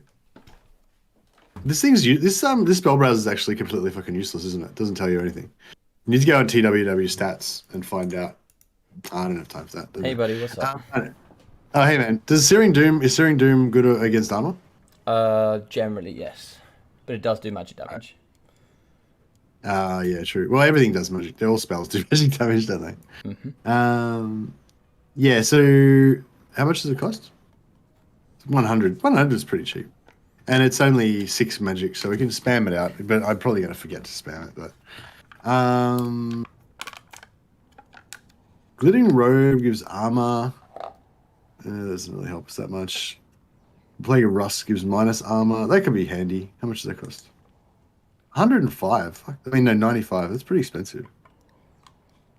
Maybe just give him Searing Doom. Overcast Plague of Rust reduces 60 armor. Okay. So you could bring someone from like throw it from 120 down to 60 armor. So you could like shoot them or something like that. Yeah, that's fair enough. All right, we'll take. All right, so are you saying So Plague of Rust and Searing Doom, or is there would it be better off taking like Golden Hounds, or Final Transmutation or something? I don't want to tell you what to do, because I'm not allowed to. There are. You also have things like Transmutation of Lead, which can give negative melee and base weapon damage in a 40-meter radius. Final Transmutation is very good. It's the only top-tier spell that can be overcast. That is Air of Effects, like so. It is very strong. I think the makeup you've got between the two is fine. Of course, Balthasar here is on foot. Yep, he's on foot, and you haven't taken Arcane. I've got him on a warhorse. Oh, you got him on a warhorse. Okay, no, that's fine. Yeah, I feel like he's better. uber cheap. I've never seen him this cheap. So, would you want to bring any of his items or any of his other abilities? Metal shifting? No, I don't think I want metal shifting. Like, because it's only 12% damage, and it's not. He's not going to be casting at the right times half the time. Like, I don't think it's going to make that big of a difference. But okay, yep. Evasion, it's like, yeah, it's useless. I can conjure it. I mean, I don't know. I just feel like it's too expensive. Basically, it's not worth it. Items. It's got the Staff of Valance. Again, it's super expensive. I don't know. I feel like I mean, super cheap. Balthasar Gelt on a horse. I mean, dude, fair enough. If that's what you want to do and you want to go uber wide, then do it. Do it. I just can't think of anything that really gives much value, you know. Apart from I could go more spells, but I guess I could go more mana, but yeah. But these spells are cheap anyway, so I feel like he's going to be able to spam those spells out, and the regen will probably just keep up. You know, my main thing is just going to be remembering to cast his spells fast enough. Yeah, no, I can hear your disapproval. Oh no, sorry. What was that? Sorry, I was reading the chat. I do apologize. What was that?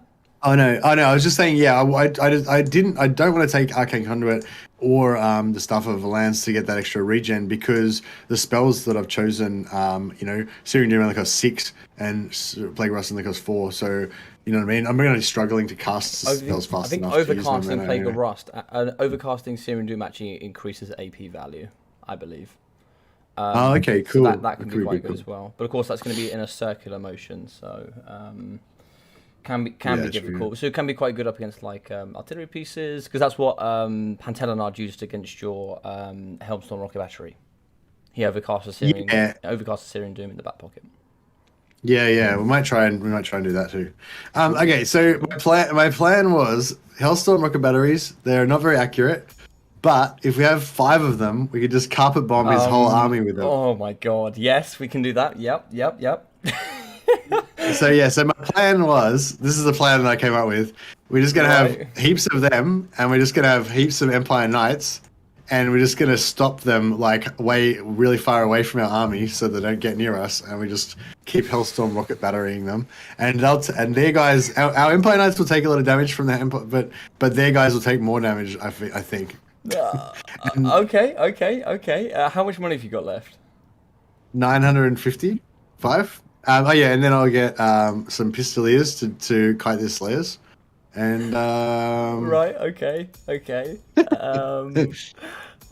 you think you're sticking like slightly less Hellstorm rocket batteries? Is that the vibe I feel like I'm feeling from you?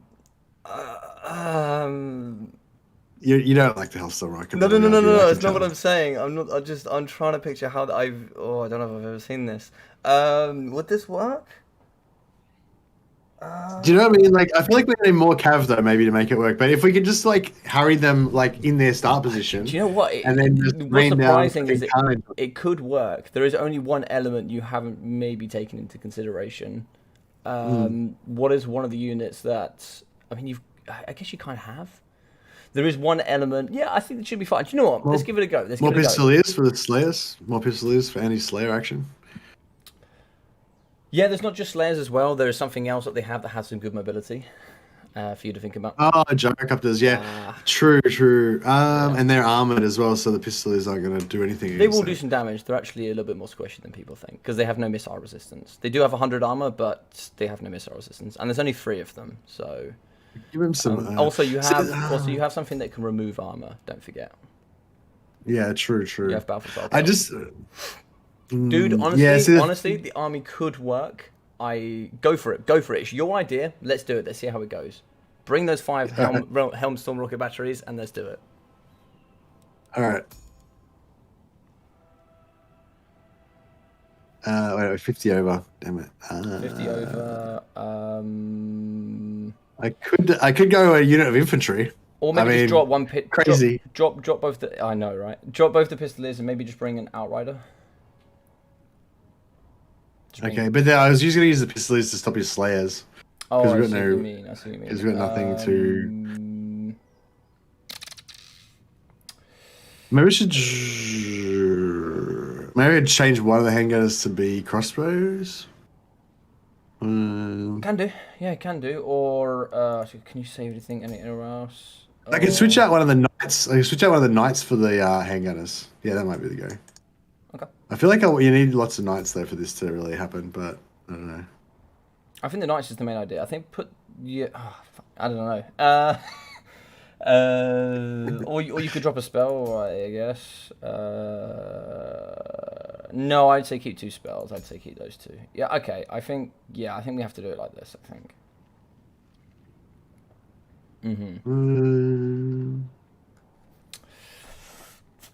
Yeah. How are we going to kill Thorgrim though? Thorgrim. Maybe the Outriders can kill Thorgrim. Maybe. If they Yeah, save I some mean, ammunition. I wasn't gonna lie. He's gonna be tough to take out.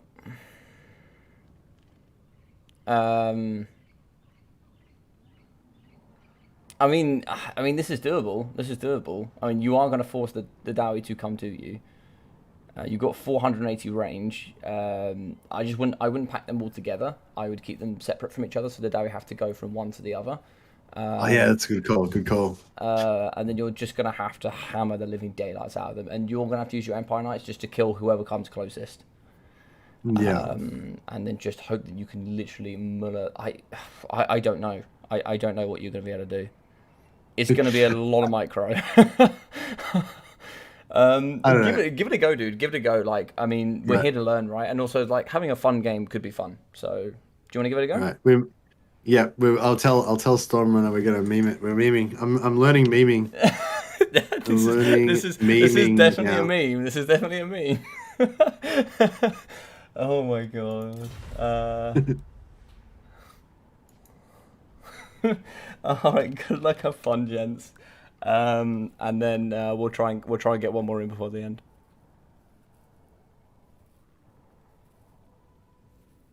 No worries. All right, let's do it. Let's do it, dude. Good luck. Have fun. I'll see you on the other side.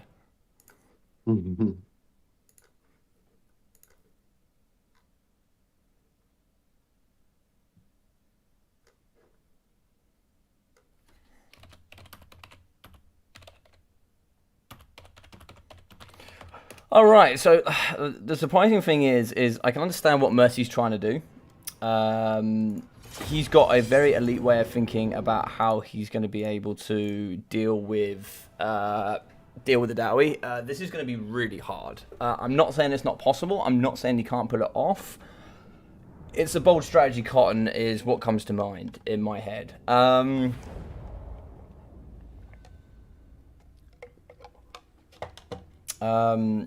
It is a bold strategy, I can tell you that. He's going to want to put his guys sort of like this. Like so, and like really, maybe even spread them out even more than that. But they do have 480 range. Empire are going to have to get forward and do some business.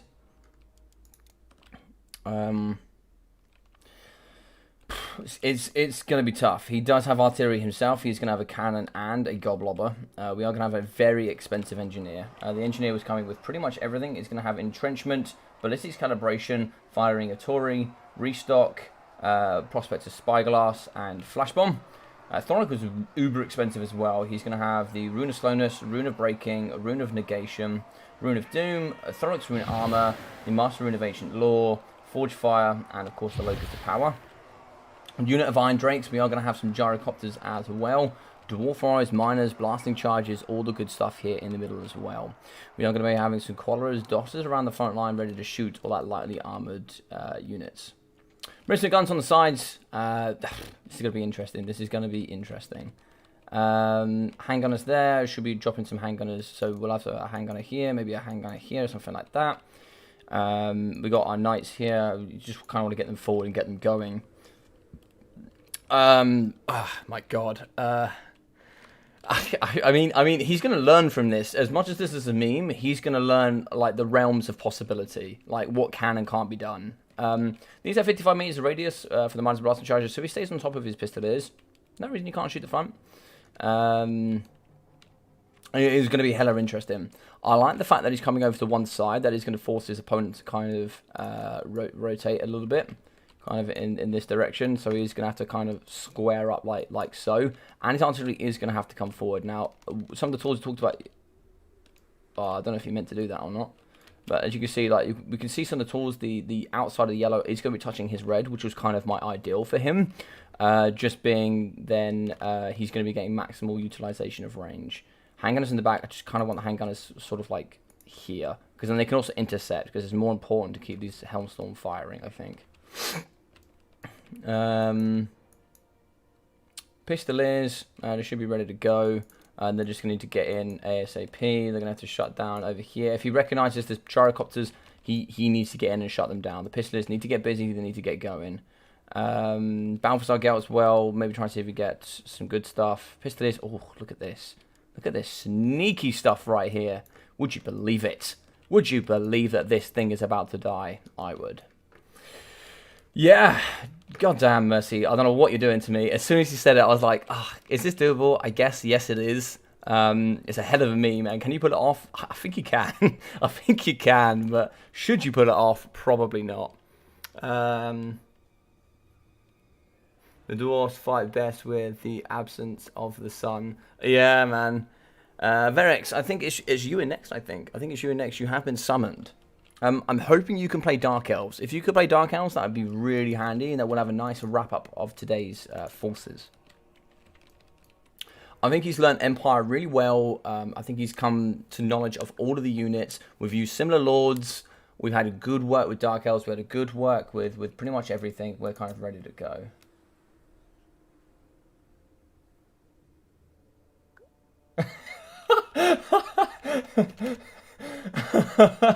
Oh my.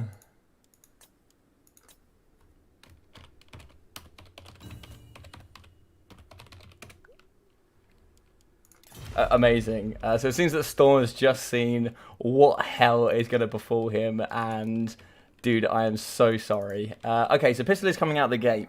They're going to move forward. Hopefully we can shoot him up against the Brimstone guns. We're going to be early doors, just piling down, get some nice good spread shots in, boom, and there we go. Look at the damage coming out of the pocket here. These boys have been well and truly thwapped. Plague Ross is going to go down, but they are going to be faster, so they are actually going to be able to get away. We're not going to shoot too much, but I like the work there. I like the thought process. A little bit still is the Empire Knights. They're going to be getting hit here by artillery. They're not quite aware yet they're getting hit by artillery. Now, unfortunately, we have all of the boys over there, and we have nothing to shoot here against the gyrocopters. That is one of the problems we saw, so we kind of want to get some of these boys forward, try and see if we can get some shots in here. Probably want to back off with the Empire Knights. Don't really want to be getting shot by the Brimstone guns. We are shooting over the top. We are hitting. we really need to prioritize these middle targets. So looks like we are going to get a Searing Doom here in the middle. That's a great Searing Doom coming down here. Lovely work. It done some okay damage. Yeah, it does some okay damage. All 3 models are still on board. Helmsman rocket batteries over the top. Oh my god, it actually fires into the back of his own cavalry unit. That is how wild Helmsman rocket batteries are. Empire Knights losing the front. They actually get charged down. Other Empire Knights are broken. We are moving in the back of the Outriders. Outriders, they need to get busy. They need to get in. They can't spend too much time over here on the flanks. Empire Knights are ready to go, but they're kind of not doing much here. They kind of just like need to get involved. We are shooting over the artillery. Artillery shots are going to be kind of like hitting the front line. So because they're hitting the front line, these artillery pieces can just shoot all the moving components. And the problem is going to be is that being that all your cavalry's dying, you're going to have nothing to protect all of the range. They do charge in. They get a good fat juicy charge here, but of course the gyrocopters are over the top. I don't know where these are going. I don't know why they're running away, but there's kind of nothing for them to do. They need to get around here and kind of deal with these gyrocopters. They're major threats. They're going to be over the army. They're going to be shooting, and he's just going to lose all of his cavalry, unfortunately. In the middle here, it looks like here we are targeted a little bit on board. We are going to come forward with the meme gelt. Empire Knights have been dealt with. We do have another unit coming in, but there's kind of like nothing to protect them. Like there's nothing to protect the fact that they're just going to get shot here by the anti-large gyros. We have damaged a lot of the quarrelers here in the front line. Searing Doom looks like it is going to go down here on top of the miners. But of course, miners can just walk away from that.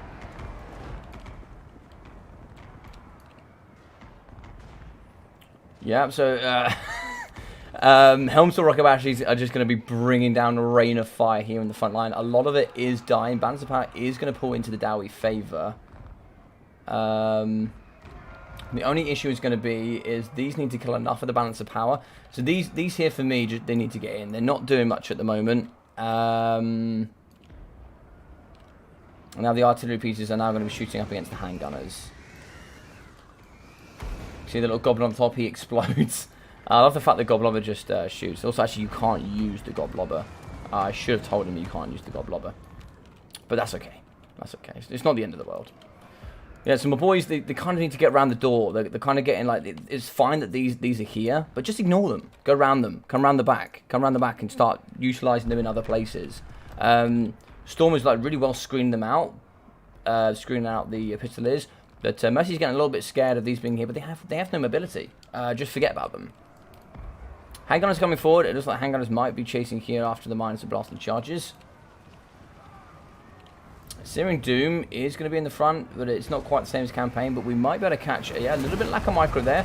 It's going to do some lovely work here in the middle. Yeah, pretty good damage indeed here going up against the miners in that middle pocket. It's pretty much decimated a lot of them there. So some nice work. Looks like Battlefield Girl is going to be up to only 9 kills. Okay. Thought he would have more than that. I guess the other Searing Doom kind of missed. Yeah, these boys are getting shot in the front, so they're going to move quite nicely. Pistoliers are coming in. They should be able to shoot here up against the blasting charges, but of course they can't shoot up against the miners either. Outriders, which are going to be the AP variety, are just, yeah, these need to get out of it. Why have they got such negative leadership? Oh, it's going to be the artillery effect. Lots of the cavalry here are just going to be getting shot by gyrocopters. We need to get our boys back in. They're on skirmish mode, unfortunately, because they need to be stopping the gyros from pushing off the Pistoliers. And the back Thorcline barracks just kind of chilling, but it looks like we have eventually broken the cannon. Searing Doom is going to go down on the infantry here, so we are going to be dealing a lot of damage up against the infantry. Goblobbers are firing over the top. They are going to be hitting, and that will be a break there for the handgunners. Artillery is shooting over the top.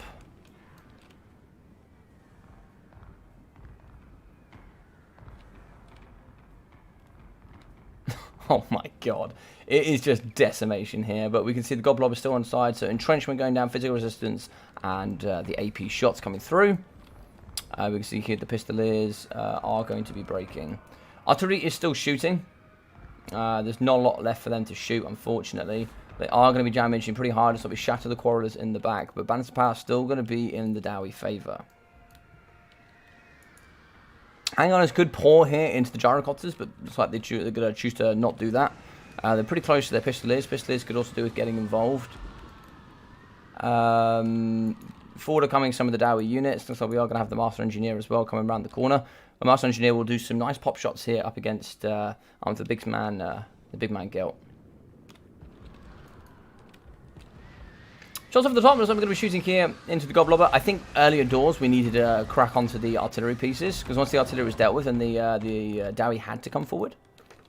Artillery here is going to be shooting after the Iron Drakes. But now we are moving forward here with these boys. So we need to have some stuff ready. We need to get the Outriders shooting in here. Looks like they are going to be doing so. And looks like we're also going to be having the handgunners firing in as well. Looks like we do have the cannon crew back on with the Goblobber. Thoric Ironbrow is going to be moving forward here with the Master Engineer. We are going to have a Searing Doom in front. So a prediction of movement there. That's a nice Searing Doom. That should be enough to maybe break that unit. Looks like there's going to be enough to break them. So excellent work there.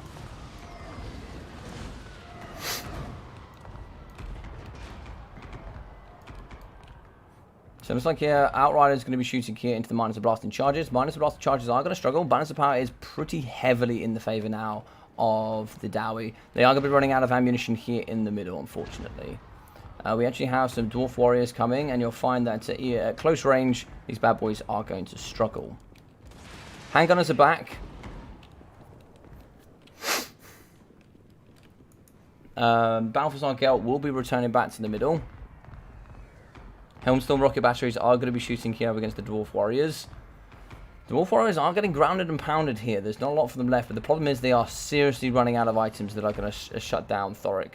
Big bomb right straight through the middle of the Outriders coming in from the Goblobber. Goblobber is actually going to break them on leadership, and it's going to be looking pretty hard here to deal with the Dowie. Shooting over the top, we are going to start targeting down the Goblobber. The Goblobber will be having some insane value. Miners here are wavering. Searing Doom is going to predict movement, but Blasting Charges are going to be out too early. Blasting Charge actually smashed into the face of the handgunners. That is going to be army losses. GG's and well played. So I hope you guys enjoyed that. That was a fun one. Interesting stuff, eh? Only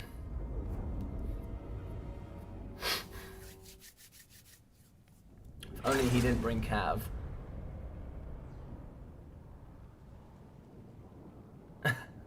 Yeah. I think that I wanted him to see how this went. So we got 465, 680, 740, 750, and 500 from the Helmstorm rocket battery. So most of them getting in under half of their value. We got 1,000 there from the Goblobber and 1,000 there from the cannon. Gyrocopter 600. Yeah, it's let's see what Mercy fought.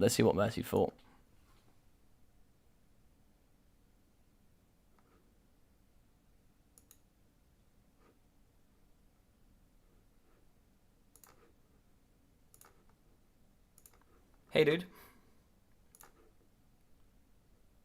Hey, man. How's that? That was certainly fun. How did you find it? I was saying, like, although I didn't do very well in the battle, I think I did excellent in the memes. I was some A+ memeing. I feel like that was there. 100%. That was top tier, top class memeing. I didn't see. I've screwed up with the chat, so I didn't really see the chat. But did I get a what the fuck out of Stormrunner or anything?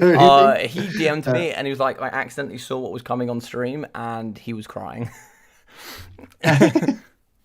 Well, yeah, he was like so good. Like I tried to do the because our plan was to kind of like pull the armor off the gyrocopters and then shoot them down with the Pistoliers, and I cast the Plague of Rust on him like 3 times, and every single time he pulled him out straight away. Yeah. So I never got to shoot him with the armor stripped.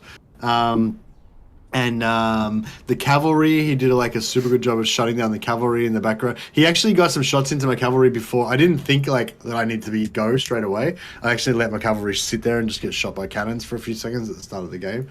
And I just didn't. I didn't rush fast. I should have been like I should have had the cavalry selected so that as soon as the game started, they were in, Yeah. and so he would have that initial shock and awe. But I didn't do that. I generally think if you Um, targeted the artillery first, yeah, and that you was the broke big his thing. I artillery, didn't. because the artillery did loads of damage up against your cavalry.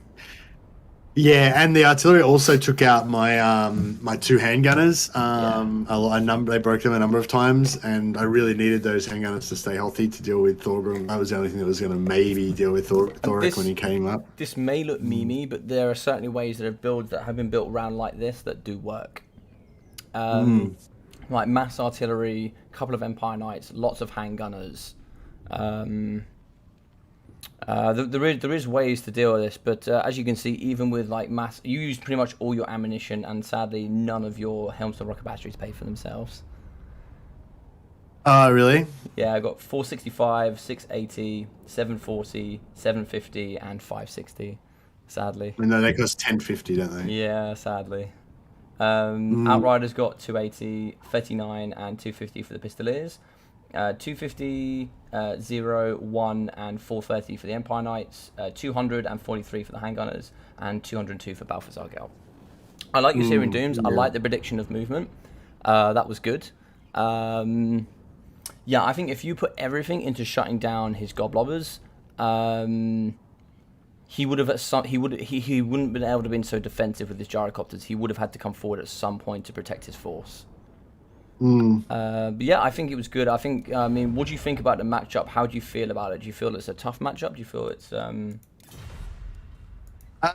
Yeah, well, I guess that's the only bad thing about this is I didn't really get to see what the matchup was like because I did this like wacky build that I'm not really going to play in the tournament. Yeah, it seemed pretty bad. I don't know. I don't even know what I would have done against that if I hadn't have done this. it is a tough matchup. You just need bucket loads of armor piercing. You pretty much need to go maximal on handgunners, and your state troops are going to lose. But you need something in the front line. You need something there to protect Empire Knights to try and see if you can abuse your mobility advantage. You know, get in the back and shut down some handgunners, shut down some, or maybe get some side charges on their, maybe try and see if you get some, side charges on their blasting charges. So if you hit them from the side, you're going to kill some models before they get their blasting charges off. Yeah. But no, I liked the Balthazar play. You used the caster very well. This is a really tough matchup. I'm not too sure how even I could advise you to approach this matchup. As soon as you suggested this, I was like, we are doing nothing but this because this is amazing. This is what I played multiplayer for. It did feel. I wonder if you could sort of make it work. I wonder if we had have gone like 4 cannons instead of, the 4 cannons. That can work. That can work for sure. That certainly can work. Like it felt pretty good at the start. Like it was sort of working. Like I was keeping him back, and yeah. Hellblaster volley might have been quite good, maybe as well. Or maybe just got loads of cannons or loads of mortars, and just try and see if you can do it that way. If I'd have gone like cannons are cheaper, much cheaper, aren't they? So yeah, if I'd have gone like 5 cannons and 5 handgunners, you would have had an extra 1,250 gold to spend. Yeah. So I could say like 2 extra handgunners. Yep. Easily, Yeah. And basically just don't use any infantry. Just as their stragglers come in, just shoot the shit out of them. So what do you know? What do you know about having final transportation? What do you know that it does? I never used it. Don't really know much about it. Yeah. I know it's like it's meant to be good against single target, but it does an AOE, which I thought made it kind of useless because you try and single target somebody and you end up hitting an AOE instead. But I don't know. I've heard it's actually not bad, but I don't know. It's really good in like an area of effect. So if you overcast it, so what that it prevents the Dowry from doing is getting a nice tight defensive build. Because if they do that, you can drop an overcasted one in their force, and you can damage a lot of units in one go.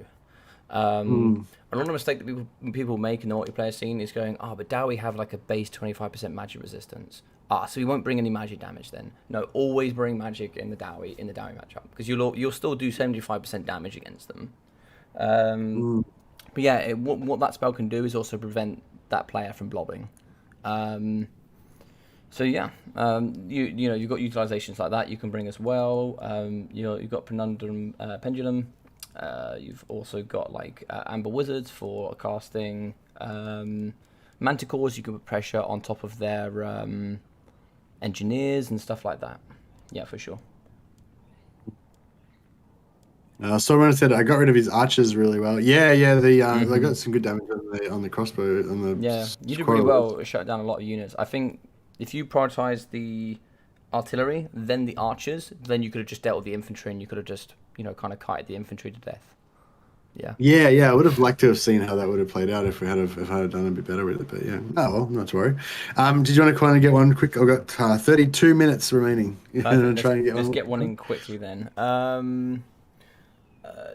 Thanks again, Stormrunner. By the way, thanks for that third, the trilogy battle.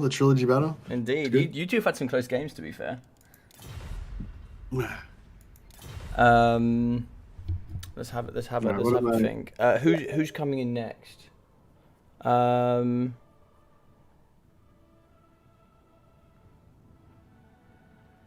Panther. Who's up next, guys? Sorry, I've got 3 different people telling me 3 different people are playing. The green one apparently is next. I don't know if the green one is online. Let me have a look. Let's see. I can't see. Oh, that's Pentelanard.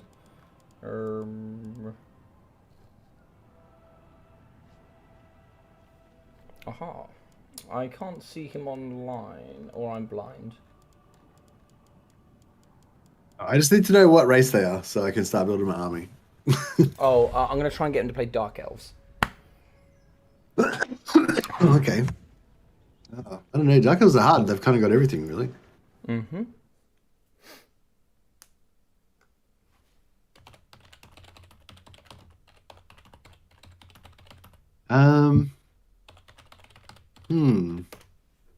I might try. Well, we might go the other way and try not to be so memey this time.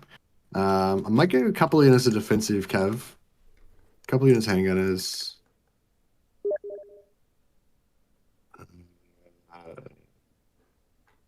Yeah, sorry, I'm just trying to get this guy to come in. Should we go cannon and a mortar? A cannon and a mortar, maybe. I feel like mortars are so good. But then if they have all cavalry or something, then double mortar's not going to be so good.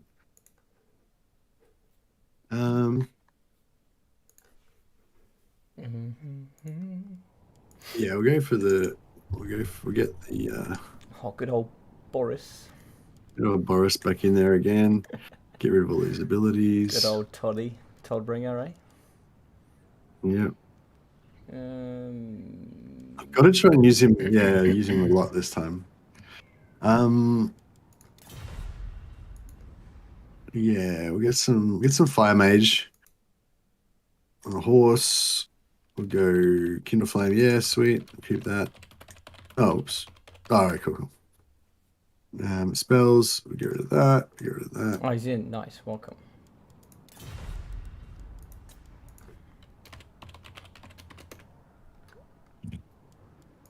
Okay. Is he still playing Dark Elves? Yeah. Oh, is there the ODM guy? That's not good. He's one of the. He's only a recruit though, so yes. maybe I've got a chance. You've definitely got a chance.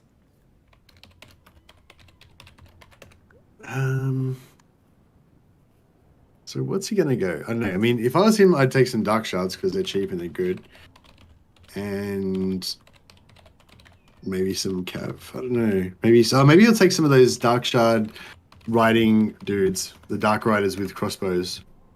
What are we gonna do with them? Wonder how our Pistoliers would go against them. Right. So I mean, if I want to micro, we're gonna do an exercise for tomorrow. I'm now gonna say nothing. I'm gonna see what you do. Okay. He's definitely going Dark Elves because he's still got. Yes, he's going Dark Elves. Yeah, definitely going Dark Elves. Okay. So okay. The only thing I'm going to tell you: think about what they have and think about what you're going to need to prepare for. That's all I'm going to say. Yeah, that's fair enough.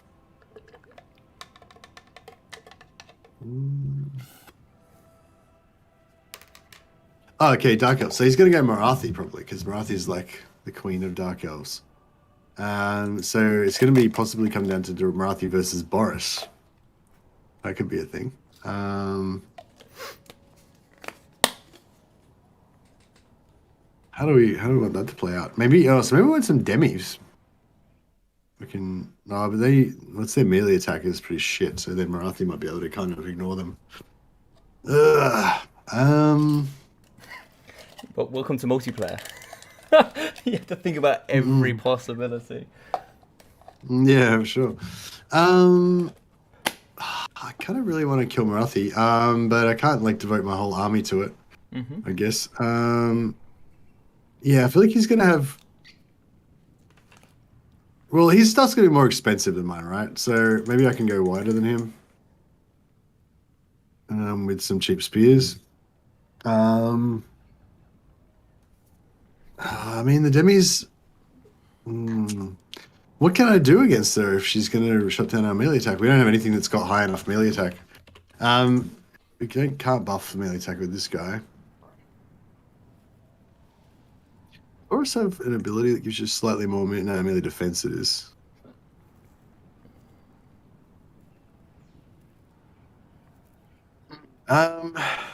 Just think back to what Hanniden's brought against you on the first day. Hanniden's was played in Empire. So I don't know if that's... Oh, what Hanniden's brought against me. Oh, yeah, true. Right, okay, I get you. So maybe we play defensive, let him come to us. We go... Maybe I should put both... Should I put Toddy on foot, maybe? Well, yeah, if she goes flyer, then halberds will counter it, sort of. And at least then Toddy can pull out if he needs to. You go Toddy on foot, it'll be super cheap. And then if they want to try and kill him, then they can have a crack. Or do that kind of thing. I mean, I don't know. They might be able to assassinate him still, but yeah, we'll just like have heaps of halberds. Look at that count as Marathi, I think, maybe. And maybe I don't know.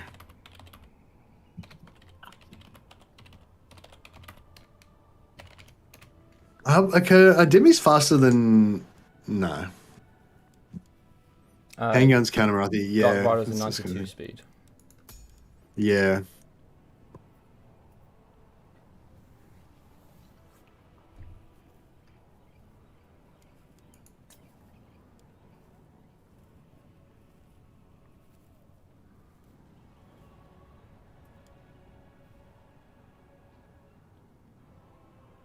Marathi's got no air. Yeah, but handgunners kind of stagger. I feel like that's why they're so good against against like heroes and stuff. How much money have you got left? How much money have you got left? 1,000. Oh my god, that's a lot of money. Oh yeah, okay, yep, I see why. Yeah, I've got shitloads of infantry. Maybe I got too much infantry.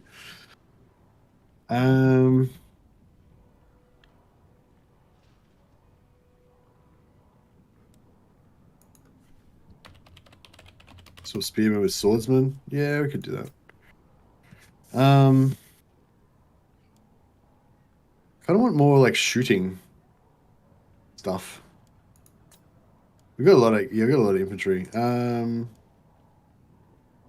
Still got 500 gold left.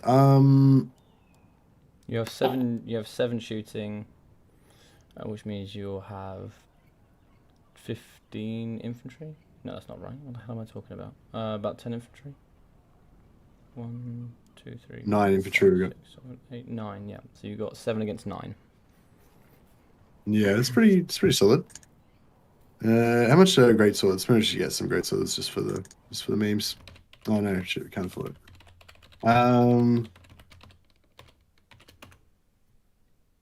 Maybe we don't need so many great W's.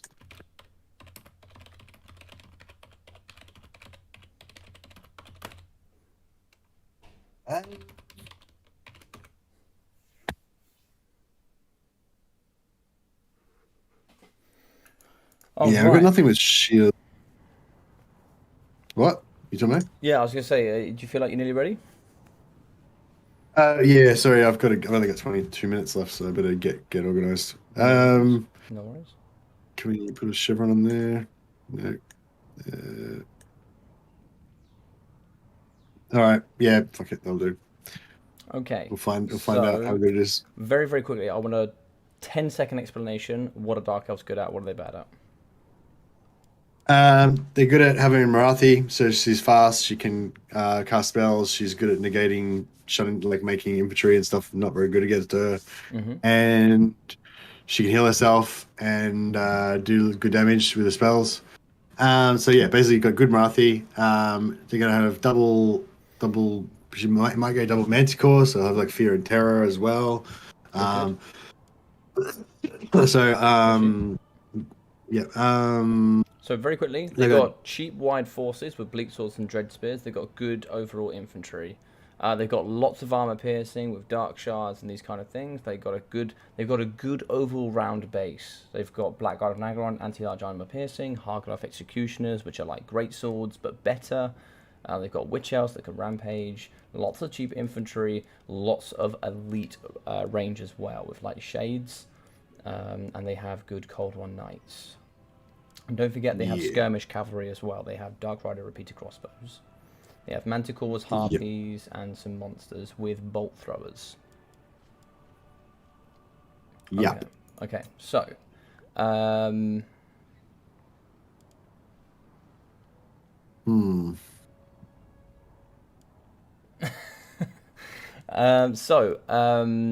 is your spearman gonna win the front line against bleak swords? No, but hopefully they can hold up for a while, I Okay. So guess. if they're not gonna win, what is gonna win for you?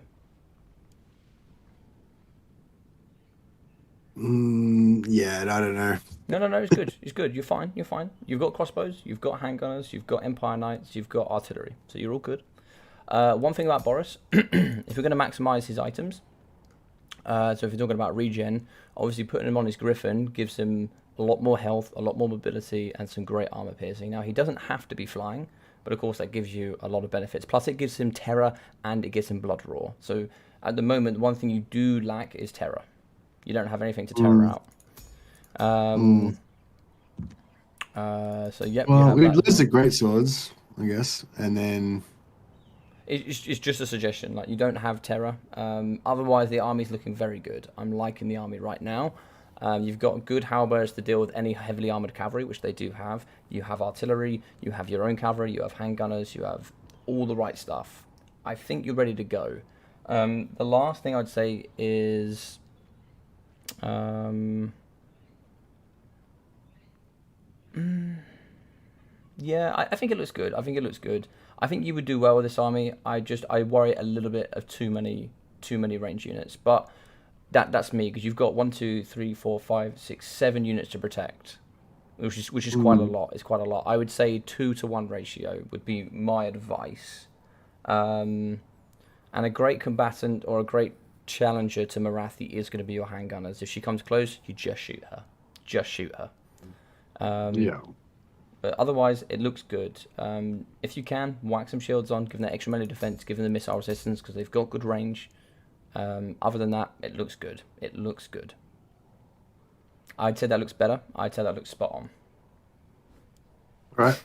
Let's give it a good old college try. I think so. I think you look good there. All right, I'm ready. Let's do this. Right, dude, good luck. Have fun. Enjoy this. This is going to be the last rotation, which means we only missed one faction. I can't remember which faction we missed today. Did we play No High worries, man. Elves? Oh, no, we did play High Elves. Or maybe we played everyone today. All right, and if I might have to go to work like straight after this, so if I don't No get to worries, say dude. goodbye, thank you for everything today. No problem, dude. We'll talk. We'll talk a little bit later on then about some other things. We'll go through some things later. Sounds great. All Good luck, right, have talk fun, soon.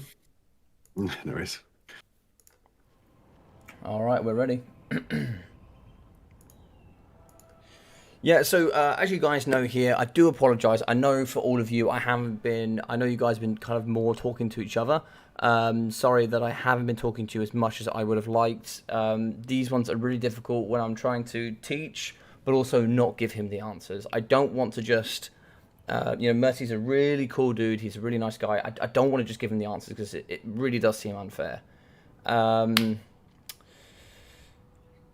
He's got a good build here. I think it's going to do very well. We're just waiting on the green one.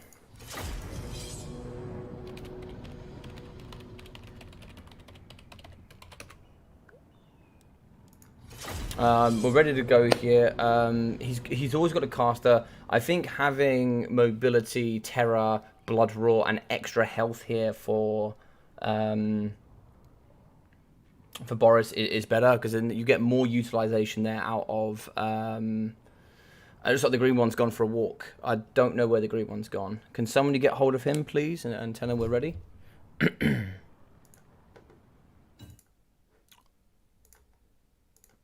Ah, looks like he's ready. Awesome.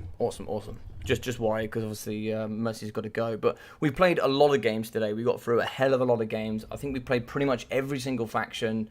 I feel Mercy's having a great time. I hope you guys are as well watching this. I'm trying to give Mercy the best tips I possibly can.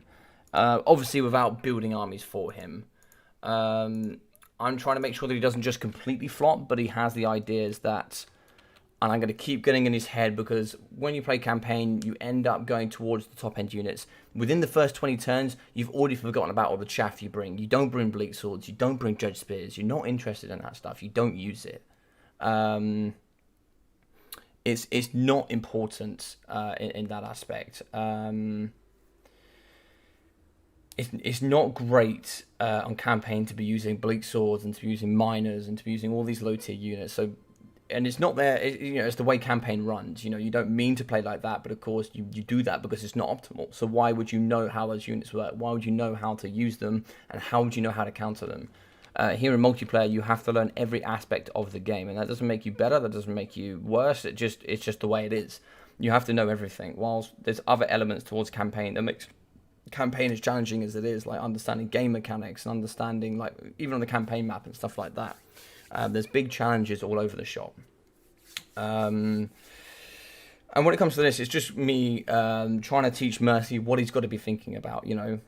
Does your army... I felt like he had maybe one too many range units, because if you think about it here, if you reduce a range unit, you've then got one less to worry about, but then you're also increasing another melee unit.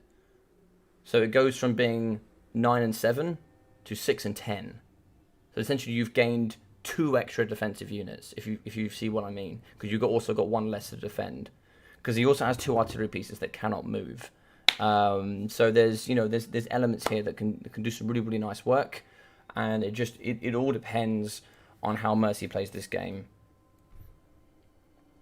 But yeah, I try to give Mercy the best help I can, and of course for you guys it might be a little bit frustrating sometimes, like, oh, why is he not playing it like this? For him, he's not going to see that. He's not going to know that immediately. He's not going to know like how a lot of those units work. Like for example, it took a while for me to get him to use blasting charge miners, because you would just never use them in single player. So why would you know their application if you don't use them?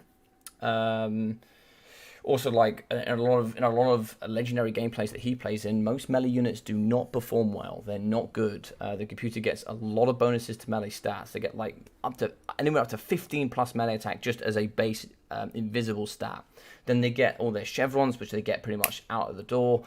And just trying to fight with infantry is just pointless, because everything just uptrades you. Just everything uptrades you. Whilst range, there's very little negatives to using range. You'll find people are playing with a 20 stack that has 10, 11 units of range in that army, maybe even more sometimes, and you find the complete opposite here in multiplayer. Yeah, Captain Morgan. So we've got a couple of people that are coming in that they're trainers themselves. So we were going to get Alfredinho today, but we've got Pantelinard, we've got a green one. These guys are coaches. So when I tell them, listen, go at 50%, take your time, make sure that they feel comfortable, they know what to expect and what to be doing. And, they have the opportunity to slow down, not push in certain areas, do certain things. that can really help them there with their gameplay. It looks like we're really struggling here to connect to green one. We're really struggling, which means we might not have a chance to get in. Zypher, I don't know if you're watching, buddy. I might just have to get you to hop in straight away. As much as I would love to get the green one on here, we don't have time, unfortunately. With the way this is going, the connection is just not. Hey Ducky, how you doing, buddy? So I don't know. I don't know if you're busy, Zypher. I don't know what's going on here.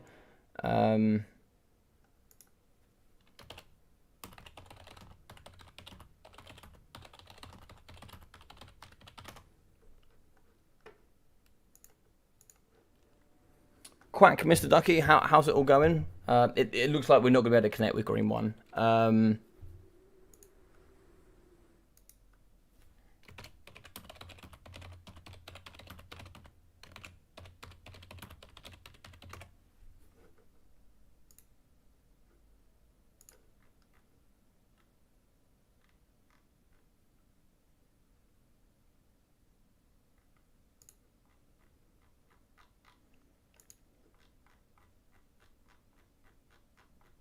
Okay, looks like a lot's happened here in the chat. Cool.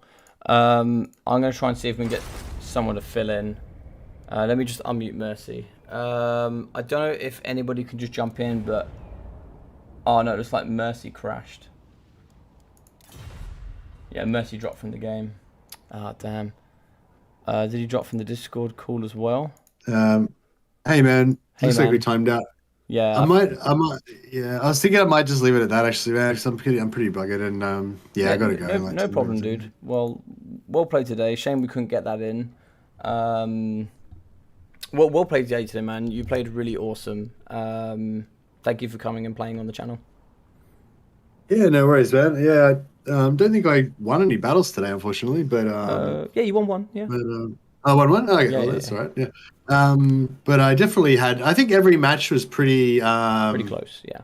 pretty good. Yeah, like a few of them I lost pretty. I got sort of trounced pretty soundly, like early, but then I was able to still have some fun and learn some stuff fighting on and everything. So that was cool. So the one nice thing that that you can take away from this, and don't take it to heart that you didn't win so many. You're playing against proper players in the actual community. These aren't just quick battle randoms of people that are just coming in and have maybe played 1 or 2 games. These are guys that have played thousands of games, done thousands of hours here that you're playing against that are at top levels. So you're playing really, really well.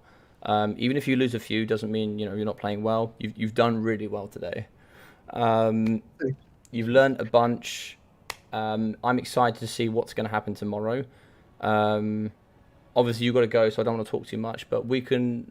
I've got 9 minutes, so yeah, no, not too much of a rush now. Now that we're not fighting the battle. Right. Okay. Well, what we can say here is that we'll meet up and try and have a discussion, even if it's like 10 minutes, about just a quick go through the game, about getting some elements together with some discussions about how we're going to approach the best of 3s tomorrow.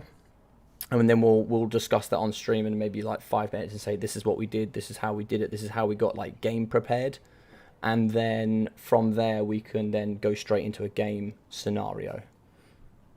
Yeah, that sounds good. I was just saying on stream before, like I feel like I mean, obviously there's always more to learn, but I feel like skills wise, I feel like I feel like quite good, like about my progress and everything. Like I feel like I've learned a lot about counting different types of units, learn a little bit about what I might expect from certain factions and everything. But I think that one real weakness that's not really showing up that much yet, but I think that we're going to see in the tournament is that, like, I still don't think I really have that much common sense in terms of how to build my army by myself. So and I think what we'll do is, this is what we're going to do, and this is what I was going to explain tomorrow, is we'll come together and we'll try and get like what I call a base build for each. Like we'll group up, so any sort of cheap chaffy factions that maybe have a good strong couple of elements, so greenskins with some black orcs, or the undead maybe with some blood knights. We'll have like a base build that we have saved in the vault that you can just quickly load and play. So we have like a base for all of the factions. Yeah, that sounds good. And like I think maybe as well, like just do that, and then and maybe I can try and remember or learn that the reasons why I have those things are this, you know. So if I'm playing about it, but you'd still expect me to change them Yeah, around a bit of course. in Yeah, the of tournament, course. or no? Yeah, Yeah. yeah, of course. Yeah, depending on how you're feeling and what you feel like you might want to do. There are things that we will talk about, and also with this as well, I'll explain to my guys quickly before you go that when it comes down to single player, there are a lot of units that you have in the very early game, say in sort of 20, 30 turn period, where you'll use miners or you'll use bleak swords for the very immediate moment, but then the second you don't need them anymore, they're gone. You don't need them. The computer gets huge buffs to like melee and all these kind of things as well. So some of these units you're not going to know the ins and outs of because they're just not optimal for campaign, which is totally understandable.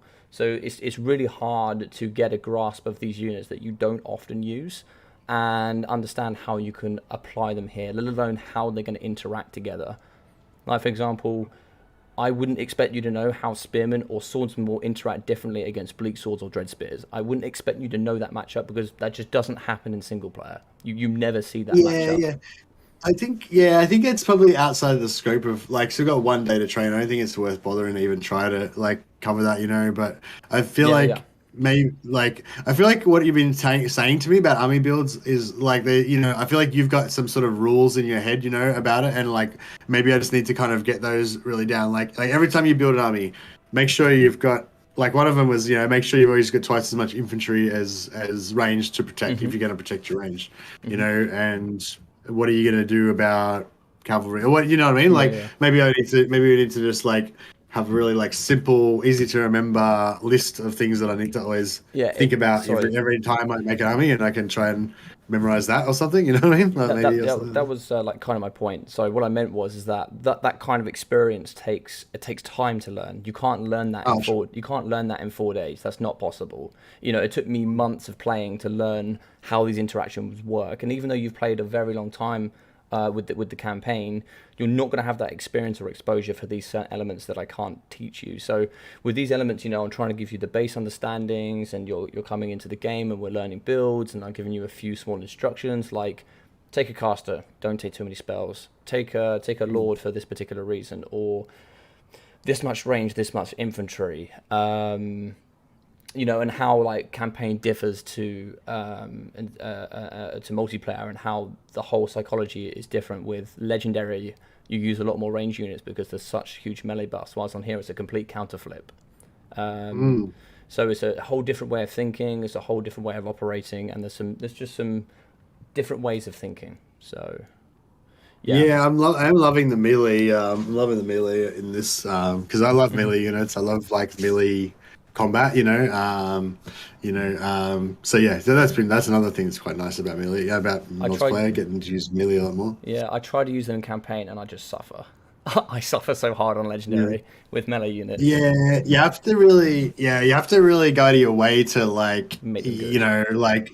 make them good and like go with specific factions and specific kind of, yeah. There's only like a couple of factions that you can even try and do it with, and it's, yeah. Exactly. So yeah, that's what I was just trying to explain to my guys, that it's a very different experience of Warhammer. Even though it's the same game, multiplayer and single player are just completely different, almost like different corners of the game.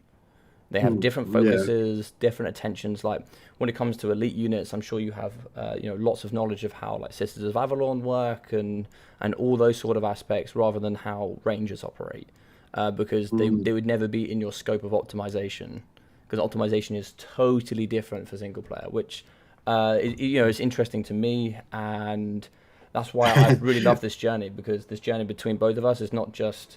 It's not just you learning, it's also me learning your vision, what you see, what you think. But it's amazing to see how much your mind has adapted towards the scene. Because the builds you make started off at 3s, 4s, and 5s. And now they're definitely, even the first build you bought today was a strong 8 out of 10. One or two little, think about this, 9.5 out of 10. They're always at 8s, working on 9s with a few bit of encouragement. And I think just 2 weeks of this and you would be like making 9 out of 10 builds every single time. Well, hopefully we can get hopefully we make that 2 weeks into one day tomorrow. And then we'll be Dude, right. I honestly think you're going to do very well tomorrow. It's going to be fun. That sounds good. But thank you very much, man. Awesome, man. Yeah, thank you so much. Thank you to all my opponents today and yesterday. I don't think yeah, and I'm sorry I still haven't mastered the art of actually typing in chat. But if I forgot to do a GG, then yeah, thank you for everyone. I really enjoyed every battle today. Like literally every battle was really enjoyable and fun today. So yeah, 100%. thanks everyone for that. And thanks All for the right, man. entertainment. You played really well. You played really well. All the games were really enjoyable. Awesome. All right, All right. glad to be here and stuff. So, yeah. Well, take care, guys, and I'll see all of you soon. All right, see you guys. I'll catch you later.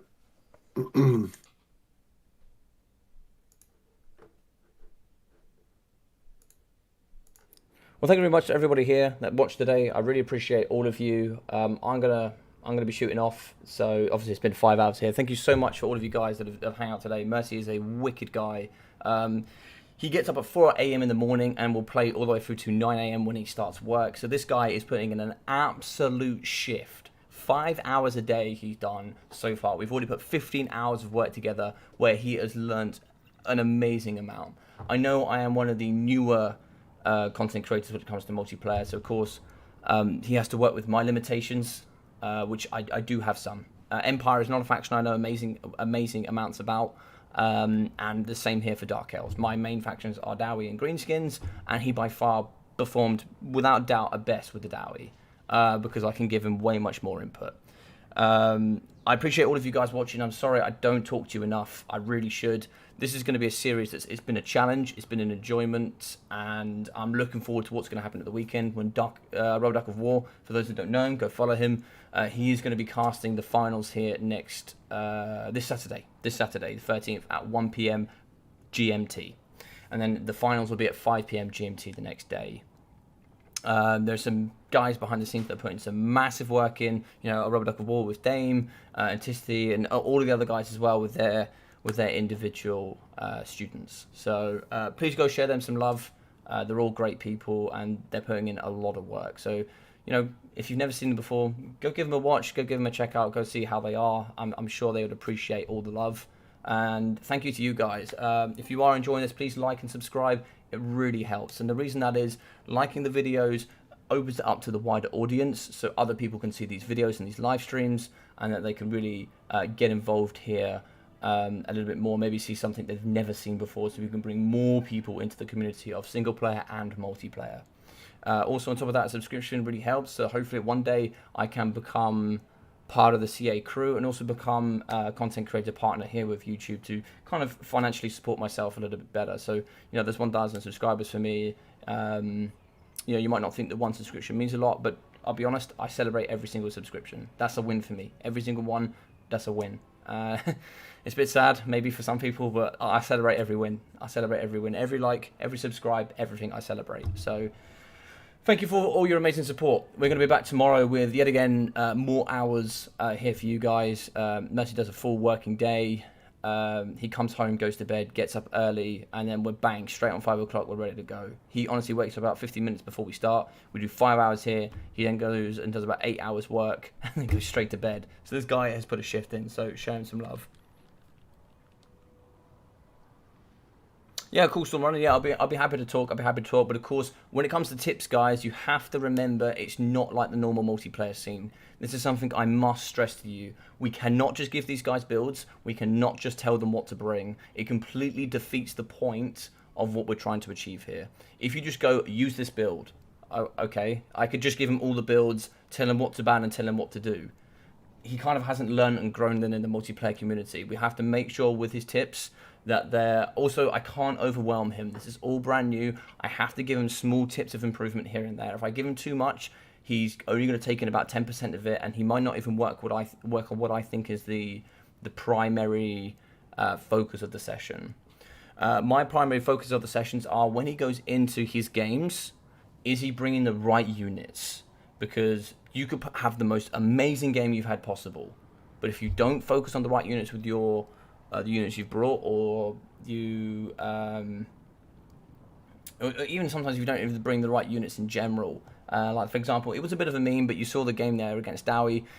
They were never going to win. It's a really hard matchup, and it's kind of impossible to play that matchup that way, just because there's just not enough ammunition there for the artillery pieces. It can be done. I wouldn't say it's all that great, but it was fun. It was fun to watch, and that's what matters. No, exactly. And if I just give, you know, I like that quote there from Rusty. If I just give him if I just give him an army, he's not going to know what to do with it. So, you know, it's important there that he knows why he's bringing certain units. I need him to fall so he can pick himself back up and know why he fell, so he doesn't fall again. You know, and he's playing against a lot of top tier players here that are coming in and doing some really, really great work. So thank you for all your support. I really appreciate all of you, and I'll be seeing all of you tomorrow. So take care of yourselves, and I'll see you then.